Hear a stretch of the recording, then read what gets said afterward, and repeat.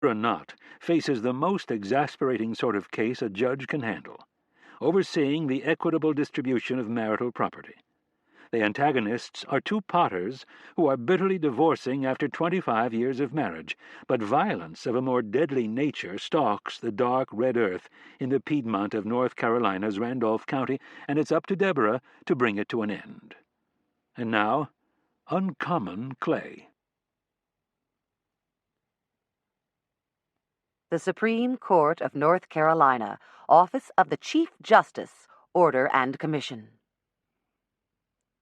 As Chief Justice of the Supreme Court of North Carolina, by virtue of authority vested in me by the Constitution of North Carolina, and in accordance with the laws of North Carolina and the rules of the Supreme Court, I do hereby enter the following orders. The Honorable J.H. Corpening II, one of the regular judges of the District Court, is hereby commissioned and assigned to preside over a session or sessions of District Court in the District Court, Judicial District 3A, to begin April 7th and continue 1 day, or until the business is completed. The Honorable T. Yates Dobson, Jr., one of the regular judges of the District Court, is hereby commissioned and assigned to preside over a session or sessions of District Court in the District Court, Judicial District 8, to begin March 27th and continue 4 days, or until the business is completed. The Honorable Deborah S. Knott, one of the regular judges of the District Court, is hereby commissioned and assigned to preside over a session or sessions of District Court in the District Court, Judicial District 19B, to begin April 6th and continue 2 days, or until the business is completed. In witness whereof, I have hereunto signed my name as Chief Justice of the Supreme Court of North Carolina. The Honorable Henry E. Fry, Chief Justice of the Supreme Court of North Carolina.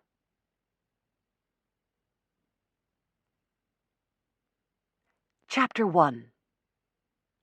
The high-fired stonewares, although far stronger and more vitreous, were less likely to withstand thermal shock and could crack when heated or cooled too rapidly.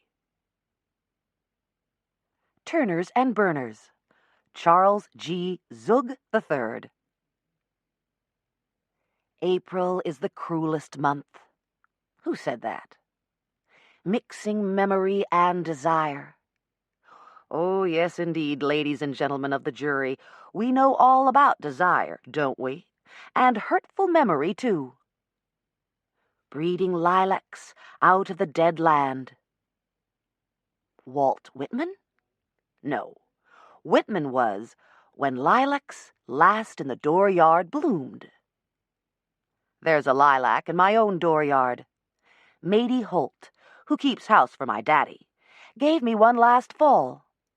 It's a sprout off her bush that was itself a sprout off the bush her great-grandmother brought from Richmond after the war.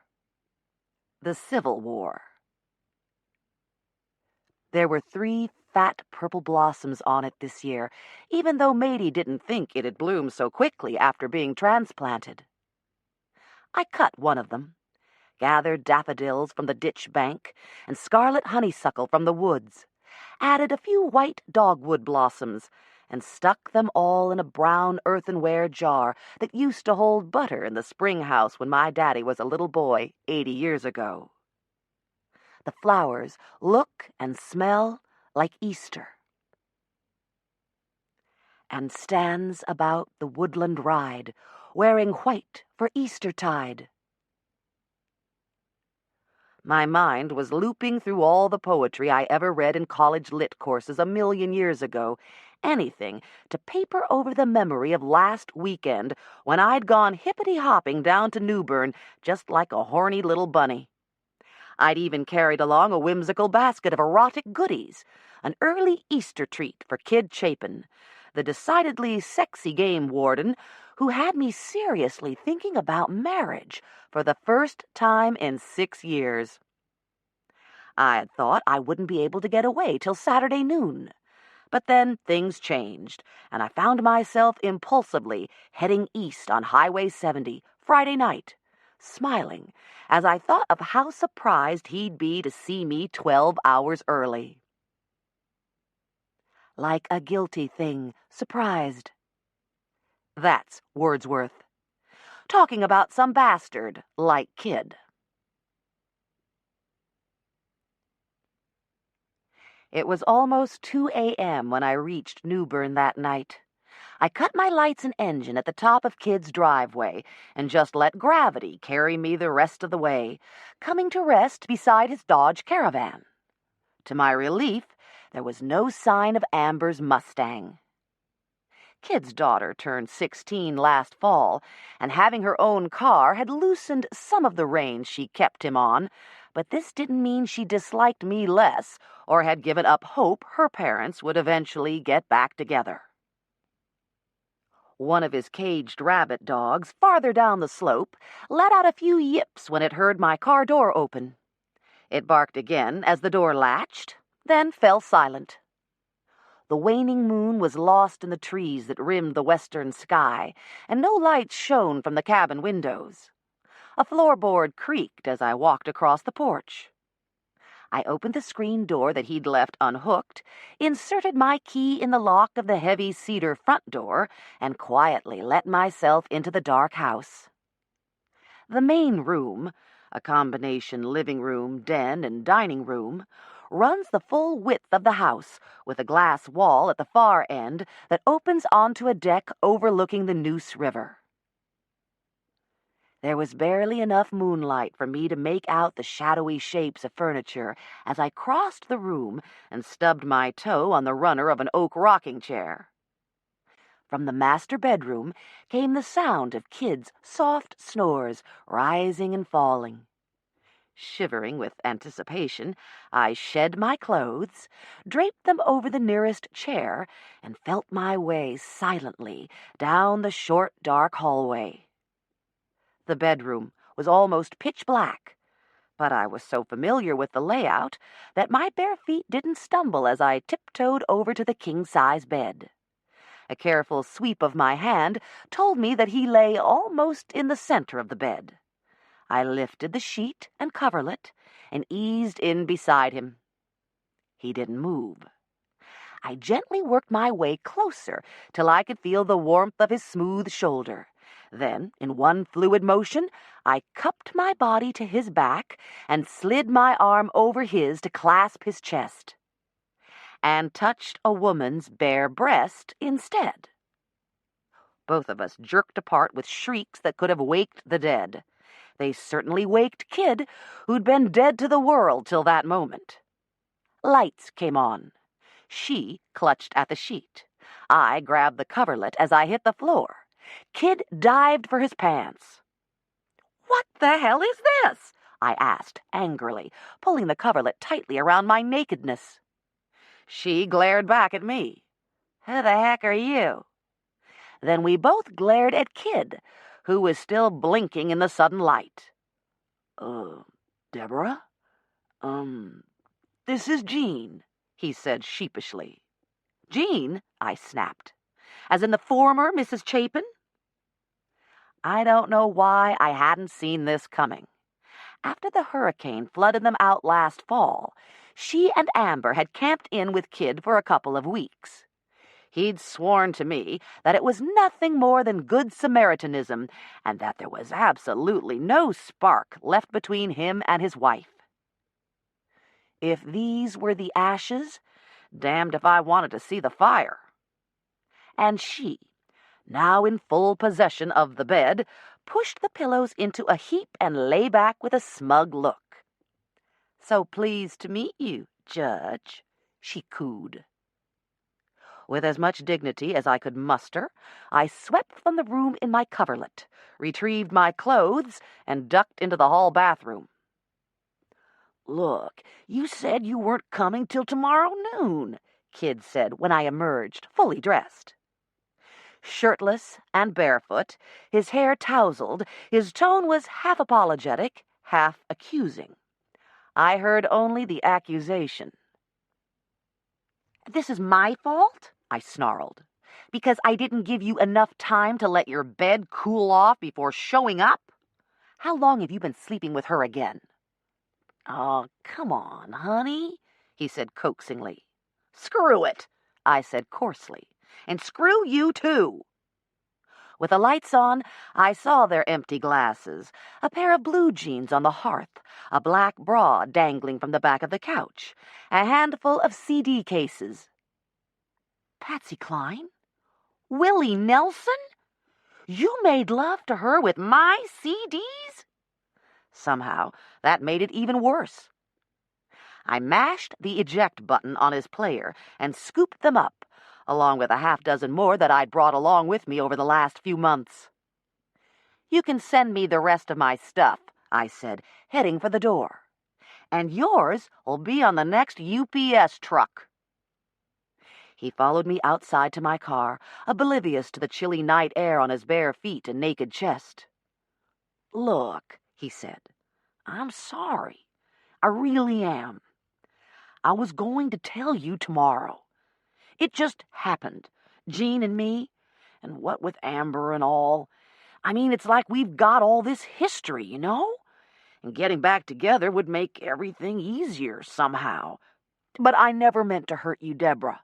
Honest to God, I didn't. Go to hell." I shoved the car in gear and backed out so fast, Kid had to jump away to keep me from running over his bare toes. I must have been doing 50 when I hit the top of his drive, and the car fishtailed so hard when I turned it onto the road that I almost lost control and flipped it. All I needed right. Having to get him to come haul me out of the ditch. That was 5 days ago. As I drove west toward Ashboro, I still felt a hot flush of mortification every time I thought about crawling into that bed, snuggling up to his wife. That I could have been so stupid, left myself open to such humiliation, allowed a game warden to trifle with my emotions just because he was good in bed. When was I going to quit letting my hormones rule my head and start? A sharp horn blast off my left shoulder jerked me back to the present. Even though I had set the cruise control, I'd overtaken the car ahead and was automatically starting to pass without checking my blind spot to see that a pickup truck was about to pass me. If I didn't quit stressing over Kid and get my mind back on driving, I was going to be roadkill right beside the possums and gray squirrels that littered this stretch of US 64. I had no business driving over 55 anyhow, what with all the construction going on. They've been trying to 4-lane this highway forever, but seems like they only got serious about it these last couple of years. Some of the bits had been graded so long ago that they were fully grassed over and small trees were starting to grow up again. But lately, yellow bulldozers and backhoes had been busy here. Wide strips of land lay open in bright red gashes against the new green grass of spring. Over in Colleton County, our soil has so much sand in it that it's almost like the beach, beige to black in color. Here in the Piedmont, the heavy earth of eastern Randolph County was nothing but bright red clay. With all this raw material lying free for the digging, it's no wonder the area has produced so many potters. Potters like the... I glanced at the tab of the folder on the seat beside me. Like the Nordans. Sandra K. Nordan, plaintiff, versus James Lucas Nordan, defendant.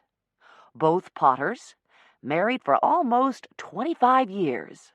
And now the marriage was completely over, except for a judge putting the final stamp on the equitable distribution of their marital property. Me.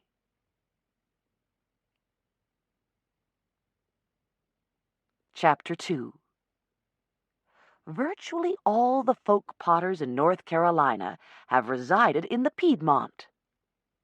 Turners and Burners, Charles G. Zug III. From Manteo on Roanoke Island to Murphy out in the mountains is more than 500 miles, and Asheboro comes pretty close to being North Carolina's geographical center. They even built the state zoo here, so it could be accessible to all our school children, coastal or mountain. I've never been much interested in zoos myself. Too much television, I suppose. When you grow up on a working farm with cows and horses, goats, pigs, and chickens, it's easy to extrapolate from all those National Geographic and nature specials. My appetite for elephants and zebras and hippopotami is more than satisfied by panoramic views of animals living wild on the Serengeti, with a David Ogden Steyer's voiceover to explain their habits and eccentricities. I don't need to get within smelling distance of African wildlife, even in a state-of-the-art zoological park. No, for me, the main attraction of Asheboro is that it's only a few miles north of Seagrove, home to more than 100 potters bunched along the Randolph-Moore county line. This trip out, I was hoping to find a big serving platter for my new house. The Potters have a festival every year on the weekend before Thanksgiving, and I've been over a few times with my Aunt Zell or some of my sisters-in-law. Pottery makes a great Christmas present, and some of the prettiest pieces in the world are created up these narrow rural lanes and down gravel drives, often at kilns that haven't changed much in the last 200 years. I've bought fat little piggy banks for various family babies from Owen's Pottery, sturdy white Christmas candlesticks from Holly Hill, and a charming cat head jar from Pam Owens at Jugtown. I'd even bought a set of green and gray soup bowls for a friend in New York from the Nordan Pottery last year. They were expensive, but next to Jugtown, Nordan's is the second most famous pottery outside the area. It's certainly one of the oldest. Their ware is exquisitely made, relatively thin and beautifully glazed and painted. The lids fit snugly, and their three-legged pots sit squarely, without a wobble. None of the Nordans had been in the showroom the day we were there, which had disappointed my brother Adam's wife. Adam's the success story in our family. Ph.D., electronic whiz, enjoying the good life in Silicon Valley, and partner in a new software company of his own. Karen's not really a professional Southerner, one of those Dixie Belles whose drawl becomes more pronounced each year they're away. But living on the West Coast has turned her into something of a North Carolina history buff. Her most recent enthusiasm that year was a book about the Turners and Burners of the state, and there'd been many references to James Lucas Nordan's father, Amos, and grandfather, Lucas. They had been famous for their glazes, especially their cardinal ware, so called because its bright, clear red exactly matched the adult male plumage of our state bird. I'd forgotten the details, but I do remember Karen reading me snippets about some secret family formulas that Amos had improved upon and passed along to his son. She had wanted to touch a bit of that history, talk to Amos's son, perhaps try to buy a piece of Amos's glowing cardinal ware that was in their museum section of their showroom and labeled "Not for Sale." The clerk, a middle-aged woman with wiry brown hair, Birkenstocks over thick brown socks, and paint flecks on her cheek, had been standoffish until she saw the address printed on the check Karen wrote for the set of wonderful gray and purple plates, and then she'd become downright chatty in her homesickness for California. She confided that James Lucas did occasionally let a piece of old Amos's work go for the right price, but she wasn't authorized to sell any, and he was at a folklife conference out in the mountains.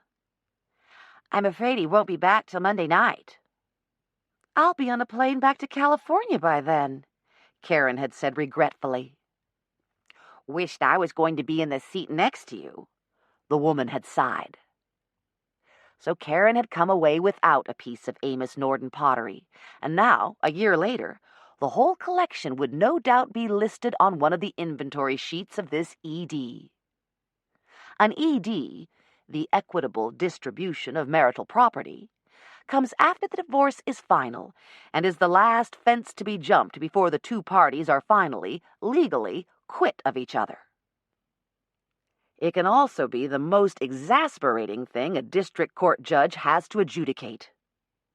If there's no marital property, or if both parties agree on who's to get what, and there are no minor children involved, no problem. The headaches come when he says, "My mama gave me that cedar chest. It was her grandmother's." And she says, "Your mama gave it to both of us for a wedding present." She says, "We bought them scale model race cars together, and they're worth $5,000. He says, "I bought most of them out of my own paychecks, and they're only worth $3,000. Except for their personal clothes, and maybe their toothbrushes, everything of value in a couple's possession on the date of their separation, every piece of real estate, every vehicle, every set of silver, crystal, or Tupperware, everything has to be written down, with notations of how much it's worth, who has it, and who wants it. These are broken down into 11 separate schedules, but the main 5 list marital property upon which both parties agree as to value and who's to get it, marital property upon which there is agreement as to distribution, but not value. Okay, he can have them model cars, but I want it marked down that they're worth more'n he says they are. Marital property with an agreed value, but disagreement as to who gets them. Marital property in which there's total disagreement, both as to the value and the distribution. And a list of items where the dispute is over whether an item even is marital property in the first place. Great-grandmother's cedar chest, for instance. There are also lists of items that neither party wants. And yes, I've heard of a couple who tried to list their minor children here. Lists of separate possessions of each party. Lists of separate debts and marital debts. Finally, there are the affidavits of the expert witnesses. Sometimes the two parties will agree to use the same appraiser. More often, each gets his or her own, and the evaluations will be no closer together than if the two had done the appraisals themselves. That's where judges come in. Keeping in mind that equitable is not always equal, it's up to us to decide what's fair. Looking over the summations of the 2 EDs I'd been assigned, I saw that the Nordan case had been dragging on for months. The judge who was supposed to preside at their final hearing had suffered a mild stroke and was now in a rehab center down in Southern Pines. The other case, an attorney and his wife, also an attorney, were at the final pretrial conference stage. Nick and Kelly Sanderson. 2 attorneys in a fight to the death in a small city where everyone knows everyone else and has probably already chosen sides. No wonder I'd been specialed in.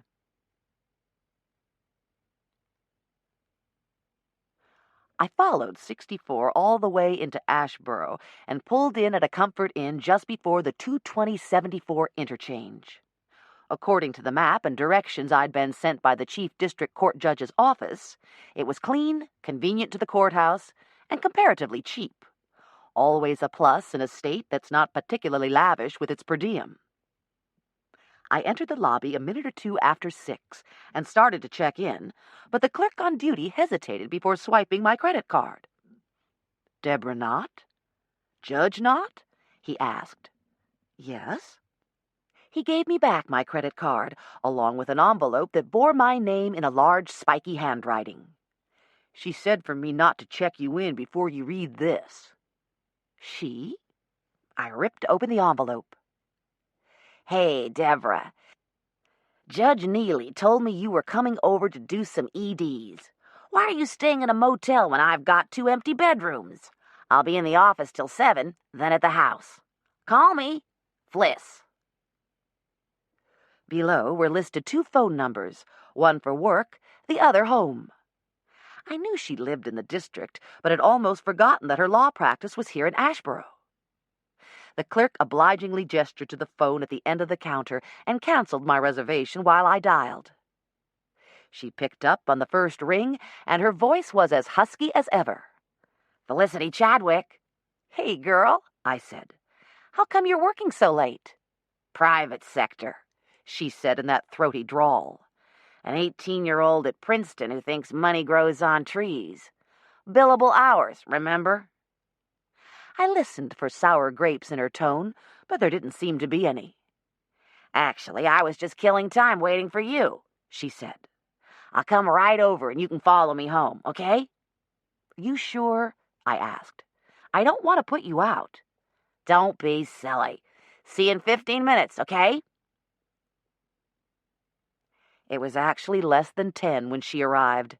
We hadn't seen each other in several months, and we sneaked appraising glances even as we hugged and laughed. She had a sleek new haircut, and the rich chestnut color looked so utterly natural that I'd have never guessed a bottle if I didn't know her real hair was mousy gray. "Like it?" "I do," I assured her truthfully. "It takes off at least 10 years. We went through the "You're sure this is no trouble? Of course not" routine a final time. Then I was back in my car, following her lead as she made a suicidal left turn out of the parking lot, then an almost immediate right onto 220 South the Seagrove. "You're only 10 miles away from the best Bloody Marys in this part of the state," she had bragged. As we drove through the wooded countryside, brilliant with bursts of dogwoods and flowering Judas trees, I had to smile, thinking again of our first meeting. It was in a motel in Burlington. New Judges School. New district court judges have to attend one sometime during their freshman year on the bench. It's how we learn about payroll options, ethics, decorum, and where to order new robes. We also get cultural sensitivity training, mediation pointers, and updates on laws governing the bulk of our cases: DWI, domestic violence, child support, child custody, etc. Due to a booking error on someone's part, Fliss Chadwick and I wound up assigned to the same room. By the time we realized what had happened, all the motel's non-smoking single rooms were taken. At least the room had 2 beds. Nevertheless, my heart sank when I realized I was stuck for a whole weekend with this tall, serious-looking woman, a woman at least 10 years older, whose dark hair was streaked with gray. It didn't help that she seemed to be a total slob to boot. Already her belongings were strewn across both beds and both sides of the dresser, as if some secret agent had torn her luggage apart, looking for a microchip.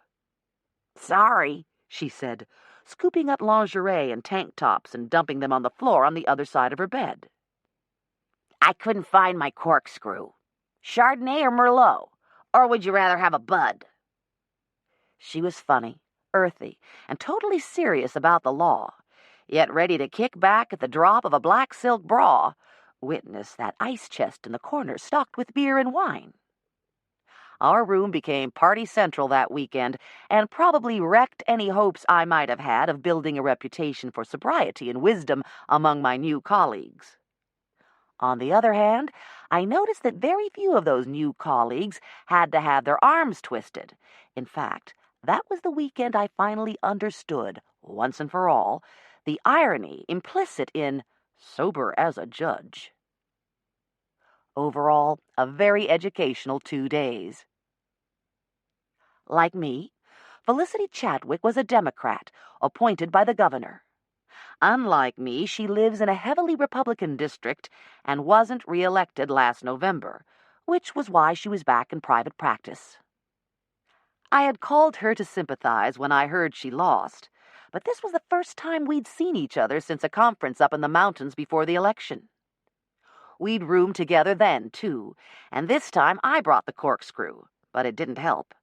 2 minutes after Fliss walked in, the room was a cheerful shambles. I could just imagine what her house looked like. Still, as far as I knew, she was happily married. Maybe he was a slob, too. A mile or so out of Seagrove, she gave 2 quick blinks of her left turn signal and abruptly turned into a long, narrow driveway lined with blooming cherry trees. A quarter of a mile off the hardtop, she stopped at the back of a modern stone house framed in drifts of dogwoods, upright mountain laurels, and sprawling pink azaleas. Fliss hopped out of her car and grabbed my overnight bag while I gathered up my purse and the files that had spilled across the seat. She held the back door open for me and led the way into a kitchen with clean and shining countertops. No dirty dishes in the sink, no clutter of pans on the stove. Beyond was an equally tidy family room. "Call the cops," I said. "You've been burgled." "What?" Her eyes quickly scanned the rooms. "Where? I don't see anything out of place." "Exactly," I said. "No way could you have left your house this neat. Someone's obviously been here. Unless the world's best cleaning person just left." Fliss laughed and led me down the hall to a pristine guest room. "June's good, but she only comes once a week. Monday's her regular day." That was 3 whole days ago. The Fliss Chadwick I knew could have trashed the place in 3 hours. "You're telling me this is the new you?" I dumped my things on the bare dresser. "Along with the new haircut, you got a personality adjustment and turned into Martha Stewart?" She set my bag on a chest at the end of the bed and smiled. "Better. I finally got rid of the junk in my life, starting with Winslow Prentice Chadwick IV." I suddenly realized how very little I knew of Fliss's personal life. We'd recognized each other as compatible spirits, but she probably knew more about me. Yes, she'd talked about her practice before she'd been appointed to the bench, and she'd talked about her son, V, so nicknamed because he was the 5th Winslow Prentice Chadwick.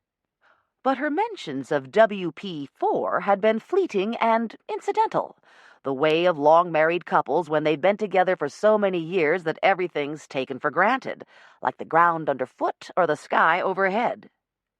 Still, I usually pick up on bitchy remarks, and if she dropped any about her husband last October, they'd gone right past me. I wasn't hearing any regret in her tone, though. More like smug satisfaction. "What'd you do?" I asked. "Bag him up and set him out by the curb?" "Actually, I stuck him in a recycling bin and got started on the legalities," she said cheerfully as she pulled towels and washcloths from a linen closet in the hallway. "He's not a bad man. I expect someone will come along one of these days and get a few more miles out of him." "Not another woman already out there waiting?" I asked, thinking of Kid's soon-to-be former Mrs. X. "Nothing that interesting," she assured me. "Come on, let's get that Bloody Mary I promised you." In the kitchen, I watched her pull out bottle and jars and a tall aluminum shaker. "When V went off to Princeton last fall, I realized he was the only thing holding Winslow and me together. I also realized that he and V had been making me crazy all these years. Believe it or not, I'm not a natural slob, at least no more than normal. But those two are such neat freaks that messiness became my passive rebellion against their aggressive attempts to control my whole life." She grinned. "At least that's what my therapist said. Made sense to me." "You're in therapy?" I was surprised. She always seemed so at ease with herself. "Was. I got really depressed last November. At first I thought it was a combination of V going off to college and then losing the election. I just couldn't face going back into private practice. So Winslow insisted that I go see a therapist over in Winston. 2 sessions were all it took to put everything in proper perspective. He still doesn't know what hit him." She mixed together tomato juice, Texas Pete, Worcestershire sauce, lime juice, and God knows what else with a healthy shot of vodka, then added an even healthier stalk of celery to each glass and lifted hers in a toast of welcome. "So, what's happening with you these days? Still seeing that game warden?" What was his name? Kip? Kid, I said, cautiously sipping. Despite the chilled tomato juice, a tingle of chili warmed my tongue and throat all the way down. This is delicious. We carried our drinks into the den that had probably belonged mostly to WP4, but which now was all Fliss's. A nicely proportioned space, one wall with nothing but windows, and a pair of French doors that opened onto a deck shaded by dogwoods and maples. The other wall was covered floor to ceiling with white enameled shelves behind gleaming glass doors. The shelves were mostly empty, except for a few pieces of pottery. At the far end of the room, a large cluttered desk had been angled to face the door, and white azaleas in a dark blue jug shed their petals over a desk calendar and pencil mug. Here, finally, was a trace of the old Fliss I knew. The low bookcase behind the desk was filled with reference books. On top were a couple of small face jugs, those idiosyncratic pieces of glazed stoneware shaped to look like scowling faces. Bits of white porcelain formed misshapen teeth inside the open mouths. Newspapers and magazines lay heaped on the low table in front of a new-looking pale gray leather sofa with squishy pink and gray pillows. The couch was made for lounging, and Fliss kicked off her shoes and sank into it with a contented sigh, gesturing me to an equally comfortable chaise sprigged in spring flowers. As I slid off my own shoes and leaned back against the pillows, Fliss said, "Now, what about that guy of yours?" I shrugged.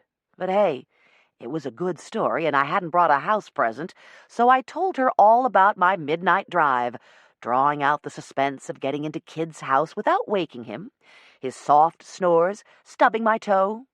Law school trains us to unfold dramas for a jury's edification, and Fliss listened as raptly as any jury I'd ever addressed.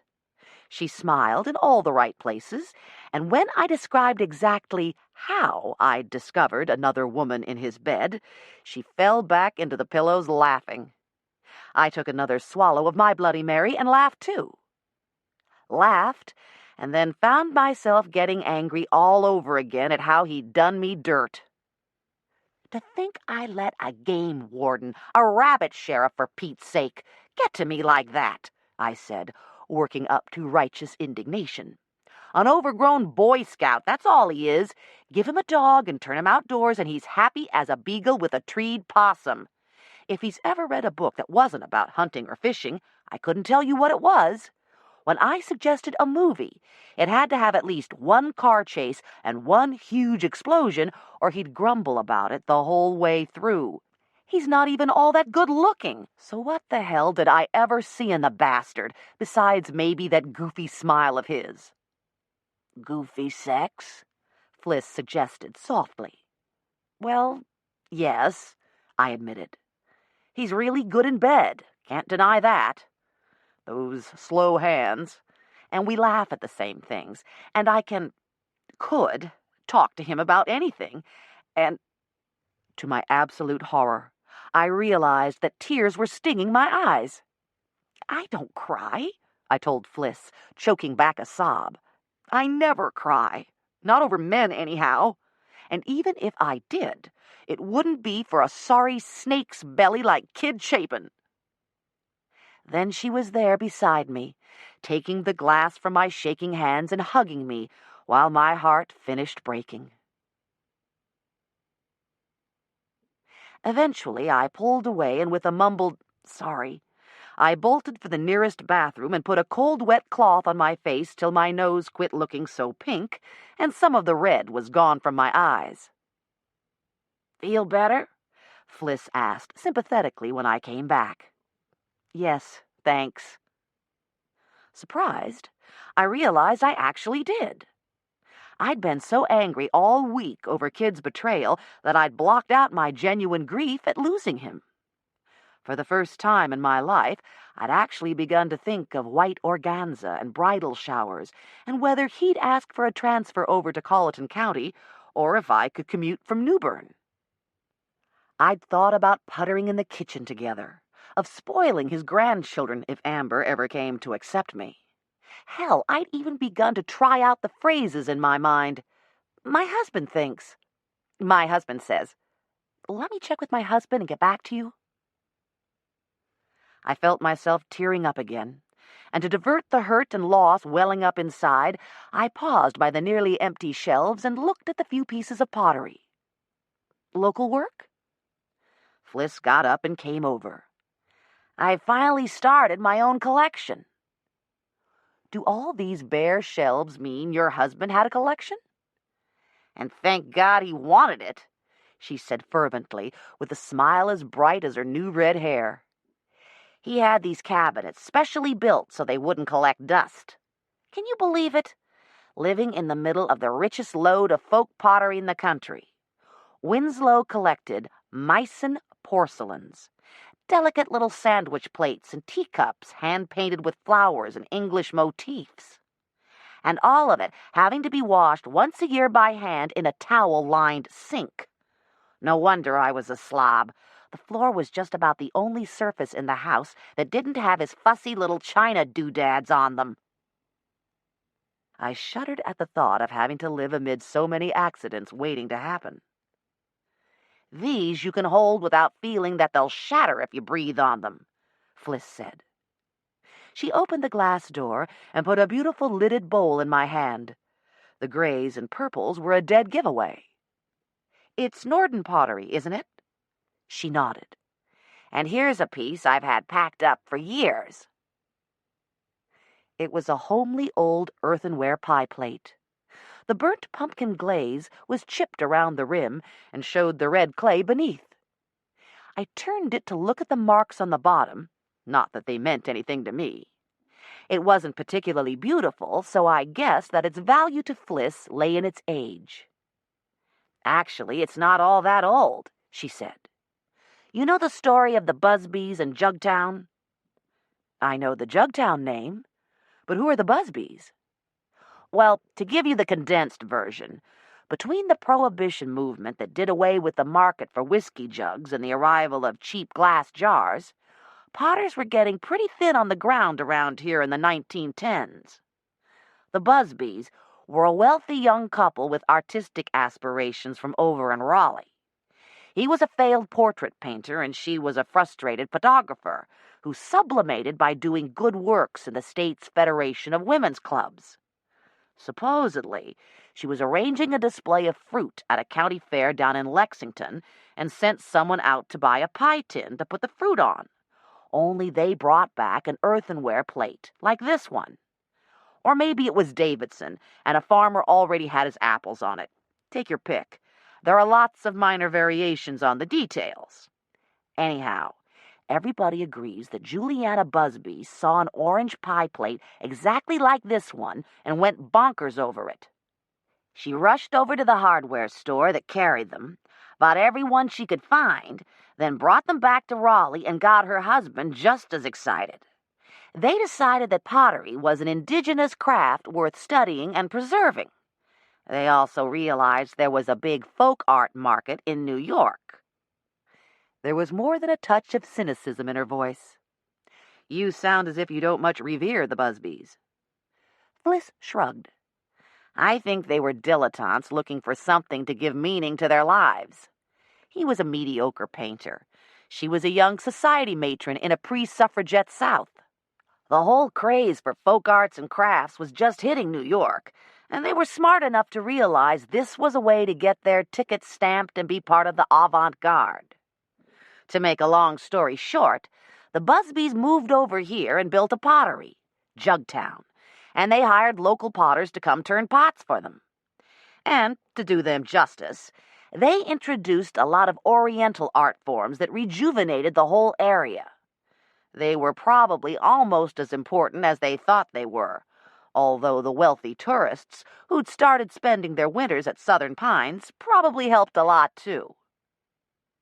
"Is this one of the original pie plates Mrs. Busby bought?" I asked, carefully setting the dish back on the shelf. "No, but it's from that era, made around 1917, back when they still used pure red lead for glazing.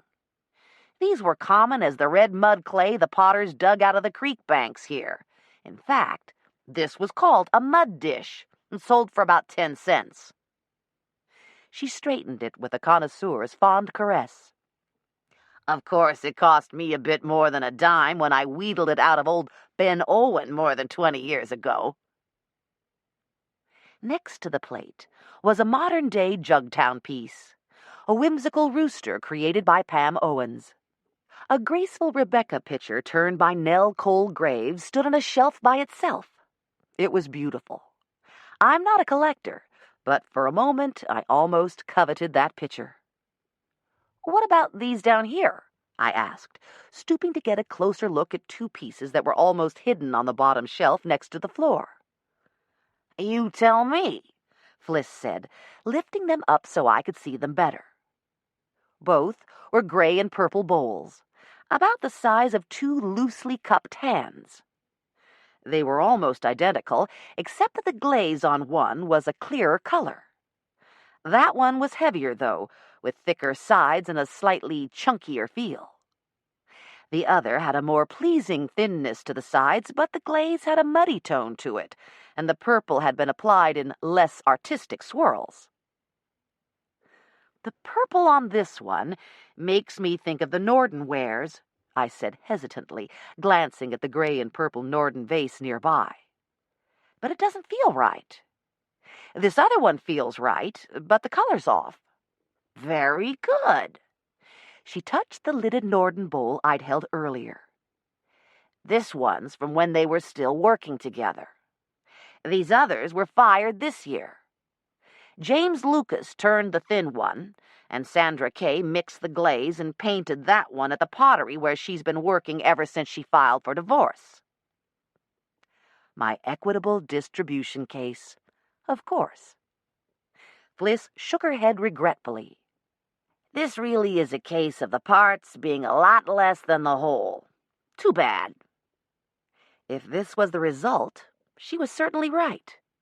He could turn elegant, thin-walled pieces, but his glazes were muddy. Her colors were rich and vibrant, and as wasted on this clumsy piece as a tutu on a mule. In a no-fault state like North Carolina, it really doesn't matter why a couple seeks a divorce.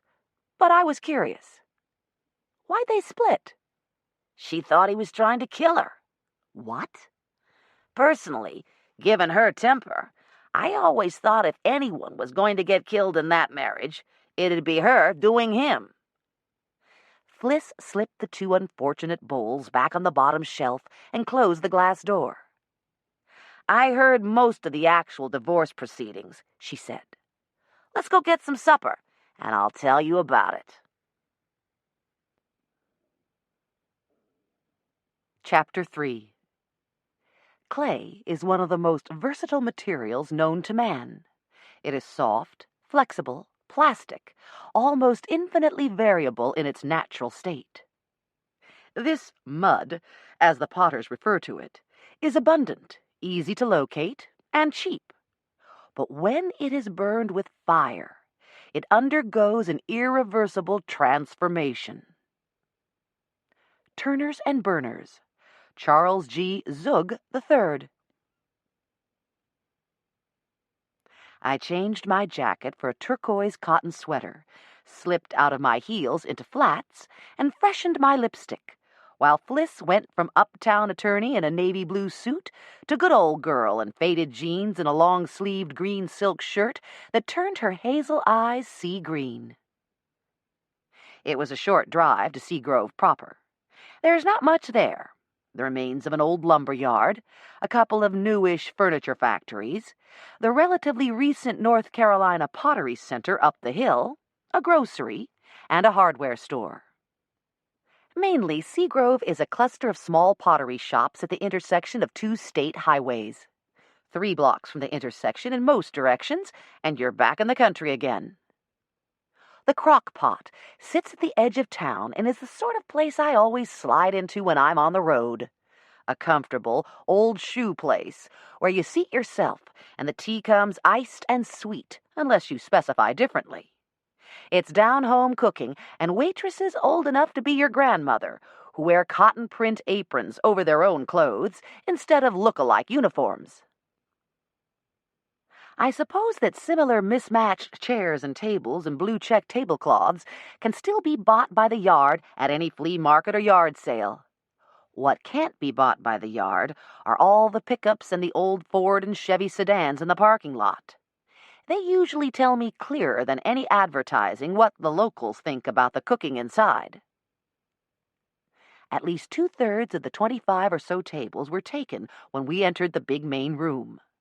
Fliss seemed to know most of the people, so our progress toward a table back against a side wall was slow. On the wall over the cash register, a board listed the daily specials. Tonight's was meatloaf. I took a good look at the tables we passed by and was ready to order without looking at the menu our waitress brought over. Meatloaf with a double side of steamed cabbage, please, and hold the mashed potatoes. The waitress gave an exaggerated cluck of disapproval as she efficiently slapped down bundles of flatware wrapped in paper napkins with one hand and filled our water glasses with the other. "Skinny as you are, honey, you ain't doing one of them low-carb diets, are you?" "I love this lady," I told Fliss. "You be sure and leave her a big tip, here?" Fliss laughed. "Me? I thought you were treating." "Or one of y'all could pay the bill and the other one leave a nice tip," said our waitress with an absolutely straight face. "And then you'd both come out even." Given that the most expensive entree was less than $5, she wasn't necessarily joking. She brought us our iced tea, and Fliss raised her glass to renewed friendship and another welcome to Judicial District 19B. "But you might just want to borrow a bulletproof vest tomorrow." "For what? Stoneware mugs and cream pitchers at 20 paces?" "You laugh, but that's almost what it came to last fall." Technically, judges aren't supposed to receive any ex parte information that could influence a judgment. But there was nothing left to influence in the Nordan ED. As Fliss had reminded me on the short drive over, the divorce was finalized early last fall. All the fault hearings were over. Support issues had been worked out. The scheduling and discovery conferences had already taken place. The only thing left for me to do was to add up the figures they'd agreed on and make the final adjustments so that whatever they'd acquired together could be equitably divided.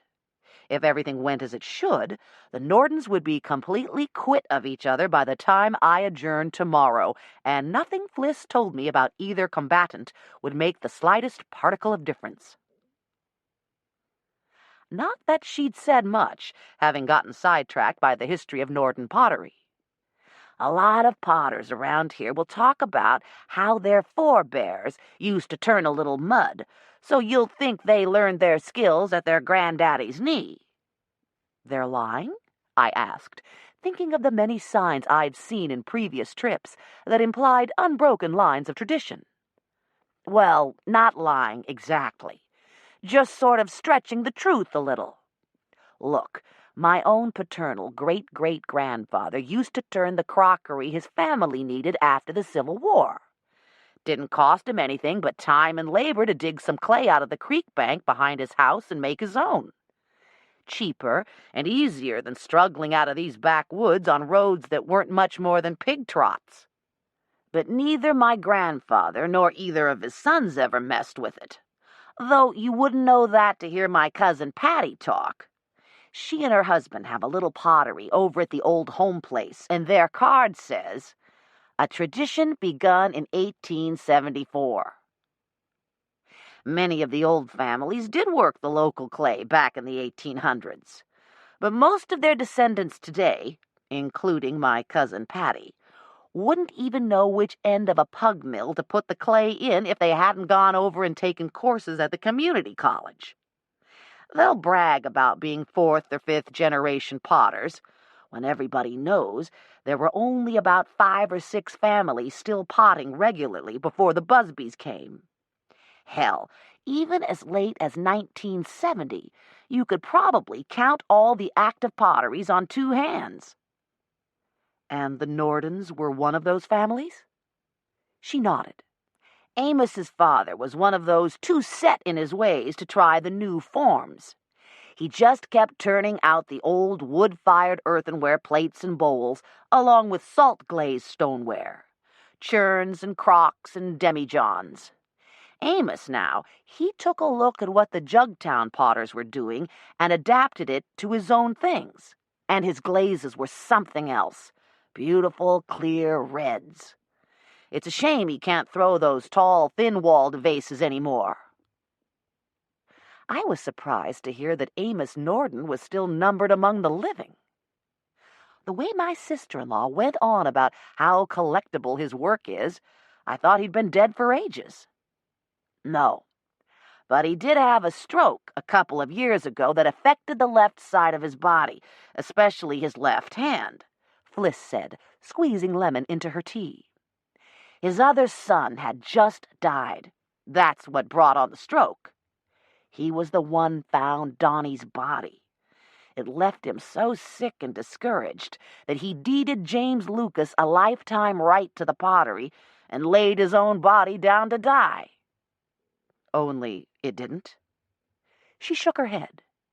When he was better, he tried to get James Lucas to renounce his right, but it didn't happen. Even before Donnie died, James Lucas had been doing most of the grunt work, and I guess he was tired of having to clear everything with Amos. Amos was mad enough to spit nails, and he still sulks about it, but he's gone back to his old wheel. About all he can manage, though, are small bowls and plates, nothing like the jugs and vases he used to turn. Our own plates arrived, and yes, they were local earthenware, a bright blue to match the blue check tablecloths. "Okay?" asked Fliss, who'd opted for the fried shrimp. I nodded happily, my mouth too full of ambrosial meatloaf to speak for a moment. But why a lifetime right? Why not deed it to his son outright? Some say it's because James Lucas and Sandra Kay don't have any children. But others say he's had it in for Sandra Kay ever since she threatened to turn him in if he didn't follow all the rules about his glazes. Turn him in? To whom? Why? FDA, Department of Commerce, you name it, Fliss mumbled, her mouth too full of fried shrimp to answer clearly. She swallowed, then dabbed her lips with her napkin. There was a big deal about lead poisoning back in the late 60s, early 70s. I forget all the details, but I remember my mother's uncles fuming about it. They did a little turning, and they liked the old glazes, and didn't see why the state had to come meddling in just because some kids out west somewhere got lead poisoning from drinking juice every day out of ceramic cups made in Mexico. Nevertheless, there are still random tests, state and federal, to make sure everything meant to hold food is lead-free. It's against the law to use lead glazes for anything except purely decorative pieces, and even those have to be labeled clearly. She sipped her tea and ate another shrimp. Amos Nordan was one of the few who was stubborn enough to keep using it. There's just no other way to get that bright red that he was famous for. He's an ornery old cuss. James Lucas doesn't like to mess with it much, but his brother Donnie did. Sandra Kay made them build new kilns to keep their cardinal ware separate from the tableware because of the fumes. If you burn a load of pots in the same kiln that you use over and over for lead-glazed things, they can test positive for lead. Amos still doesn't fully believe it. He thinks Sandra Kay was just being bitchy. Fliss paused in mid-bite. "Well, damn," she said. "You know, I never thought about it before. But wonder if Amos had anything to do with her accidents." "What accidents?" "I don't remember all the details, but things like shelves and bricks falling on her, buckets left where she'd trip and fall. Any one thing could have been a pure accident, but these seemed to come in a series, thick and fast. Then she caught James Lucas putting a footstool in her way. At least, that's what she says he was doing. He swore he didn't know how it got there and that he was only moving it out of the way so she wouldn't trip again. Maybe he was telling the truth. Maybe it was Amos instead. Why? Was he trying to break up the marriage? Who knows? Anyhow, as soon as Donnie died... She broke off to smile at someone behind me. "Hey there, Connor. Fern and the girls not with you?" "Nah," said a deep male voice. "They're having a lingerie party tonight, and I was told not to come home before 9:30. I turned and saw a man of medium height and solid build. Early to mid-40s, maybe, in a dark blue windbreaker and a white shirt over chinos. The end of a green plaid tie dangled from his jacket pocket. He had police officer written all over him, but that's not why I took a second look. Pale reddish blonde hair, eyebrows and eyelashes that were almost white against the fair skin of his face. I'd seen him before, not in court, but where? "Deborah, this is Connor Woodall of the Randolph County Sheriff's Department. Connor, Judge Deborah Knott." "Connor Woodall?" I asked. "The same Connor Woodall that graduated from West Colleton with Adam and Zach Knott and used to come out to the farm once in a while with Dwight Bryant?" Now it was his turn to take a closer look, and his fair skin flushed with delight as he grabbed my hand and started shaking it. "Deborah? Deborah Knott? Well, I'll be darned. Last time I asked about your brothers must have been about 4 years ago. Dwight did say you were a lawyer now, but I never heard you'd made judge. How's old Dwight doing? I haven't seen him since we did a computer seminar together over in Greensboro." "He's fine," I said. "But how'd you wind up in Seagrove?" "Oh, I went and married me a Seagrove gal, and she said she couldn't live where the dirt wasn't red clay, so that pretty much let out Colleton County, didn't it? And I had some family over here, too, so it all worked out." "Sounds like old home week," said Fliss. "You might as well sit with us, Connor, if you're by yourself." "You sure I won't be butting in?" Even as he spoke, he was already pulling out a chair. "Not a bit," said Fliss. "Deborah's over here for the Sandersons' pretrial conference and to finish up the Nordan ED. I was telling her about all the accidents out at Nordan Pottery a couple of years ago. Didn't Sandra Kay call you to come about them?" "Not me. One of the other boys. And I believe she wanted to put a restraining order on poor old James Lucas. Keep him out of his own house and Pottery. Her brother talked her out of that. Of course, I hear she's still mad at Dillard because he wouldn't let her go back to the Rooster Clay." I smiled at the name. Does that mean Sandra Kay Nordan was born a Hitchcock? "You know them?" asked Connor. "Not personally. Adam's wife bought a face jug there, and we did hear a scatological story of how Hitchcock Pottery became Rooster Clay." "Yeah? Well, did you know that brother and sister married brother and sister?" he asked me. Her brother, Dillard Hitchcock, married James Lucas's sister, Betty. Thing is, when Sandra Kay and James Lucas split up, Betty naturally took her brother's part. So Dillard wasn't exactly free to invite Sandra Kay to come work with them even if she was his sister. At least, that's what I heard. Fern knows these people better than I do, and she says it's because there's not really enough room for another full-time decorator. Especially not with their own 3 kids starting to take hold in the business. If your sister-in-law's seriously into pottery, Deborah, you ought to get her one of Libet Hitchcock's Rebecca pictures, said Fliss. Libet? I asked. That's an odd name. She was named for her mother, Connor explained. They started out calling her Little Betty, and Libet's what it turned into after a while. Only 14 years old, said Fliss.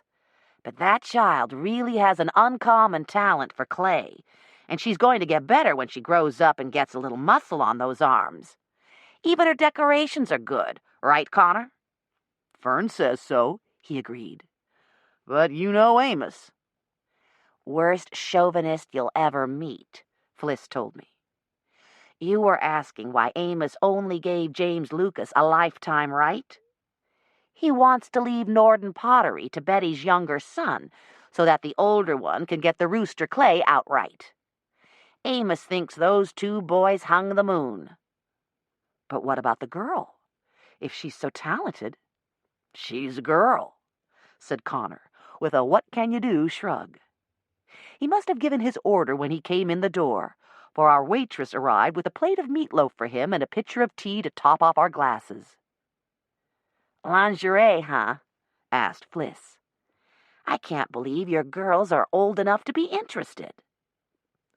13 and 15, he said, proudly pulling out his wallet to show us pictures. The older one had his fair coloring, and her long straight hair was so flaxen it was almost silver. The younger one was more of a sandy blonde. "Looks like her mother," he said, which meant I then got to see a picture of his pleasant-faced wife. "That's Miss Fern. She's nice." The words were so thick as to be almost incoherent. Unnoticed by us, another person had joined us, looking over our shoulders at the pictures. I glanced up to see a head too big for his body. At first, I thought he was a shorter-than-average adolescent. Then the awkward movements, combined with the thick speech, made me realize that here was the mind of a not-very-bright 3-year-old, confined in the small body of someone around 30. He had straight black hair and dark brown eyes that glanced away as soon as they met mine. "Hey there, Jeffy," Connor said easily, putting his arm around the childish form. "Did you see Miss Fern today?" He nodded enthusiastically. "We went to her place today. We made bunny rabbits. Want to see mine?" Without waiting for an answer, he pulled a lump of clay from the bib pocket of his denim overalls. It may have begun as a rabbit, but the ears had squished down and the cotton tail now looked like a 5th paw. Jeffy displayed it proudly on his small open hand. "See, Miss Fliss?" "That's some rabbit," said Fliss. "But weren't you supposed to let Miss Fern fire it in her kiln so it'd get hard?" "No." The boy-man closed his hand defensively around the blob of clay. "It's mine. Miss Fern said." "Of course she did," Connor said soothingly.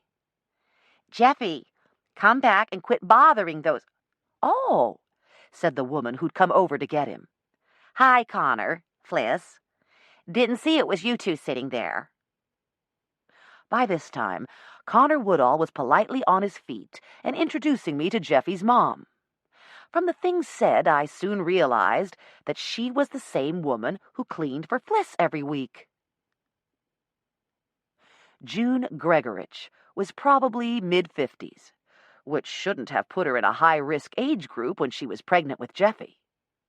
About my height, she was more sturdily built, and when we shook hands, her palm was hard and calloused, her clasp strong, which I always like. A limp handshake is a real turn-off for me. Everything about the woman spoke of strength and vigor. Her shoulder-length hair was dark brown, beginning to go seriously gray, but it was so thick and wiry that it seemed to have a life of its own, which was barely restrained by a large wooden clasp at the nape of her neck. Even without the Birkenstocks and denim skirt she was wearing, I would have remembered her by her hair and her West Coast accent. This was the sales clerk out at Nordan's, the day Karen tried to buy some of old Amos Nordan's pottery last spring. "My sister-in-law was going back to California," I reminded her. "And you said you wished you were going too." She laughed, but of course she didn't remember us. "I'm afraid we get too many California tourists to remember them all. Will you be staying in North Carolina long this trip?" "Oh, I'm not from California," I said hastily. "I live here. Or rather, I live over in Colleton County, about 90 minutes from here." She's over to finish up with James Lucas and Sandra Kay's divorce settlement, Connor said. She's a judge. A judge? Distracted, she cast a quick eye across the restaurant's crowded length. Her son had wandered away and was now sitting at a table with an elderly man, who gestured to her impatiently. I'd better go. Mr. Amos looks like he's ready to leave. Nice meeting you, Judge. Bye, Fliss. Connor, tell Fern that Jeffy and his group really did have fun today, okay? I shifted my chair so that I could watch the legendary Amos Nordan get slowly to his feet. He had a walking stick, and he seemed to lean on it heavily as he shuffled across the floor to the cash register by the door. It was more like a processional than an exit, because people spoke to him from every table that he passed. He's something else, Connor agreed. Fern calls him one of the living legends. I take it your wife's a potter, too? I asked. He nodded. She went and worked for free at Nordan Pottery when she was in high school, just to watch Amos turn those big vases. She's so short that, even doing it in 3 or 4 sections, she could never make one that size without using a ton of clay. See how tall he is? How long his arms are? I did. You don't really need to be a strong man with a long reach to throw tall pots, but it sure doesn't hurt. He watched June Gregorich pay the cashier and send Jeffy back to their table with a couple of dollar bills for a tip. How long's June been with Amos? About 2 years now, wouldn't you say? Fliss answered. Right about the time Sandra Kay moved out. Or maybe a little before. James Lucas needed somebody to stay with Amos after his stroke, and she just started cleaning for him, remember? The Nordans were good about letting her bring Jeffy. You know what the Kiefers were like. Connor nodded, and Fliss explained to me that the Kiefers had hired June Gregorich when she first came to the area 2 or 3 years ago, looking for work as a shop assistant, cleaning woman, anything to earn enough to live on that would let her keep her handicapped son with her during the day. The Kiefers didn't want Jeffy to set foot in the showroom, didn't want to make their customers uncomfortable. Can you believe that? I could. We turned back to our food.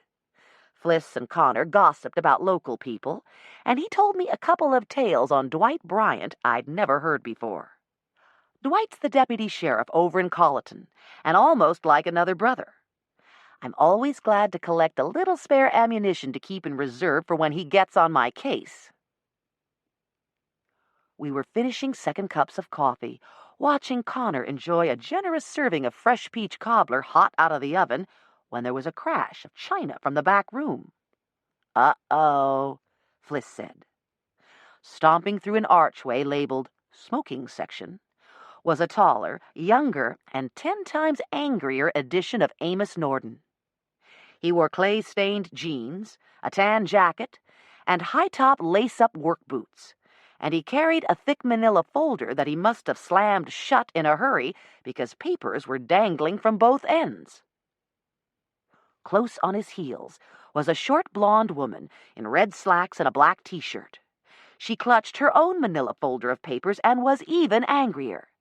Yeah, run away, you thick-fingered clodhopper, she cried. Me? Thick-fingered? He snorted derisively as everyone in the place stopped eating to watch. And what do you call that bastard you shacked up with? Takes him 10 pounds of clay to make a half-gallon jug, he sneered. Well, at least he's a hell of a lot more careful with heavy metal glazes than you've ever been, and you'd never see him faking stuff. That brought him up short, and he glanced around the room as if suddenly aware of all the watching faces. Shut your mouth, you hear me? You don't get to tell me that anymore, mister. If I want to talk about what you and Donnie were doing with the stamp... Yeah? Well, I didn't hear you talking back then, did I? He snapped, drawn back into their fight. You damn well kept your mouth shut long as it was putting clothes on your back. My back? Ha! Don't you mean the clothes on Donnie's back? There was such mocking acid in her voice that he whirled around to face her. "You keep your filthy tongue off my brother's name." "At least he found a way to get it up." He gave her a malevolent glare and headed for the door. "You could have taken lessons from him," she taunted him. "Or maybe you did." He turned back with such venom in his face that she almost stumbled backward as she raised her folder to ward off a blow. "You say another damn word," he snarled, "and I'll smash every pot you own, right now, tonight." "Yeah? You do, and I'll tell everybody in Seagrove your other filthy little secret." For a minute, I thought he really was going to smash her in the face. Connor must have thought so too, for he stood up and started over. Instead, the man spun on his heel, slapped some money down by the cash register so hard that it was a wonder the glass countertop didn't crack, then pushed past some people in the doorway. The woman followed. A moment later, we heard 2 vehicles screech out of the parking lot, headed in different directions. I let out the breath I'd been holding. "Don't tell me." Fliss nodded. "Yep, that's your ED." Chapter 4. It is generally asserted that the salt glaze first appeared in Germany, possibly as early as the 14th century. In any case, there is no hard evidence of any ancestor to the long, low groundhog kiln that came into use in the early 19th century. Turners and Burners, Charles G. Zug III. Next morning, I left Fliss's house earlier than I would normally, because she'd warned me that parking might be tricky. Over the years, Randolph County had turned its courthouse into a warren of haphazard add-ons. Now they were in the process of getting a unified structure, and everyone was sure the new judicial complex was going to be great once it was finished, Fliss told me. "In the meantime, the construction work's driving us all crazy. Every time it rains, the parking lot becomes a clay muck. I've already wrecked 3 pairs of shoes this spring." Since April had given us showers night before last, I finessed the whole thing and parked beside the nearby county library so that I could walk across the street and up an unmuddy sidewalk. Once inside, I had to find the clerk of court's office, introduce myself, and pick up the file for Nordan versus Nordan and Sanderson versus Sanderson. A clerk showed me into an office behind courtroom D, where I changed into my black robe. When I entered the courtroom, the bailiff quickly said, "All rise," and launched into the familiar "oh yes, oh yes, oh yes" ritual, ending in "be seated." Besides the gray-haired courtroom clerk, a hefty bailiff, and me, there were only 4 other people in the courtroom. 2 middle-aged male attorneys in neat blue suits and white shirts, and the 2 people I'd seen yelling at each other in the crock-pot last night, looking none the worse for wear, no bandages, no bruises or cuts, despite all the threats that had been hurled and the reckless way their cars had left the parking lot. This morning, they sat side by side at tables that were separated by less than 6 feet of space and stared at me in stony silence. As Kid and his wife must have once sat when their marriage came unglued. As he and I might have sat one day, if we'd ever gotten as far as a wedding ceremony, given Amber's hostility to me. Never underestimate a child's power over her parents. Congratulations, Amber, honey. You won after all. I pulled my thoughts back to the case at hand. Looking at least 10 years older than his ex-wife, James Lucas Nordan appeared ill at ease here in a courtroom, with papers spread on the table before him. He reminded me of most of my brothers, men who'd rather be up and doing with their hands instead of their tongues. In his gray sports jacket and tie over dark gray slacks, Mr. Nordan looked like an old plow horse that had been specially washed and brushed for the occasion. His graying hair had been combed while wet, the comb marks still visible above his strong brow. Sandra K. Hitchcock Nordan seemed to have taken just as many pains with her appearance. Muted red lipstick, discreet eyeshadow, and a mere hint of blusher. Her bright blonde hair fell in soft waves, and she wore a spring pantsuit of forest green with a crisp white eyelet shirt, gold studs in her ears, and a thin gold chain around her neck. Since they'd been together 24 years before separating, I had to assume she was at least mid-40s, but she certainly didn't look it today. To my bemusement, she was represented by Nick Sanderson, soon to be standing before me as the plaintiff in his own pretrial conference. Opposing counsel for defense was Wallace Fry, another attorney I'd never met before. I explained my ground rules to both attorneys. In this final proceeding, there's no need for the usual formalities. We'll just swear each of your clients in and let them testify from their seats at the table. Will there be any expert witnesses? None for our side, Your Honor, said Sanderson. He had a deep, resonant voice and would have been quite handsome except for a weak chin. A small beard as dark as his straight black hair would have helped his face a lot. None for ours either, Wallace Fry sang out quickly. He was shorter, bone-thin, and possessed enough chin for two men. I had an impression of sharp intelligence and an impatience with routine procedures in the way he riffled through the papers before him. "Fine," I said.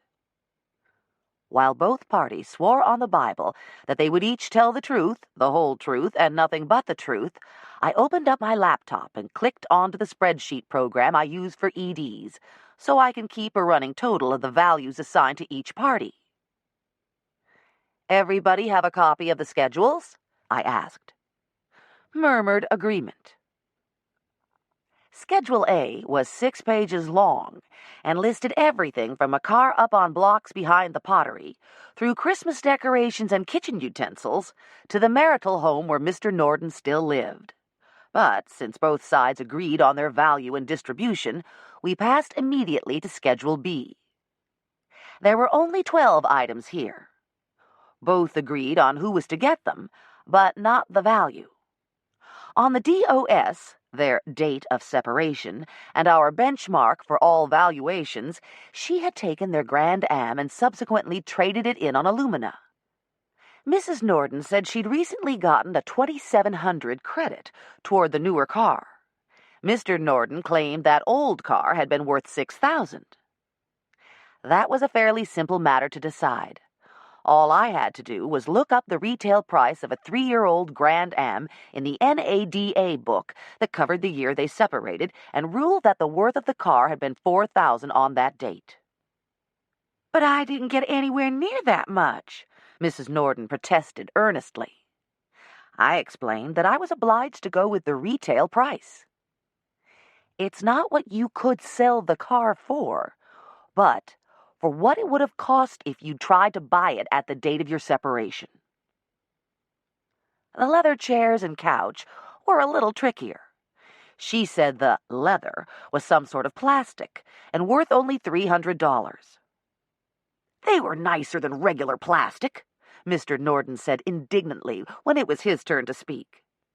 "We paid $2,000 for those 3 pieces when they were brand new, and we'd only had them about 2 years when she walked out and took them with her. Real high quality. Looked like what you'd find in a lawyer's office," he added earnestly. "They had to be worth $1,500 at least." If I was going to start cutting some Gordian knots, it was time to let them know I don't play games. "Before we go any further," I said, "are both parties willing to stipulate that I can find a value in between the two if the parties disagree? Otherwise, the law requires me to choose one of the values you've listed." Mrs. Nordan didn't wait for Nick Sanderson to answer. "I trust Your Honor's fairness," she said, giving me what I suppose was a woman-to-woman look of solidarity. "So stipulated," Wallace Fry said crisply after a quick consultation with his client. Now, Mrs. Nordan, you say the furniture is worth only $300. Yes, ma'am. So, if I awarded it to Mr. Nordan, who sounds as if he wouldn't mind having it back, and valued it in his column as only $300, you would still agree that's fair? I asked with a pleasant smile. Her look of cozy solidarity turned to chagrin. Let's call it $950, I said. And I still get to keep it? She asked sheepishly. To the plaintiff, I agreed. Wallace Fry smiled broadly as he entered the new figures. I went right on down Schedule B, hearing their testimony as to why I should agree with their valuations. Naturally, I didn't forget that it was to each one's advantage to come out with the least dollar value on their individual possessions. Nordan was going to wind up with most of the big-ticket items connected with the pottery, as well as the marital home, which he'd inherited from his grandparents before the marriage, but which still carried a hefty marital equity from all the improvements they'd made over the years. That meant he'd be trying to keep everything valued low on his side of the ledger and high on hers so that he wouldn't have to pay her a huge lump sum at the end to make the division equitable. As objectively as possible, I tried to hit the middle ground on the 30-year-old tractor Nordan used to haul firewood for the groundhog kilns, $1,500. The inventory pottery that was there on the DOS and had since been sold by him, $1,900. Her collection of Barbie dolls, $800. The only item on Schedule C was the pottery they'd collected together. Each had brought separate pieces to the collection from their own heritage, and there was no question of ownership on those. But together, they'd amassed a collection that was almost museum quality in its range and depth. Both agreed it was worth approximately $30,000 at today's auction prices. Both wanted all of it, and neither was prepared to budge. When it was clear there was no hope of compromise, I said, "Then let's leave C for now and move on to Schedule D." D contained 2 riding lawnmowers neither party wanted, and 18 Hallmark Christmas ornaments that both did want, even though their estimates of value were a couple of $100 apart. After some bickering back and forth, they agreed to divide them. Since she particularly wanted the 1997 ornament, I let her take the odd years and gave him the even. I valued the orphaned lawnmowers at $100 each and split them too. Schedule E listed 2 groundhog kilns, a car kiln, whatever that was, and 3 turning wheels that Mrs. Nordan contended were marital property, since they'd been built before the DOS with materials she'd helped pay for. Mr. Nordan testified that they were part of the real estate, which his father technically owned, since he himself only held a lifetime right to the pottery. "What's a car kiln?" I asked, curious to know if it was shaped like an automobile, or big enough to put a car inside, or what. Both attorneys and Mrs. Nordan deferred to the expert. "Well," said James Lucas Nordan, gesturing with his hands, "it's like a little 3-sided house, built out in fire bricks. Ours is about 8 feet tall and 5 or 6 foot deep. You've got 3 gas burners on 2 sides with baffles, so your flames don't hit directly on your pots. Then you got a wear cart on steel wheels that run on 2 little steel tracks." He held his thumb and forefinger apart to show me the narrow gauge. "That's your car. The back end of it's made out in fire bricks, too, like the 4th wall of your little brick house. So you load your setters with your glazed bisqueware, then push it in like a railroad car. Clamp it shut real tight and fire it up. You can get a higher temperature. We use the car kiln for stoneware and the groundhogs for salt glazing." He looked at me doubtfully. "You do know about salt glazing, don't you?" "I've been told, and I can speak glibly enough about it." I know that oral tradition traces the practice back to the Middle Ages, when German potters threw some barrels that had held salted fish or sauerkraut into a kiln's firebox and discovered it gave the clay an impregnable skin. But I've never really understood how common table salt can turn a plain clay surface into something hard and glassy. This looked like my chance to have it explained by a professional. "Pretend I don't," I told him. "Well, your groundhog kiln's dug right into the ground with a rounded brick roof. Looks just like a big mole run. You've got about 6 or 8 salt ports in the sides. They're holes exactly the size of your bricks. When the temperature inside your kiln is hot enough, you pull your bricks out and throw your salt through those portholes. Your salt vaporizes, the chlorine burns off, and the sodium acts like a flux to melt the silica on the surface of your wares. That's how you get your hard, glassy coating like your old potters did it. You still got to stock salt-glazed earthenware. Folks like that old-timey look. But believe me, Your Honor, it's a lot easier to load your ware cart and push it in than it is to crawl around inside a groundhog kiln to set your pots." He spoke with an owner's pride in a piece of efficient equipment, his big hands demonstrating the push-pull of moving a loaded cart in and out of the kiln proper. In animation, especially when he smiled, his eyes crinkled and his leathery face looked younger. The Nordans must have been a very attractive couple in their youth. After lasting nearly a quarter of a century, it was too bad they couldn't have made it all the way. Not my business, though. My job was to stay neutral and finish the division they'd begun. "Are all 3 of these kilns permanent structures?" "Oh, yes, ma'am." "But you built them before you and your wife separated?" "Well, we rebuilt the old one that was there before she come, and my brother and me did the work on the 2 new ones, but my daddy paid for all the material." "Out of profits I help make," Mrs. Nordan argued. After listening to both sides, I ruled the 2 newer kilns and the turning wheels marital, but valued them at a somewhat lower figure than Mrs. Nordan's.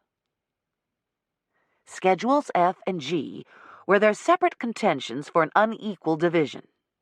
He presented evidence that he'd been paying all property taxes for the last 2 years, along with paying down the marital debt, and that he'd also incurred maintenance and upkeep expenses on their property during this time. Her counterclaim cited his control of her income-producing property, namely her place of work, and her marital claim on income produced as a result of his lifetime right to the Nordan pottery. After ruling on the marital debt and allowing the defendant credit for an unequal distribution for his payment of property taxes, I further ruled that the division of the marital property, as both had agreed upon, would effect an equitable distribution. Since a distribution in kind was impractical, there's no simple way to divide a kiln, I granted a distributive award to the plaintiff. Then we, or rather my laptop and the attorney's calculators, added up all the figures. When the numbers quit flying around, it looked as if Mr. Nordan would owe his ex-wife a little over $40,000. "But what about our pottery collection?" asked Mrs. Nordan. "You didn't tell us who's going to get it."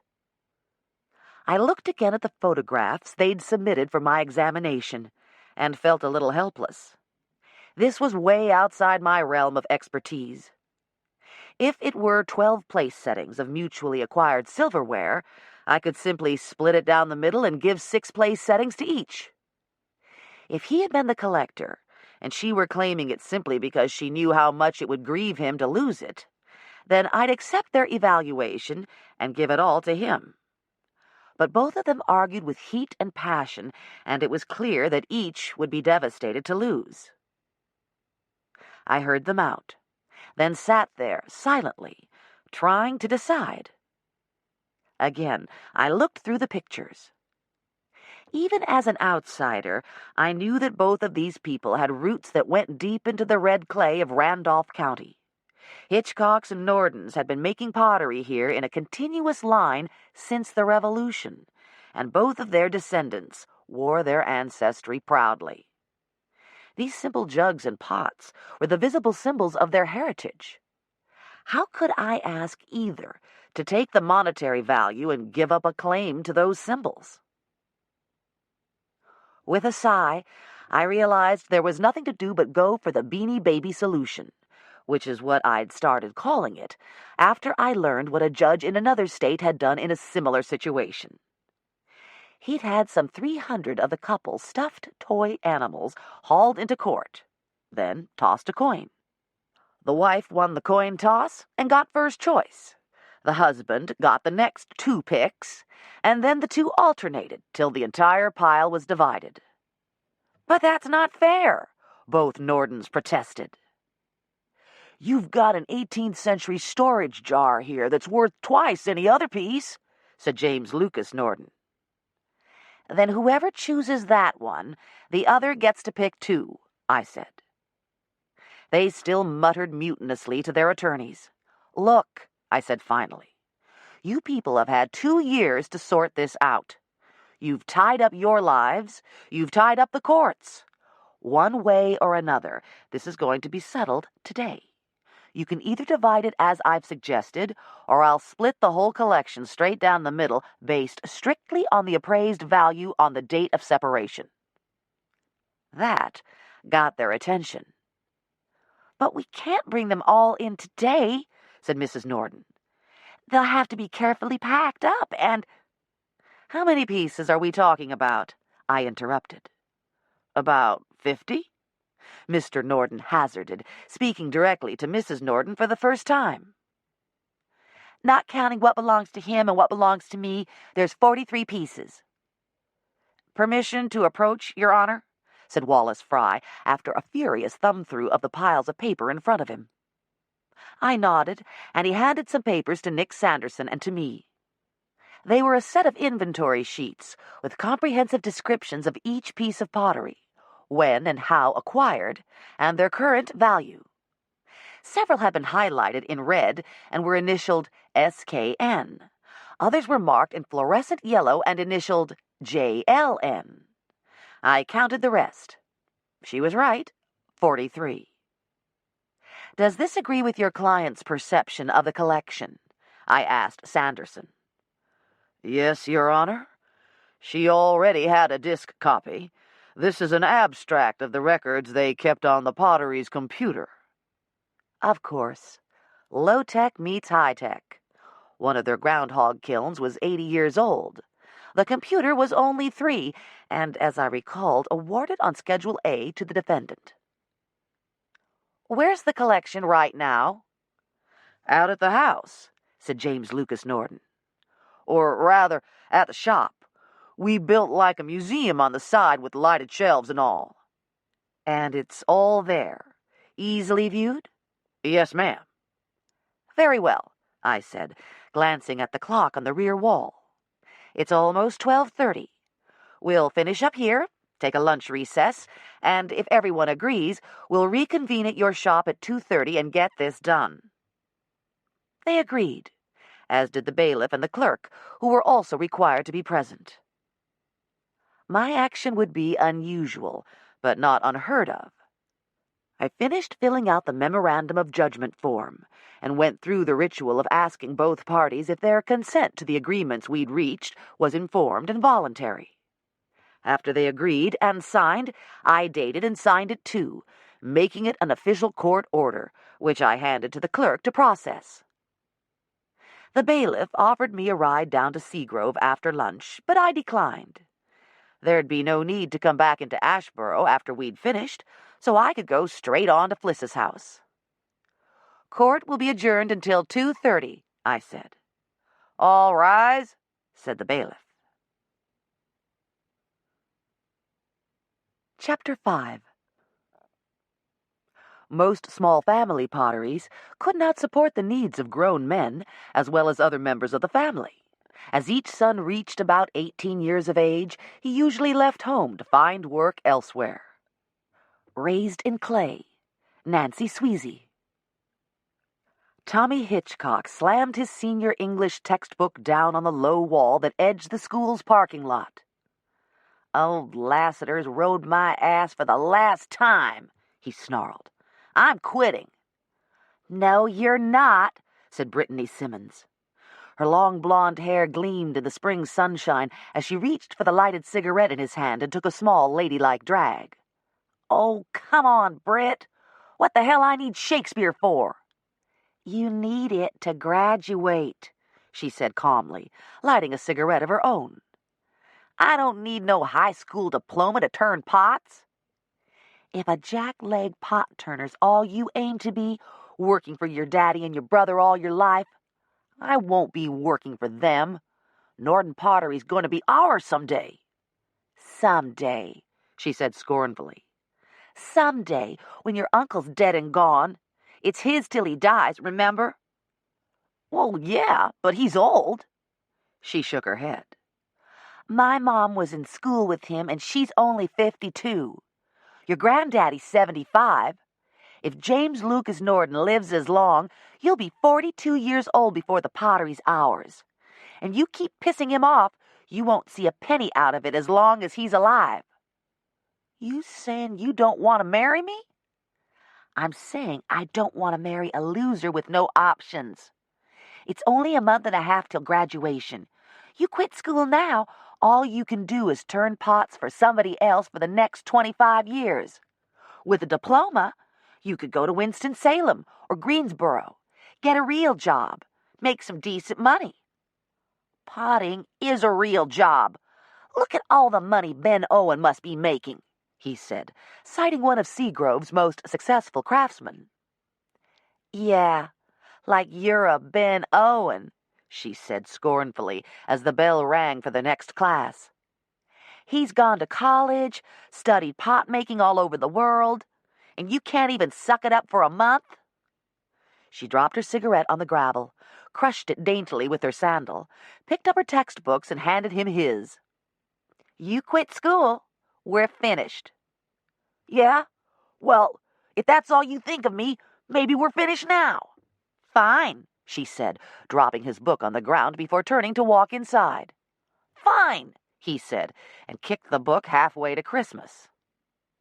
When he peeled out of the parking lot 2 minutes later, the tires on his old white Toyota laid down twin strips of rubber.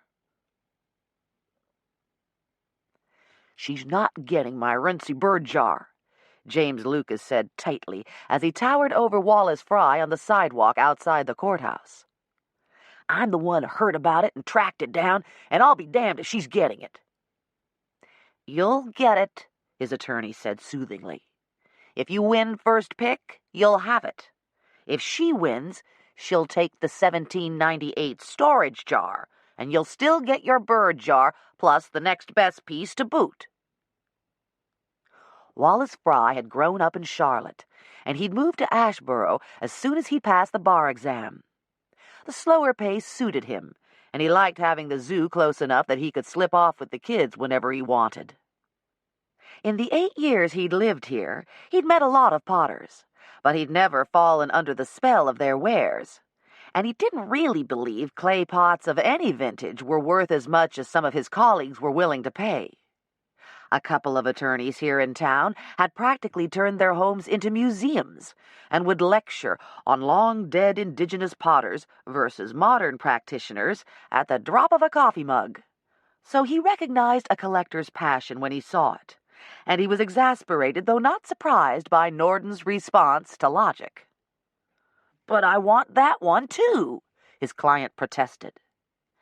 "Then you're just going to have to figure out which pieces she particularly values and pick enough of those that she'll trade you for them," Fry said. He glanced at his watch. "Lunch?"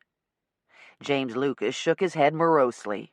"No, I'll grab a burger and head on back." "Fine," Fry said briskly. "I'll see you out at your shop at 2:30. The back door of the sales shop opened, and Amos Norton's stooped length almost filled the frame. "Ain't it about time James Lucas was getting home?" he asked for the second time in the last hour. He was getting as bad as Jeffy, waiting for a clock's little hand to reach a certain hour, June Gregorich thought irritably. It annoyed her to think his mental faculties might be going, that he might be entering second childhood this soon. She wanted to tell him to get a grip, that he was only 76, with at least another 10 years ahead of him if he'd just set his mind to it. Instead, she kept her voice patient. Soon as he comes in, I'll send him on down to the shed. Isn't Bobby back from lunch yet? Nah, and it gets lonesome down there by myself, the old man grumbled as he watched her wrap the bright red vase a happy tourist had just bought for her Florida home. Even before she went to work for Amos Nordan, June had been told that Donnie was his favorite son. But she'd only seen them together twice before that November day 2 years ago when she dialed 911 after Mr. Amos found him dead.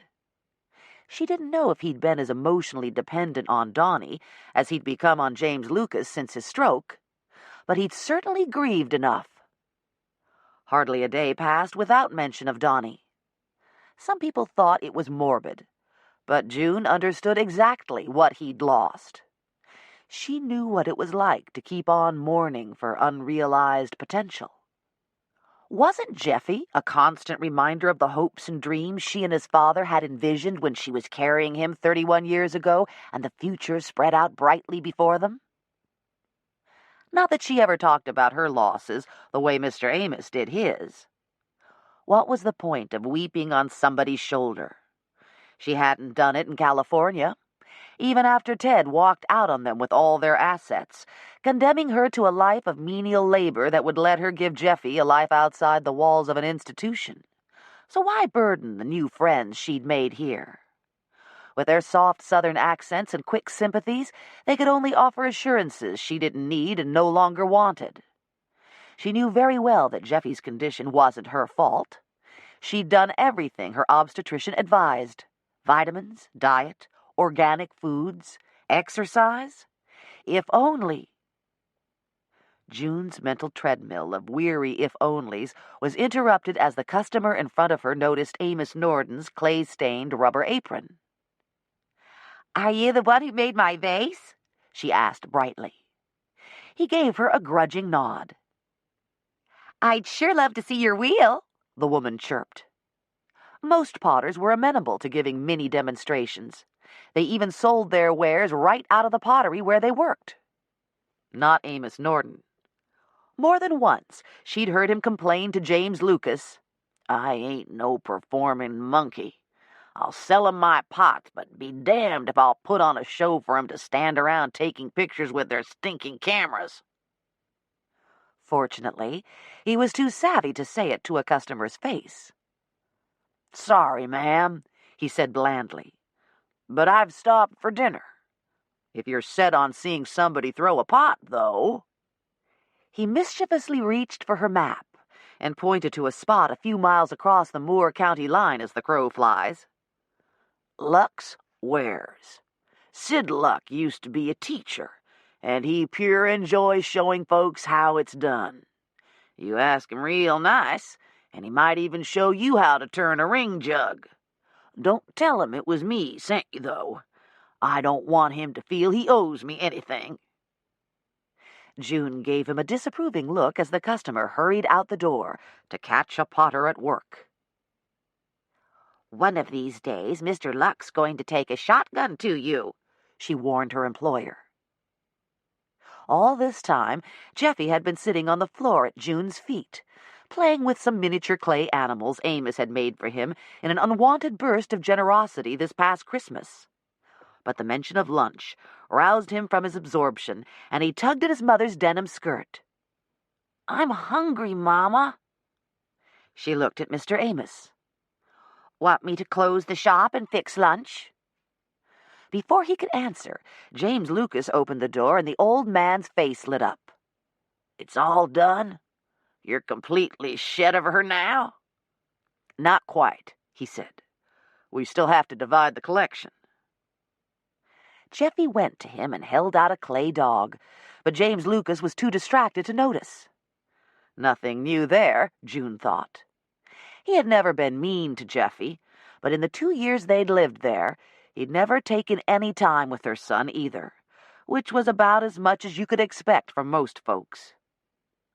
At least the Nordans had never asked her why she didn't stick her son in an institution, as if he were an awkward inconvenience who needed to be warehoused, out of sight and out of mind. They're all coming out after they eat. The judge, the lawyers, Sandra Kay, he said. As Jeffy butted up against him like a friendly puppy, James Lucas tousled his hair as if he were indeed a puppy. His own hair had gone a shade grayer in the 2 years she'd known him, and the lines in his face were so deep now he could have passed for Mr. Nordan's brother instead of son, even though she knew he was almost exactly as old as she. While she was a carefree young wife in California, he was already carrying a man's workload here at Nordan Pottery, helping to turn out the pottery's famous cardinal ware. "Bobby finished loading the car kiln?" he asked. Amos shook his head. "He swears he'll finish this evening, but you know him." "Want me to set a plate for you?" June asked, as she paused in the doorway with Jeffy. "No, I already ate a hamburger. Y'all go ahead, though." "Come on over and sit with us," urged his father. But James Lucas shook his head. "You go on and eat and have your rest, Dad, and I'll see you after this is over. I just want to look at everything one more time while it's all together, okay?" When he finally eased them out of the showroom, James Lucas walked over to the addition they'd built on years before the separation. Till then, the pieces had sat haphazardly around their house. But one day he and Sandra Kay heard Dorothy and Walter Almond speak on the significance of old pots. The Almonds were self-taught historians, potters, just like the Nordans. They had loved and collected old family pieces, too, and sought out the stories behind them. And their enthusiasm sparked his and Sandra Kay's and gave them a rationale for the old chipped and cracked pieces they kept lugging home. These homely demijohns, chamber pots, and butter jars were a tangible link to generations past, and, lacking children and that link to the future, the two of them had become almost obsessed with finding things their grandparents and great-grandparents had made and used. Now the Almonds were dead, their collection gone to the Charlotte Museum, away from the clay pits of Seagrove. And soon this collection, too, would be broken up. He alternated between rage and grief as he moved from one glass case to another. He remembered the excitement when they found this jug etched with his great-great-grandfather's initials, the glow on Sandra Kay's face when she brought home that storage jar. They used to laugh together in those days. How could it have gone so wrong between them? The bloom was long since off the rose by the time Donnie died, yet they still worked well together, were easy in each other's company, with no thought of divorce. But the minute Donnie died, seemed like their marriage just flat went to hell. Dad got it in his head that Sandra Kay had been having an affair with Donnie, and for some reason blamed her for the way Donnie died. Did she sleep with his brother? He still didn't know. She swore there was nothing between them, but where there's smoke... And Donnie wasn't there to answer his questions. Not that he would have, or not that he'd have told the truth if he did answer. Sometimes, thought James Lucas, he could well understand why Joseph's brothers had thrown him in the pit and sold him into slavery. The Bible made it sound as if the brothers had acted without a bit of provocation, even though the younger brother was old Jacob's pet, the one who got all the praise and all the consideration, just like Donnie. He didn't have a doubt in the world that Dad would have willed the pottery to Donnie alone if his brother hadn't gone and killed himself when he did. Well, that was water under the bridge now, he told himself, and switched off the lights in the glass shelves as a couple of customers came in. they proved to be browsers only, and left a minute or so after June returned to mind the shop. "I'll be down at the sheds if anybody needs me," James Lucas told her as she sat down at the computer to finish entering the last kiln load of ware in their inventory records. "Better to be busy than to be brooding on what can't be helped," he thought, as he walked along the path through a bed of rhododendrons that were now taller than he. Their large pink or purple blossoms were prettier to him than any lilies or orchids he'd ever seen. He and Sandra Kay had once talked about designing a set of tableware around rhododendron colors, but Dad and Donnie had vetoed the idea. "Gray and purple are our colors," they said. "That and our cardinal red." And after Donnie died, there was no working with her.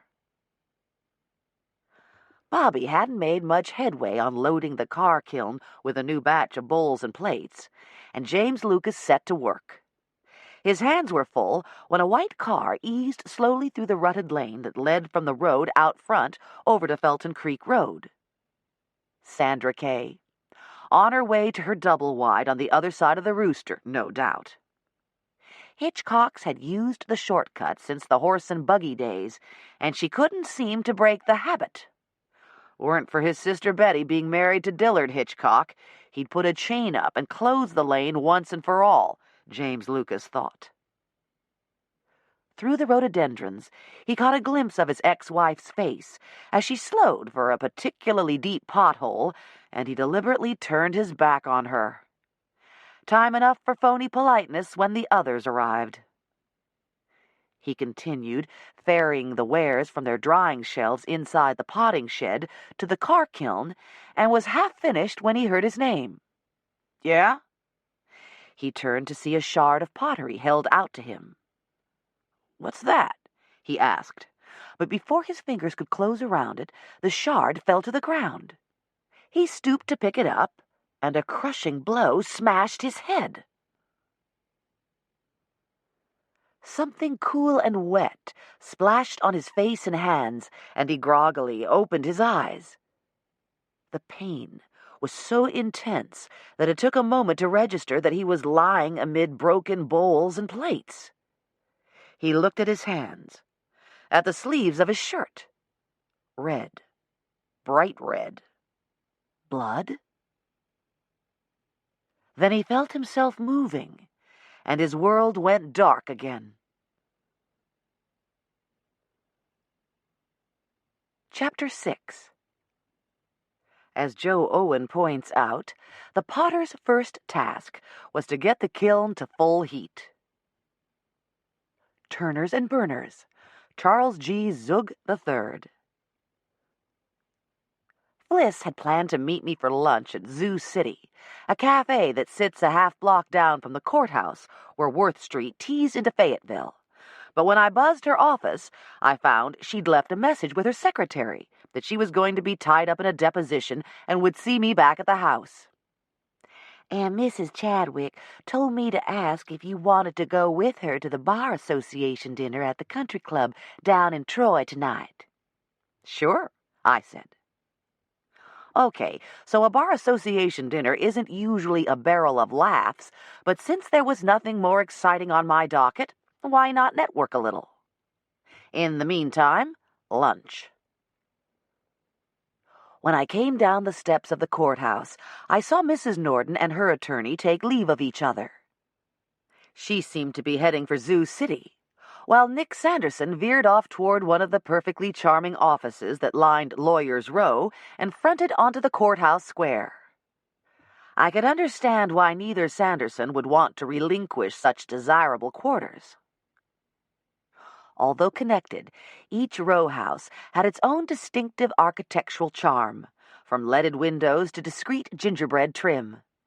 Together, they breathed an automatic tradition and solidity that no modern office complex could ever match. Whichever Sanderson lost, that Sanderson would be losing more than the usual goodwill owned by most firms. He, or she, let us not forget, would be losing status, convenience, and income, too, no doubt. Anyone charging out of the courthouse with the sudden urgent need of an attorney would surely head straight for this row of legal saviors. I thought of the law offices over in Dobbs, where I had practiced before becoming a judge. The white clapboard house had been built in 1867, half a block from the courthouse, by my maternal grandmother's grandfather. And it had been hard to leave even though it was my own choice to run for the bench.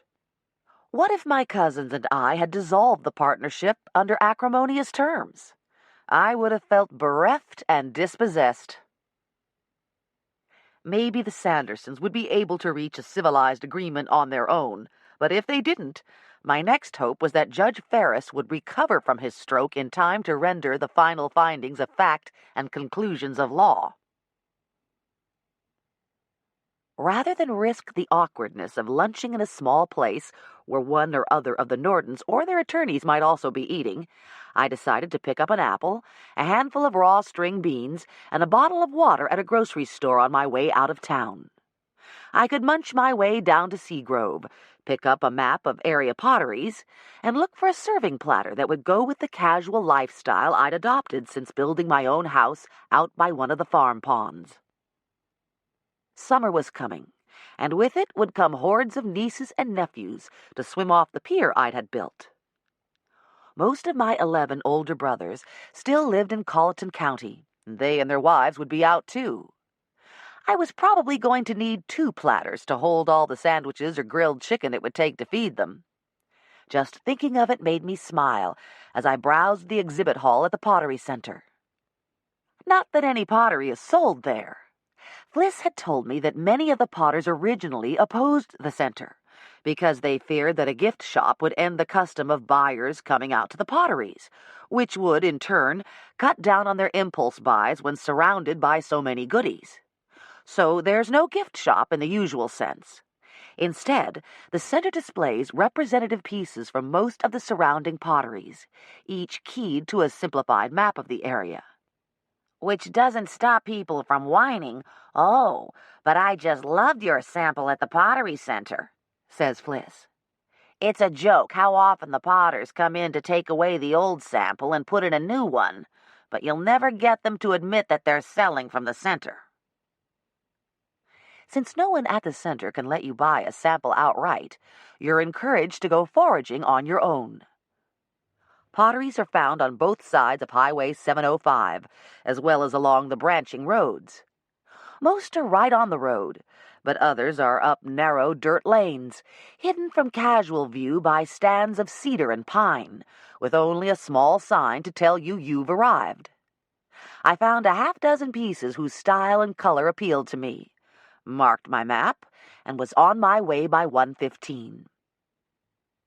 At that, I barely had time to check out 3 or 4 places in the next hour, because you can't just go in and look only at platters. There's so much tactile variety, so many intriguing shapes, all demanding to be touched and held. The shops themselves were interesting, too. Some had regular museum pedestals with single pieces displayed like works of art. Others stacked up rough planks and bricks and loaded the planks down like a discount warehouse. Some of the shops were separate showrooms. Some were tables and racks at one end, with a potter and his wheel at the other end, up to his elbows in wet clay as the wheel spun around and bowls magically emerged from the lump beneath his hands. Although I didn't find my platters, I bought a grotesque face jug at one place and a large flower pot at another. At still another, I stood mesmerized as the potter turned out several cereal bowls in a row without a hair's worth of difference between them. "Practice does make perfect, doesn't it?" I marveled. "I don't see how you can make them so uniformly." The potter chuckled and wet his hands again before cupping them around the next ball of clay. "Things don't always come out of the kiln as identical as they went in. I've had many a customer fuss 'cause they couldn't find 6 juice cups that matched precisely. One woman was so picky, I finally told her to go on over to Kmart. Every one of their cups match." I would have enjoyed talking to him longer, but a glance at my watch showed 2:15. Even though Nordan Pottery was less than a half-mile away, I didn't want to be late. Built of rough clapboards, stained a dark brown, the Pottery complex nestled in a grove of dogwoods and pine, as if it had been there forever, or at least for the whole 200 years that Nordans had owned this section of land. It was far enough back from the road to have a graveled parking area that could accommodate 6 or 8 cars, yet it was partially screened by a weathered split-rail fence and head-high azaleas and rhododendrons. Here, in early April, everything was pink and green and earth-toned. No grass, just a thick carpet of pine needles and leaf mold. To the right of the shop was the house James Lucas Nordan had inherited from his grandparents, and where he still lived alone since the separation. To the left was Amos Nordan's house, which the old man shared with June Gregorich and her son Jeffy. Fliss had told me that she kept house for him in exchange for their room and board, and that she was free to work elsewhere for wages as she chose. She works in the shop on weekends. Decorates part-time for them and for gristmill pottery, Fliss had said, ticking the jobs off on her fingers. Cleans for me on Mondays and for a friend of mine on Fridays. When does she rest? I'd asked. I'm not sure she does, but she's trained Jeffy to help a little. He can use a broom, run the vacuum, or scrub down a shower stall. You just have to keep it real specific. When I arrived, Jeffy was rocking in the porch swing with Mrs. Cagle, the matronly gray-haired recording clerk, who probably had grandchildren. They were singing a Sesame Street song about friendship and taking turns. The bailiff, whose name I kept forgetting, was leaning against the porch post to smoke a cigarette. His toe unconsciously tapped along with the rhythm of the songs. The 2 attorneys were talking together under a dogwood in full flower, and as I got out of my car, 3 unfamiliar women came through the shop doorway with brown paper sacks that bulged with newspaper-wrapped pottery. June Gregorich saw them down the porch steps, then turned the open sign on the door around so that it now read closed. "Oh, goodness!" exclaimed one of the tourists. "We got here just in time, didn't we?" Her friend gave the attorneys and me a look of commiseration. "Too bad they're closing on y'all. Their stuff is so wonderful. You simply have to come back." Wallace Fry smiled and assured them we certainly would. They started to drive out of the parking lot and had to wait while a shiny white Lumina turned in. Sandra K. Nordan. She drove right up to the edge of the porch and parked. "Am I late?" she asked as she hopped out of the car. She had changed into khaki slacks, sneakers, and a short-sleeved bright red cotton sweater. There were smudges on the sides of her pants, as if she'd wiped her dusty hands there. "We still have 5 minutes, according to my watch," I said. "Is the collection in this building?" She nodded and led the way up the porch steps with a mixture of awkwardness and familiarity. Mrs. Nordan had spent 30 years of her life here, yet now she came as a truculent visitor. June Gregorich held the door open for us. "Hey, June," she said. "Where is he?" "Out back somewhere. Didn't you find him before?" The housekeeper's wiry brown hair was standing almost straight on its ends like some sort of fright wig, and as she spoke, she smoothed it back with her hands and tied it with an orange ribbon that matched her faded and paint-splattered T-shirt. "Before? I just got here." "Oh? I thought I saw your car when—" She broke off with a shrug and gestured for us to come in. The others waited for me to enter, then followed me into the long room. The ceiling was open timbers and had been set with clear glass skylights. Natural sunlight fell upon the purple and gray pieces of pottery like spotlights aimed on expensive jewelry. There were no windows in the rear wall, but more light came from windows along the front, where a glistening row of Amos Nordan's trademark cardinal tableware sat behind a placard that warned, Not for sale. Don't even ask. Mrs. Nordan went straight past the sale displays, back to where the ceiling lowered, and there were no windows or skylights. The shadowy space was clearly a home-built add-on. Want me to get the lights? Asked June Gregorich. That's okay. I'll do it, said Mrs. Nordan. She opened an inconspicuous panel in the wall, flipped a series of switches, and the pottery collection sprang into view. The small open room was lined with glass-fronted shelves from floor to ceiling, and each shelf had its own concealed strip of lighting, so that every piece could be seen and appreciated. I hadn't paid that much attention to it when I was here before with my sister-in-law, and I had to remind myself that I wasn't here to sightsee. Instead, I turned to Mrs. Gregorich. Would you tell Mr. Nordan we're ready to begin? Certainly, she said, and went out through the rear door. While we waited, I took a closer look at the collection. The pieces were arranged chronologically, and most of the early ones were simple and utilitarian shapes. Among them was a salt-glazed stoneware grave marker that was poignantly incised in crude lettering. Chas Nordan. Died October 1st, 1832. Aged 13 months. Oh, for heaven's sake, said Sandra K. Nordan, looking at her watch impatiently. She started for the rear door, but as she put out her hand to turn the knob, it opened, and Jeffy came shuffling back in, followed by his mother. Watch out for that table, Jeffy, she warned.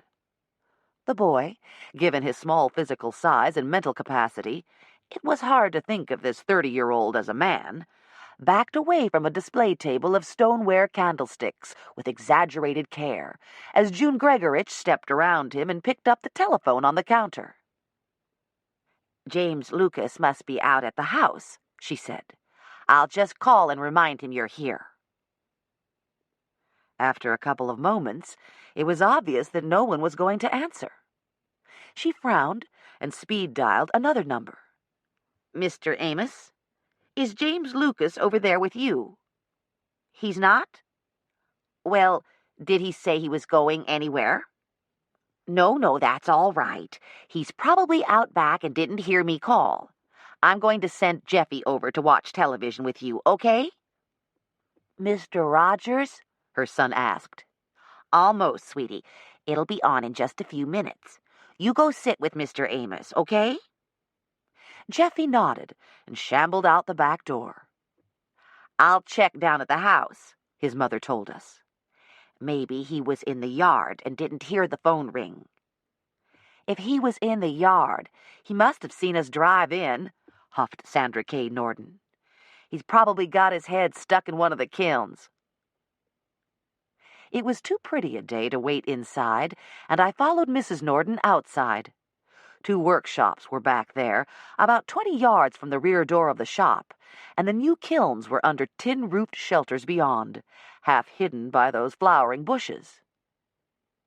Graveled driveways linked the houses and main buildings, and dirt lanes led off up the hill through oaks and pines, probably to the wood lots that supplied firewood for the old-time kilns, or possibly even to clay beds on the downslope beyond the rise. Nowadays, most potters prefer to buy their clay, I'd been told, but some of the traditionalists still like to dig and pug their own. The smell of yellow jasmine floated on the spring air, and somewhere someone was rushing the season by barbecuing outside, reminding me that it would soon be time to plan a summer pig-picking. Mrs. Nordan opened the door and called, "James Lucas, you in here?" The pottery shed was long and poorly lit, and every surface seemed covered in powdery gray clay dust. The floor was nothing but dirt, and bare light bulbs dangled at the end of extension cords over the work areas. Steel utility shelves held the greenware that hadn't yet been fired. Behind them were barrels of clay, buckets of glazes, and other supplies of the potting trade. Both wheels stood motionless, though. No potter here. I tagged along as Mrs. Nordan passed straight through and out a side door, and there were the two newer kilns, each under its own tall tin-roofed shelter. To the left was the non-marital groundhog kiln, a low, domed, brick-lined burrow with a firebox in the front and a chimney at the back. I looked at it with new eyes after Mr. Nordan's recent testimony. It must be tedious as hell to load one of those things. You'd have to crawl through a small door on your hands and knees, and if you were lucky enough to have help, those helpers would hand in the various pots and crocks and churns, which you would space in rows according to size and glazes.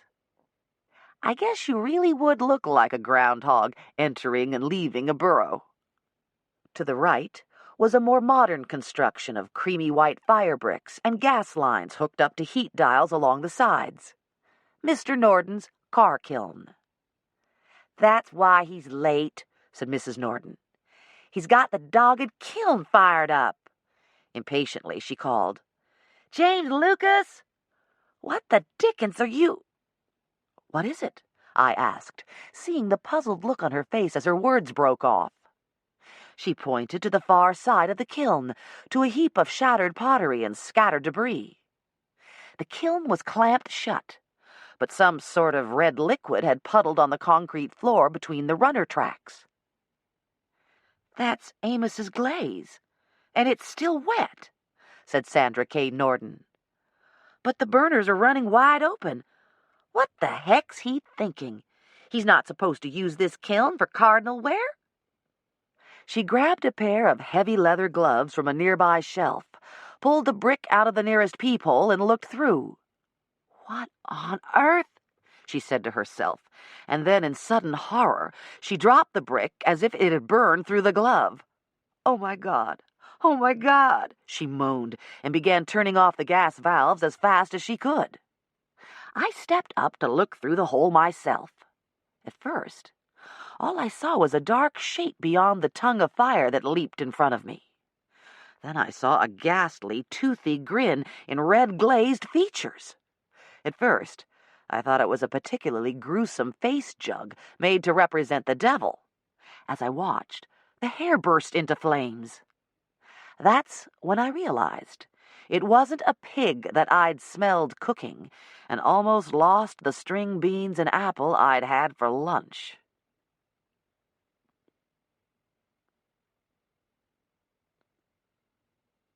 Chapter 7. Unquestionably, there was some danger involved in this operation. Turners and Burners, Charles G. Zug III. Okay, it was completely unprofessional of me. I do know better than to watch someone tamper with a crime scene. Theoretically, anyhow.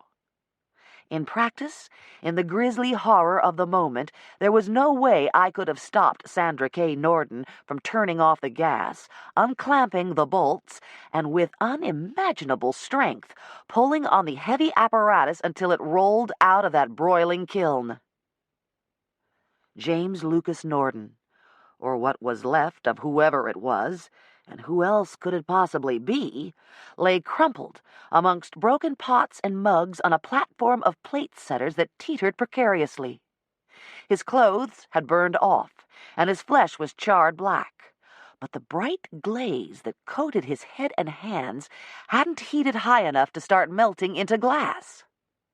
It had certainly dried, though, and as the cooler air hit the body, the thick glaze began to crack and powder while we watched helplessly. Sandra K.'s screams brought the others running to the kiln shelter. "Oh, dear God," said Wallace Fry. "How?" faltered Mrs. Cagle. Wide-eyed, June Gregorich said, "He was just talking to me an hour ago." "Who could have?" asked Nick Sanderson. "Damn it! Who would have?" Shock and morbid fascination had us all babbling. "Here, now, what's going on?" said Amos Nordan, who moved so slowly he'd probably set out as soon as June Gregorich called over to his house. He reminded me of my own daddy. in his bib overalls and a long-sleeved blue chambray shirt, except my daddy still walked the earth with strength and vigor. This old man needed the support of a homemade staff cut from wild cherry as he walked unsteadily across the gravel drive and peered nearsightedly under the shelter. "That you bawling, Sandra Kay? What ails you, girl?" Motherly little Mrs. Cagle, who seemed to know him, hurried over and took his arm. "Come away, Amos. You don't want to see." "The hell I don't." He shook off her hand and kept coming. "Some damn fool tourist go poking his nose too close to a peephole. Get his eyelashes burnt off.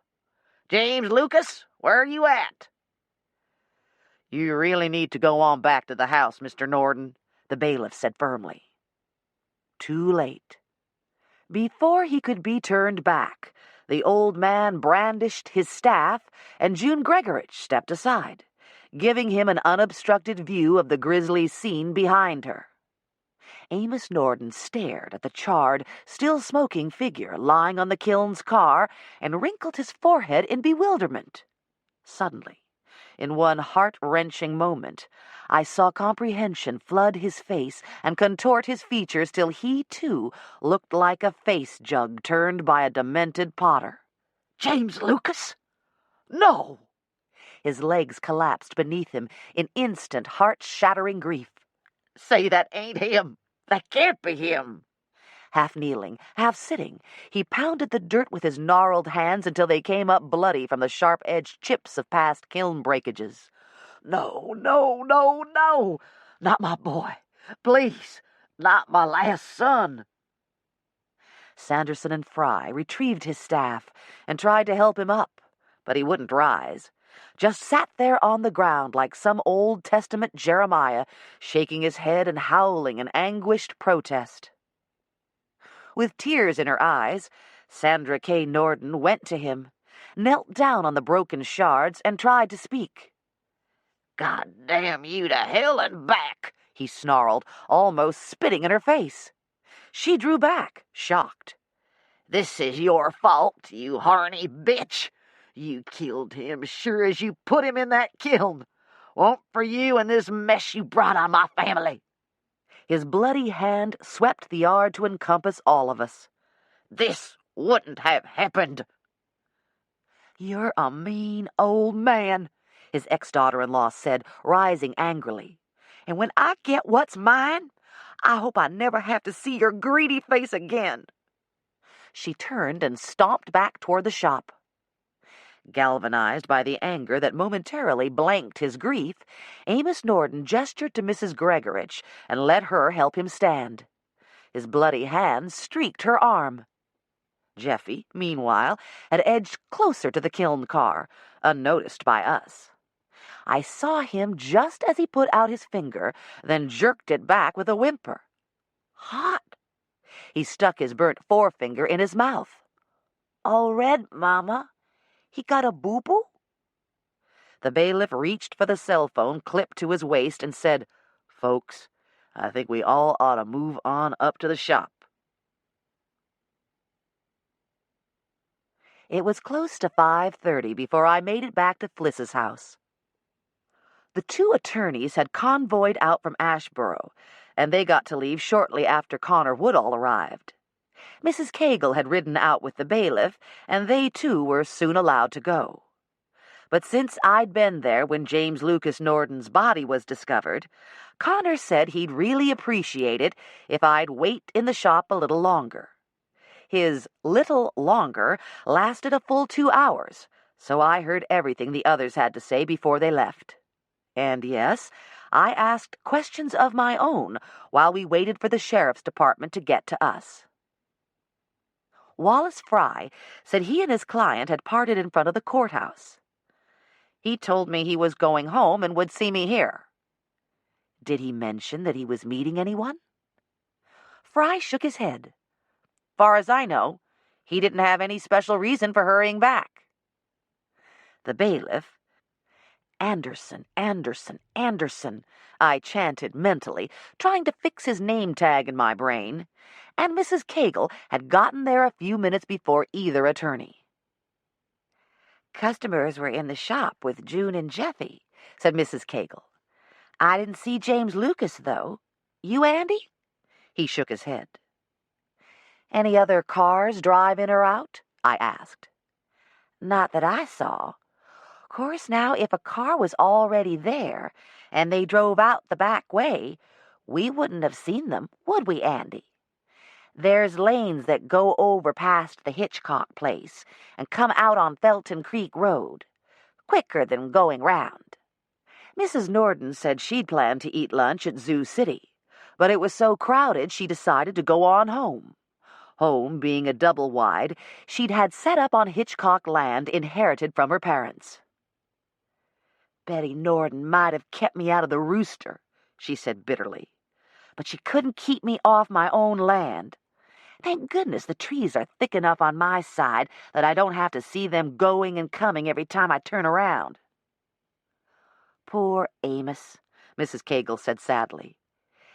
This is just going to kill him. First Donnie, now James Lucas.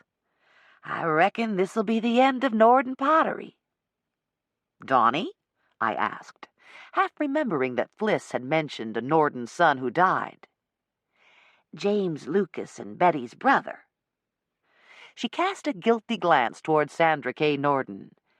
He died over a year ago, was it? 2.5 years, Mrs. Nordan said. Her voice held a quality I couldn't quite decipher. The fair-haired son with the magic fingers. Before I could get her to elaborate, the deputy stepped through the back door and told the other 4 that they could go. June Gregorich came back about then. She said that Amos Nordan wanted to be alone for a while. But I left Jeffy watching television. He knows how to press the shop button on the telephone if Mr. Amos needs anything. She had brought with her a plastic milk jug full of chilled sweet tea. Sandra Kay plucked 3 tall stoneware mugs from the display shelves, wiped out any dust with paper towels, and we drank thirstily. Once the bailiff, the clerk, and the attorneys left, the 3 of us were pretty much on a first-name basis within 10 minutes. There seemed no need to keep up formalities when it was clear to me that any division of the Nordans' collection would involve probate. What does happen now? Sandra Kay asked, wandering restlessly back and forth in front of the glass shelves that housed the pottery collection she'd shared with her ex-husband. Do we have to start the dogged thing all over again? The ED, you mean? No, I said. Both of you signed the memorandum of judgment, so everything you and he agreed to this morning is still binding. Whoever represents Mr. Nordan's estate will substitute for him in dividing the collection. Everything else stays the same. That'll be Betty, probably, she said, if he still has a will. I made a new one after we split up. If he died intestate, his father would be the next of kin, unless there were children. No children, she said abruptly. Not even any bastards. Oh? I was sensing all sorts of unspoken undercurrents. Sometimes an innocuous "oh" will loosen tongues itching to speak. Not this time, though. So I asked June Gregorich, "Did you see Mr. Nordan when he came home? Was anybody with him?" She shook her head. Far as I know, he was by himself. That was a little before 1, I think. He told me to go on to lunch, that you and the others were coming out to split up the collection, and he wanted to have another last look at it while it was still all together. Sandra Kay rolled her eyes. Well, I'm sorry, Sandra Kay, but that's what he said, and that's how he said it. Not mean or anything, more sad-like. What about Bobby Gerard? Sandra Kay said. Was he working today? Supposed to be. He was here this morning, but nobody's seen him since lunchtime. It's been a couple of weeks since he went on one of his benders, so... She made a face, and Sandra Kay nodded in understanding. I asked who Bobby Gerard was, and they explained that he was the Pottery's kiln helper. Not a very reliable one, I gathered. So lunchtime was the last you saw of James Lucas? No.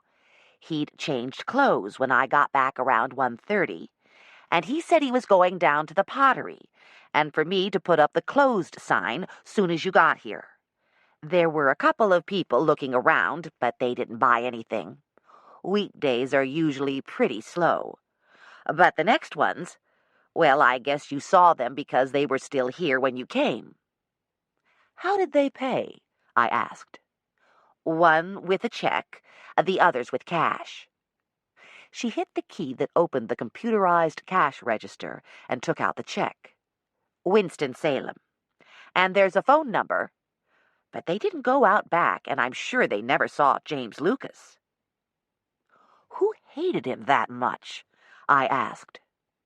Sandra Kay shook her head helplessly, and June said, Nobody that I knew of, but then I probably wouldn't. We've only lived in Seagrove about 3 years. I don't understand trying to glaze his face, said Sandra Kay. It was awful to put him in the kiln, but to paint his face and hands first? That doesn't make sense. Another potter? I wondered aloud. Somebody jealous of his standing in the field? Sandra Kay ran both hands through her blonde hair with a bewildered frown. But he doesn't have that much standing. Not since we split up. She glanced apologetically at June Gregorich. I'm sorry, June. I know you've tried. The older woman shut the cash drawer and closed down the computer. You don't need to apologize for speaking the truth. I told James Lucas I didn't know anything about mixing glazes, and Mr. Amos only knows red. I can dip ware into a glaze barrel, and I can paint simple flowers and vines and things like that. That's just common sense. But the stuff you do, that's talent. Sandra Kay started to demur, but June wasn't having it. Yes, it is talent, and nothing to brag about or be modest either. It's straight from the genes, and you either have it or you don't. She faced me forthrightly. She's got it. I don't. And neither did James Lucas, Sandra Kay said sadly. He could turn as good as his daddy, almost as good as Donnie. But he didn't have their feel for slips and glazes and the way they work over different clays. No, if professional jealousy was reason to kill a Nordan, it's Donnie they'd have killed, if he wasn't already dead. Again, that odd awkwardness hung in the air, and I remembered Fliss saying that Amos Nordan's stroke was brought on by finding his son's body. How did he die? I asked bluntly. An accident, she said, her face closing down. We don't like to talk about it. Sorry, I murmured, and backed off. I'd soon be seeing Fliss. She'd certainly know, and if not, there was always Connor Woodall, who ought to be getting around to taking my statement sometime before dark. If we went one-on-one, he might be persuaded to gossip a bit with the nosy younger sister of old boyhood friends. All this time, various official vehicles had come and gone through the yard, including the ambulance that would be taking Nordan's body over to Chapel Hill for autopsy. As the minutes dragged on, we became more and more restless. June went back to the house to check on Jeffy and Mr. Amos, and that left Sandra Kay and me casting about for something safe to talk about. Since I could hardly ask her why her ex-father-in-law called her a horny bitch, or why June thought she'd driven her white car through the yard before any of the rest of us arrived.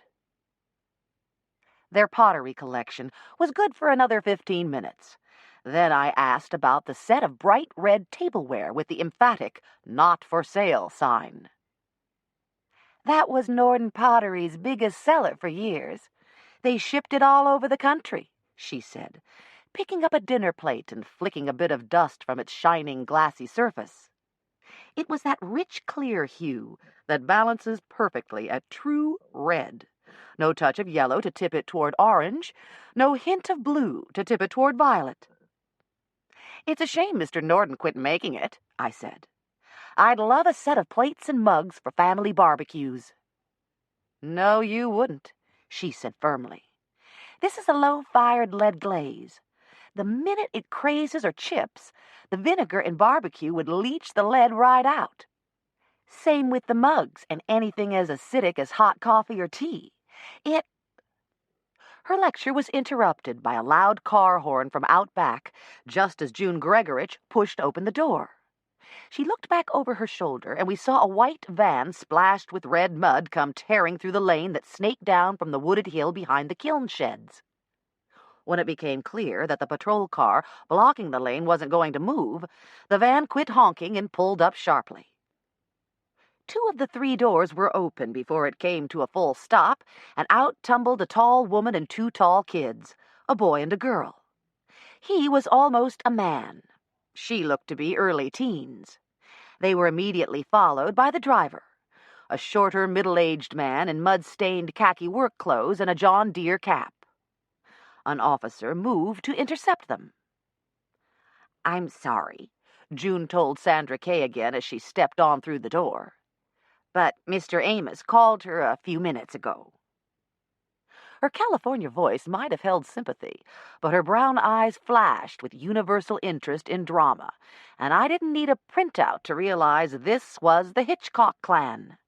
James Lucas's sister Betty, and Sandra Kay's brother Dillard Hitchcock, with 2 of their 3 children. They were too far away for me to make out her words, and a few of the bushes blocked our view, but Betty Nordan Hitchcock was clearly crying as she spoke to Connor Woodall, who had stepped forward to meet them and turn them away from the kiln where all the activity was centered. I heard her voice raised in tearful argument, but Connor's voice was a steady rumble, and her shoulders slumped as she gave up. Supported by her son, she stumbled up the path that led directly to her father's house. Her daughter started to trail along behind them, but when Dillard Hitchcock took the path that led to the shop door where I stood looking over Sandra Kay's shoulder, she came with him. As soon as he saw Sandra Kay, he stretched out his arms and she ran to him with a low moan. Whatever her problems with her sister-in-law, Sandra Kay was clearly ready for a brother's comfort. "Oh, Dilly, it's awful, so awful." The girl, the super-talented Libet that Fliss and Connor had discussed the night before, watched without speaking. Tall as all the Nordans seemed to be, she was so thin that there was almost no sign of breasts or hips inside her oversized T-shirt and straight-legged jeans. Her long brown hair was plaited with a single braid that hung halfway down her back and was secured with a plain rubber band. Her dark blue eyes flickered from her aunt to June and me, then back again.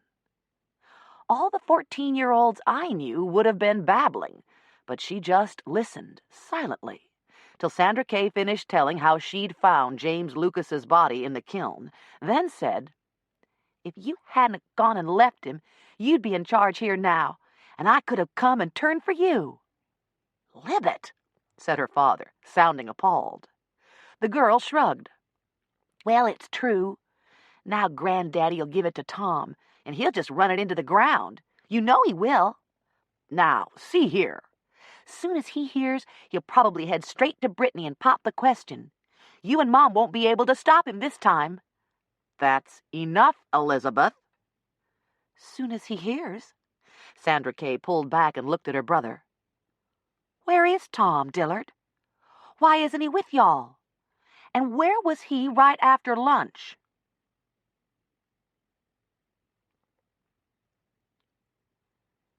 Chapter 8. It is commonly believed that glaze seals a pot against liquid penetration. With the exception of slip glazes, this is not always the case, since many glazes do not fit a pot perfectly, and therefore are under tension, causing the glaze to yield and develop fine crazed lines, sometimes discernible only with a magnifying glass, either immediately or over time. Raised in Clay, Nancy Sweezy. It was almost 5:30 before I got back to Fliss's house. She met me in the doorway with a drink we'd concocted together and christened a Carolina cooler, half orange juice and half tonic water, in a 12-ounce glass with enough gin to suit whatever the occasion.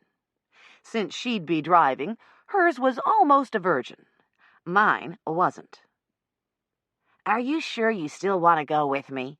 she asked, when I'd finished telling her about James Lucas Nordan's death. "I'm one of the officers, so I have to be there tonight. But if you'd rather skip it—" Even a bar association dinner seemed preferable to spending the evening alone at Fliss's house. Besides, it'd give me the chance to ask her some of the questions I hadn't been able to ask Connor Woodall. After all that waiting, he'd barely asked for my name, rank, and serial number before letting me leave. "I'll catch up with you tomorrow," he'd said, turning his attention to Sandra Kay and June. So now I took a quick shower and changed into a silky, ankle-length, sleeveless shift. It was olive green, with a random scattering of black leaves around the neckline. Over it, I wore a short, fitted black jacket. When I stood perfectly still, I was a demure and proper judge. When I moved, a thigh-high side slit suggested other adjectives. As befits an officer of the association, Fliss wore a rust-colored linen suit the exact same shade as her new hair. Once we were on 134, heading south to Troy, I settled back in my seat and described the weird vibes given off in the Nordan shop when Donnie Nordan's name came up. "How did he die?" I asked Fliss. "Truth to tell, I'm not 100% sure," she said, passing a tractor that had a bewildered-looking cow tethered in the railed flatbed it was pulling. "First, they said it was suicide. Then they said it was an accident. He'd remodeled the loft over his potting shed, called it his bachelor's pad, and that's where it happened. They found him hanging from one of the rafters. No one could figure out why. His work was selling well. A lot of serious collectors were starting to say he was the most gifted potter Nordan Pottery's ever produced." That's what Sandra Kay said, only she was sort of snide about it. She called him the fair-haired son with the magic fingers. I wouldn't read too much into that. Yeah, Amos favored Donnie over James Lucas. But Nordan Pottery wouldn't have been profitable if it hadn't been for her and James Lucas's steadiness. Donnie was gifted, but he was erratic as hell and lazy, too. "When he was good, he was very, very good?" I suggested. "And when he was bad," she smiled. "Well, he just found out he was a father." "Huh?" Without taking her eyes off the road, Fliss nodded. "He never married. Lots of girlfriends, but none of them ever got pregnant. And since Sandra Kay and James Lucas didn't have children, I guess Donnie assumed that he and his brother were both sterile. Then, out of the blue, he got a letter from a woman who'd been in a pottery class he gave over in Raleigh years ago. She'd been married at the time, but now she was divorced, or her husband died, I forget which, and she wanted Donnie to know that he was the father of her younger son. I heard he was happy about it. Happy, but so surprised that they were going to do a blood test. That's why suicide seems so unlikely." "You think he was murdered?" "Oh, no," Fliss said, as I fiddled with an air vent that was blowing on my face. "About a week after the funeral, word seeped out that it was an accident. Though I don't know why that should be something the Nordans would want hushed up. I couldn't say. Seems to me an accident is better than killing yourself. But that's when my dad was going into a rest home over in Charlotte, and I was back and forth a lot about the time they changed Donnie's cause of death, so I missed whatever talk there was. But the Nordans still don't want to talk about it, so it must have been a real dumb accident, like drowning in the toilet bowl or something." "Was Amos the one who found him?" She nodded. "And right after that, he had his stroke." We drove in silence for a few minutes while I thought about ways to accidentally hang yourself. What happened to the boy? I asked. Was it his? Who knows? Donnie died owning nothing but a few pots, a car, and the clothes on his back, so it's not as if he had much to leave an illegitimate child. But if Amos Nordan was so crazy about Donnie, wouldn't he want to help raise Donnie's son, his own grandson? We're talking a teenager here, she said, not an infant. And remember, I told you that Amos went and signed a lifetime right over to James Lucas when he had his stroke? So it's not as if he had much extra money to toss around, even if he wanted to. Didn't James Lucas care about his brother's son? Evidently not. But then, he and Donnie weren't all that close, either. Now that he's dead, too, maybe Amos will change his mind. His granddaughter, that Libet Hitchcock you were bragging on, she seems to think her brother Tom's going to step right in and take over the works, that he's been waiting for an opportunity to get married and strike out on his own. Fliss snorted.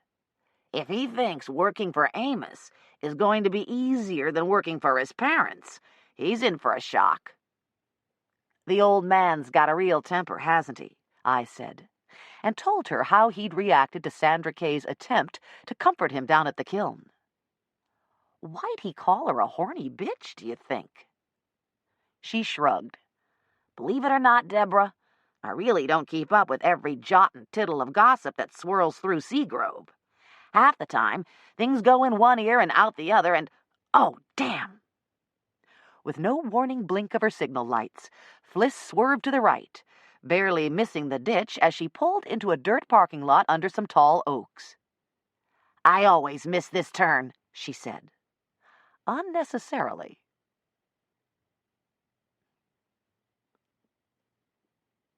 Chapter 9. In this dynamic, shared memory, incidents of 25 and 50 years ago are kept so vivid that they are often related as recent happenings. Raised in Clay, Nancy Sweezy.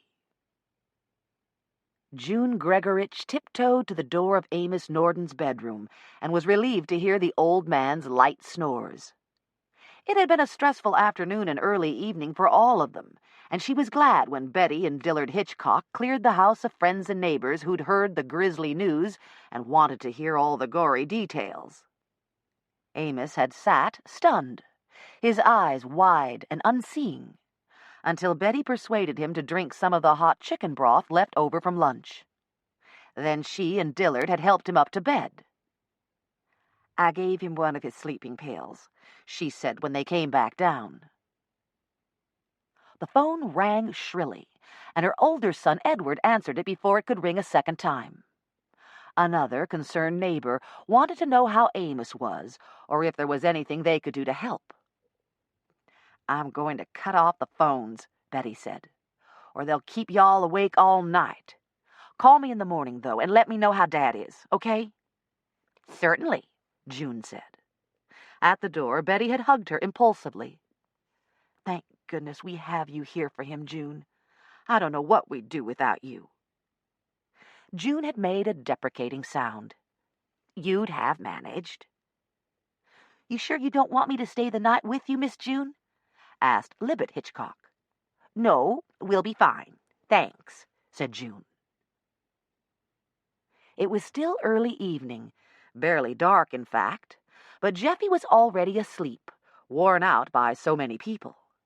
As she checked on him and then went around locking up, June wondered how much longer the two of them could stay here and where they would go when everything was over.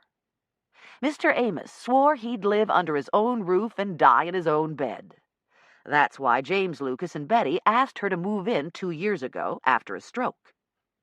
And it had worked out even better than she'd hoped.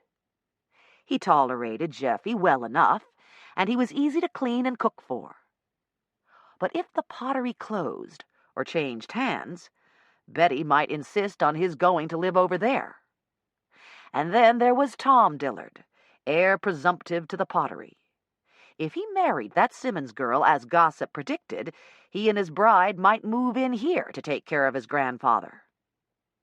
June brushed her thick, wiry hair and braided it into a single plait for the night, then slipped on the oversized T-shirt she wore as a nightgown, brushed her teeth, and got into bed. As she had feared, she couldn't stave off the ghastly image of James Lucas on that kiln car, hair burnt, his face and hands coated with dried red glaze. She saw again the utter shock and grief on Mr. Amos's face when he realized who it was. It was a wonder he hadn't had another stroke then and there. Her thoughts moved on to the white car that had driven through the lane while James Lucas was down at the kiln. She had thought it was Sandra Kay, and that's what she told Connor Woodall. But lying there, staring into the darkness, she remembered that Tom Dillard drove a white car, too. And where had Bobby Gerard been at the time? Twilight was fading into darkness as Dillard Hitchcock switched off the van and looked over at his wife. "You okay, hon?" In the seat behind them, their firstborn, 20-year-old Edward, already had the door open and was halfway out, but their 14-year-old daughter lingered, as if to hear Betty's answer. "Mom?" "I'm fine, sweetie." "Why don't you go on in and get started on your homework?" "I'm not going to school tomorrow," she said mutinously. "Don't argue with your mother," said Dillard. "Whether it's tomorrow or Monday, your schoolwork's got to be done sometime." "And what about Tom? He's not here doing his." "You want to get left back a year, too? Fine. Forget about schoolwork. You and Edward can see to putting some supper on the table for us." "Go ahead, Libbet," said Betty. "We'll be there in a minute." Reluctantly, the girl went. "You okay?" Dillard asked again. His face and voice softened, and he reached out to clasp his wife's hand. "No." Her eyes were red from all the crying she'd done at her father's house, and they filled with tears again as she spoke. "No, I'm not okay." She cupped his big, square hand between her thin ones. "My last brother's just been killed. My daddy's half out of his mind with grief. Tom hasn't been seen since his first class this morning, and your sister's acting like he's the one killed James Lucas." "Ah, now, honey, you know Sandra Kay don't really mean that." With his free hand, he brushed back a lock of hair that had fallen over her cheek. It always came as a mild shock to realize that she was going gray. In his mind's eye, she would always be the teenage girl he'd fallen in love with on the school bus, when her straight, dark hair blew back in his face from the open window beside her. They had known each other from childhood. She was just another Nordan, one of several kids who lived and played together along the rutted back lane that ran from Nordan Road to Felton Creek Road. Until that day, he'd taken no more notice of her than he'd take of the flat rock that served as home plate in their summer afternoon ball games. Then her hair brushed against his face, soft as a morning fog, smelling of spring sunshine and lilacs, and something intense and yearning had grabbed his heart and never let go. He'd leaned forward and tapped Sandra Kay on the shoulder. She and Betty were friends back then, and usually shared the same seat. "Change places with me, okay?" Thinking he only wanted to talk to the boys in the seat ahead of hers, his sister had complied. For the next month, from that day till his graduation, he and Betty sat together every morning, every afternoon. When she graduated 2 years later, they were married. Her hair was still soft, still smelled like spring lilacs, he thought, as her head drooped on his shoulder. And her tears still tore him up when she cried. He knew that a lot of his friends thought he was pussy-whipped, just as he knew there'd been times when Betty used her tears to get her way, like when she'd cried to keep Sandra Kay from coming back to Rooster Clay after her marriage to James Lucas went bust. He didn't care what people thought or said. Even though he knew he'd done wrong by his sister, even though he'd hated to deny her a place back here at the Pottery where she'd stood on tiptoes to turn her first pot on an old kick-wheel. He knew he'd do it again if it was a choice between his sister and his wife. Tom couldn't do such a horrible thing, Betty said, as if trying to convince herself. He has a temper. I know he can fly off the handle, but put his own uncle in a kiln and turn on the burners? He'd never do that. No, said Dillard, trying not to remember the times Tom had blown up over some trifling matter, not caring whose pots got smashed in his rage. All those smashed plates and bowls around James Lucas's body. It wasn't Tom, Betty said again, burying her face against his shoulder. He held her tightly, as much for his own comfort as hers. Of course it wasn't, he said.